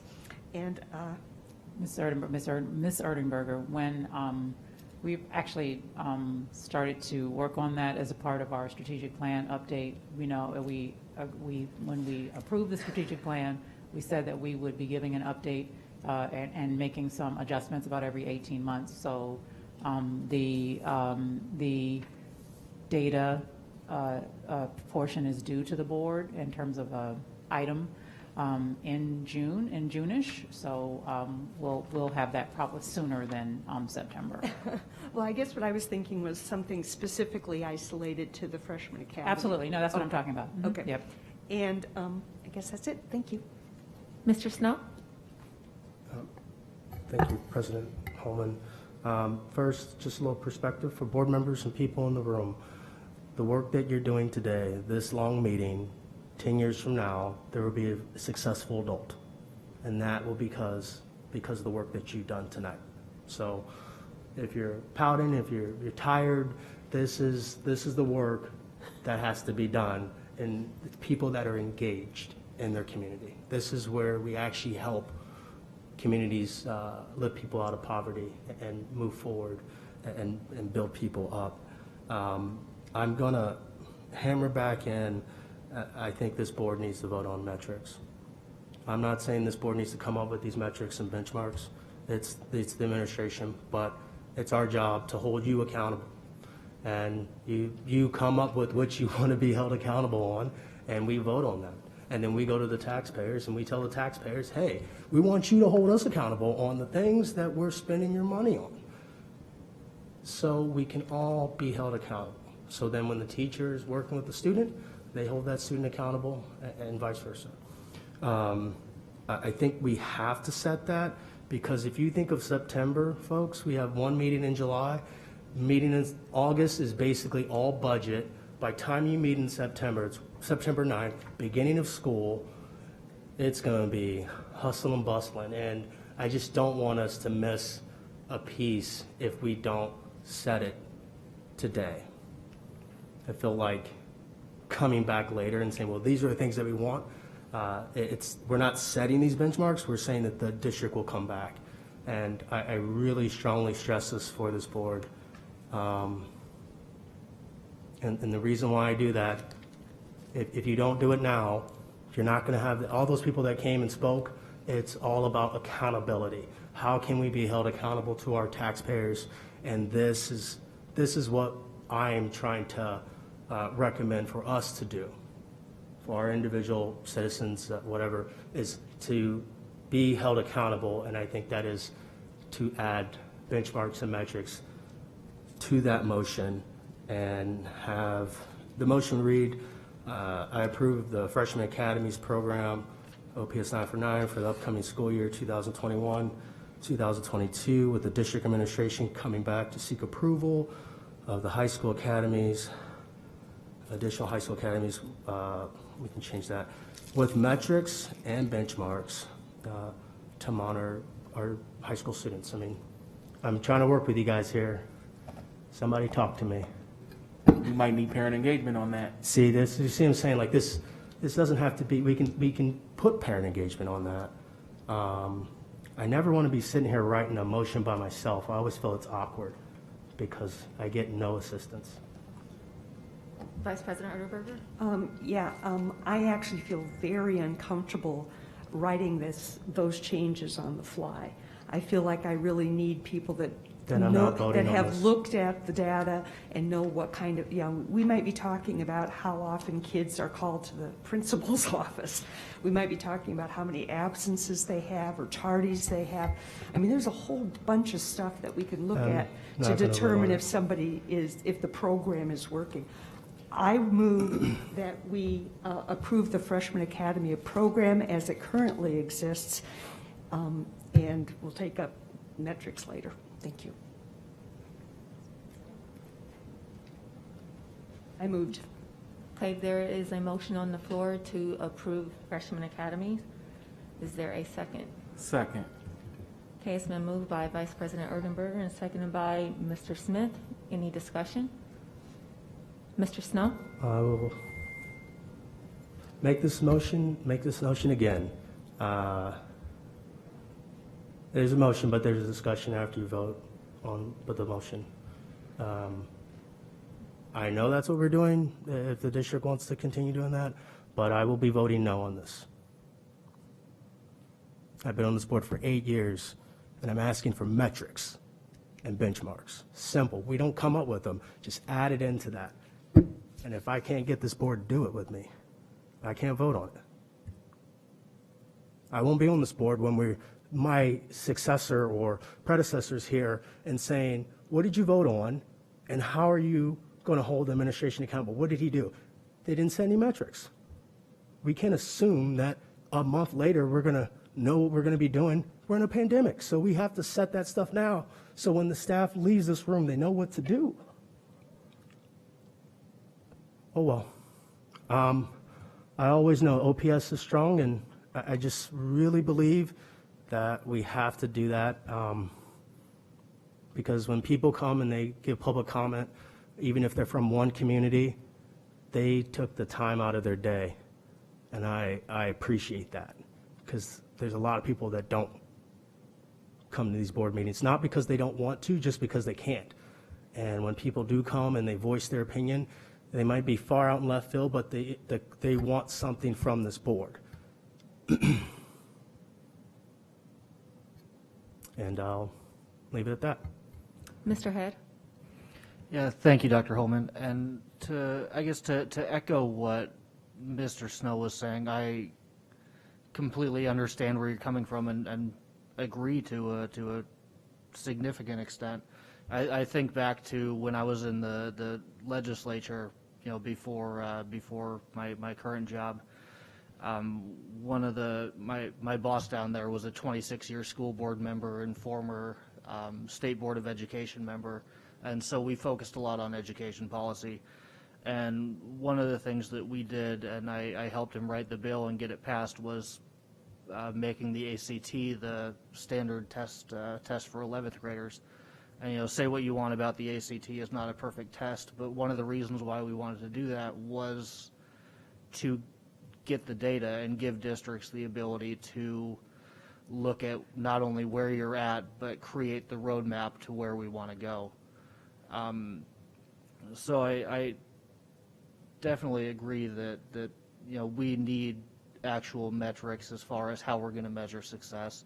Because at the end of the day, we can graduate a kid who's got all C's and D's, but that doesn't necessarily mean that they're going to be ready for college or career when they step out the doors. So I'd like to know what we're going to look at. Are we going to be working with the colleges and the universities and community colleges and seeing how many remedial courses students have to take, or are we going to work with the Federation of Labor and see if students are ready to go into career on day one after they graduate, and I guess what we're looking at outside of just simple graduation rates. Well, so first of all, we're only talking about Freshman Academy, and so the metric for Freshman Academy is successful completion of 9th grade so that you can matriculate to 10th grade.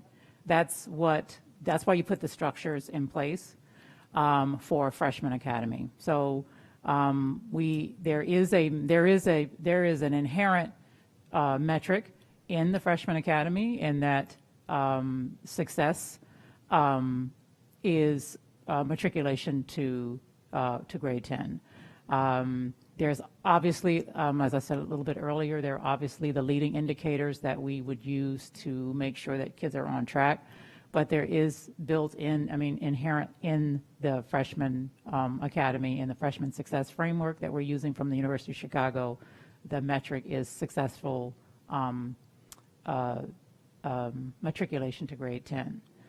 There are other metrics that people use around the country, but those are not necessarily strictly for Freshman Academy. But what we are looking for is to make sure that children matriculate to grade 10. So it's inherent in the model. Okay, I appreciate that. Thank you. And so then is there, I guess, any harm in adding, amending the motion then to ask that the district come back in September with, not saying what we want the metrics to be, but just something that we can vote on so that we as board members in the community knows how to hold us accountable, obviously understanding that academies and pathways and what we're voting on tonight are separate issues. You may amend the motion if you so choose.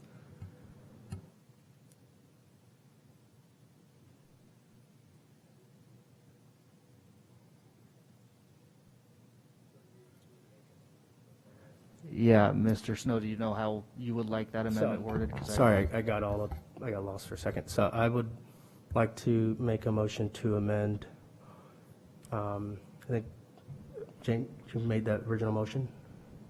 You made the original motion to. Point of order, Dr. Holman, can we, I think we've still got a queue on discussion on the present Correct. motion. Can we, would it be appropriate to continue that before we? Yes, look at amendments? yes, go ahead, Mr. Thielen.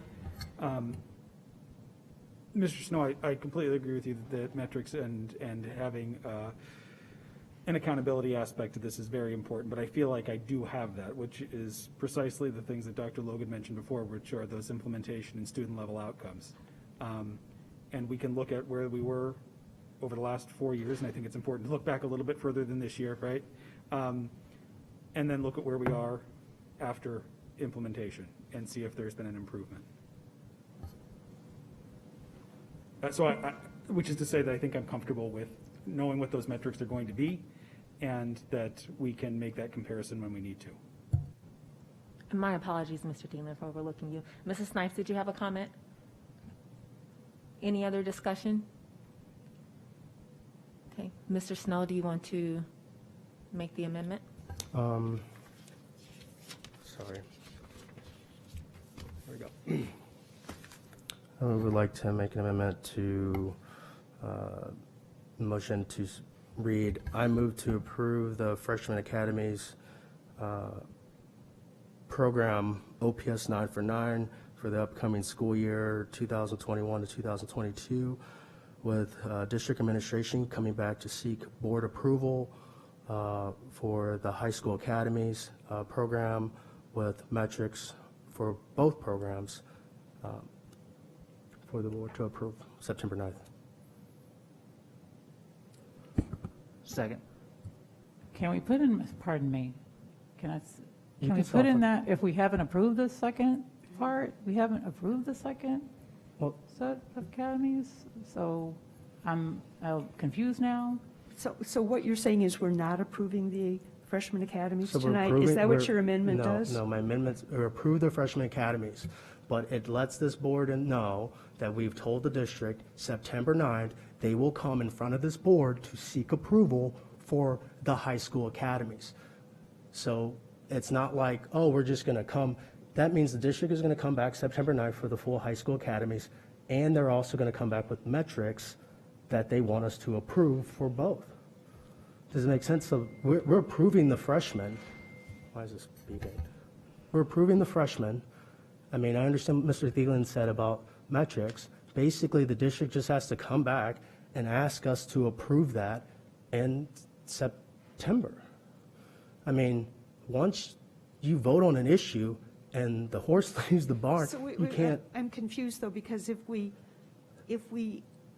approve the motion as you wrote it, and they don't come back with metrics, No, then we haven't approved it? We've approved it, and it says that the district will come back for us to approve the high school the full high school piece, and they would come back with us to approve the metrics that Dr. Logan mentioned and the metrics that Mr. Thielen mentioned and other people say that are out there. Now we will know what those metrics are, and we're approving those metrics as well. So we're going to approve the freshmen.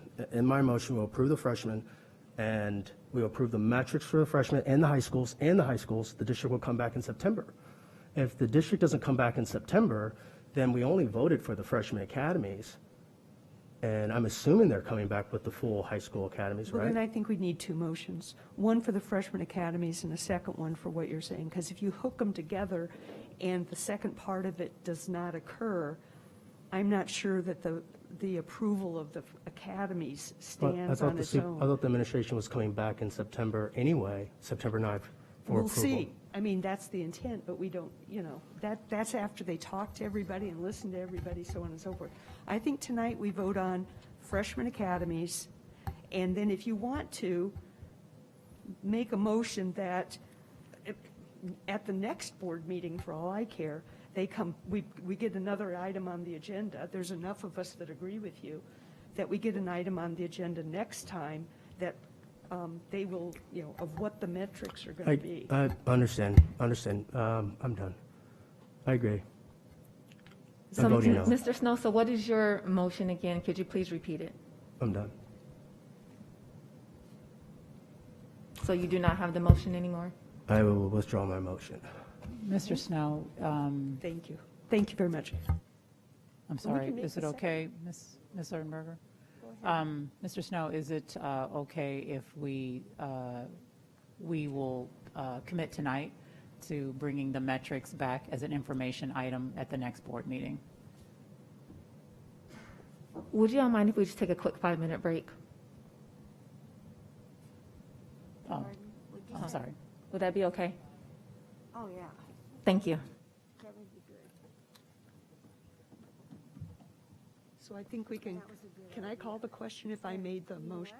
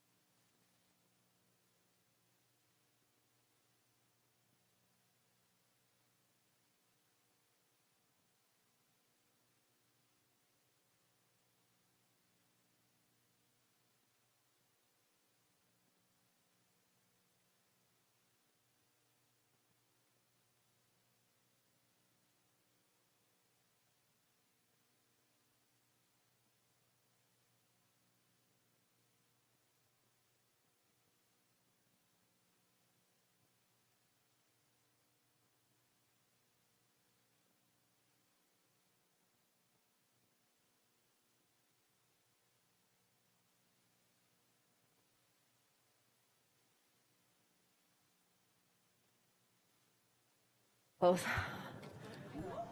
All right, everyone, thank you so much for bearing with us tonight. Colleagues, if you can come back to the board table.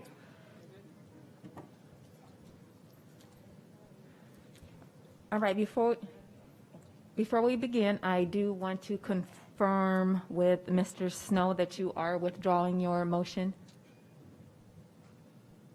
Yes. Okay, thank you. And since the motion is withdrawn, that leaves us back to the original motion by Vice President Erdenberger. And I cannot recall if there was a second or not to that. Okay, there was a second by Mr. Smith. And is there any further discussion on the original motion before we take the vote? And will you please repeat it so we are clear? Yes, we sure will. Could you please repeat your motion? I move approval of the Freshman Academy program. It's fine. Okay, roll call, Mr. Ray. Smith? Aye. Snipes? Aye. Snow? No. Thielen? Aye. Cassidy? Aye. Erdenberger? Aye. Head? No. Holman? Aye. Cracky? No. 6 aye. Motion carries.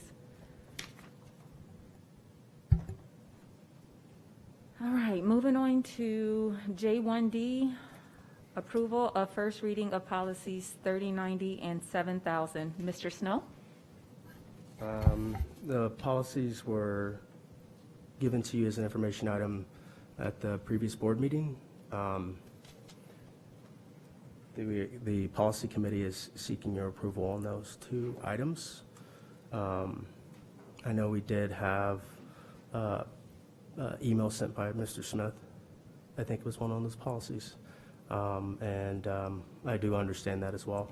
One of the things, I didn't respond to your email directly, but one of the things that we have done in the past is we do waive policies to make exceptions. So for someone of that stature and greatness, I'm assuming this board will potentially, if it makes sense, will waive that policy if need be. And that's just my opinion.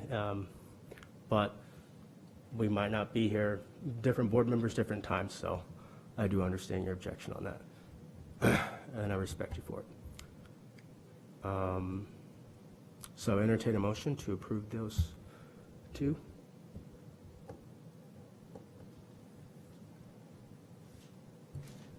So moved. Thank you, Mr. Thielen. Actually, just a point of order again, I think this is a policy committee motion, correct? So we don't need a second or a motion. Yes. Correct. So are you moving, Mr. Thielen? I think we don't need a motion. This is a policy committee motion. We just need a roll moved call. it. My apologies. Okay. Roll call, Mr. Ray.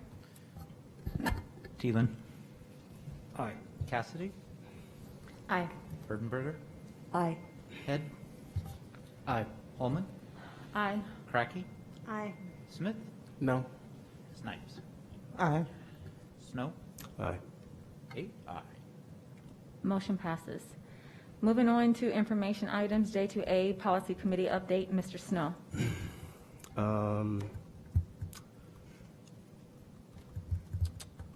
I don't have an update. We did have a policy committee meeting. We did discuss on some topics. I apologize on that. I do want to let the board know that I'm stepping down from policy committee chair, so, for personal reasons. So, at the next meeting, you'll have an update. Would that work? Thank you. Sounds good. Yes, thank you. Okay. And we will not be having closed session tonight, but we do have one receipt of reports. CBOC update on the Phase 1 and Phase 2 bond programs, February 2021. And with that, we will let the record reflect that the board meeting has ended tonight at 11:25 p.m. Thank you all so much. Thank you, Dr. Holman.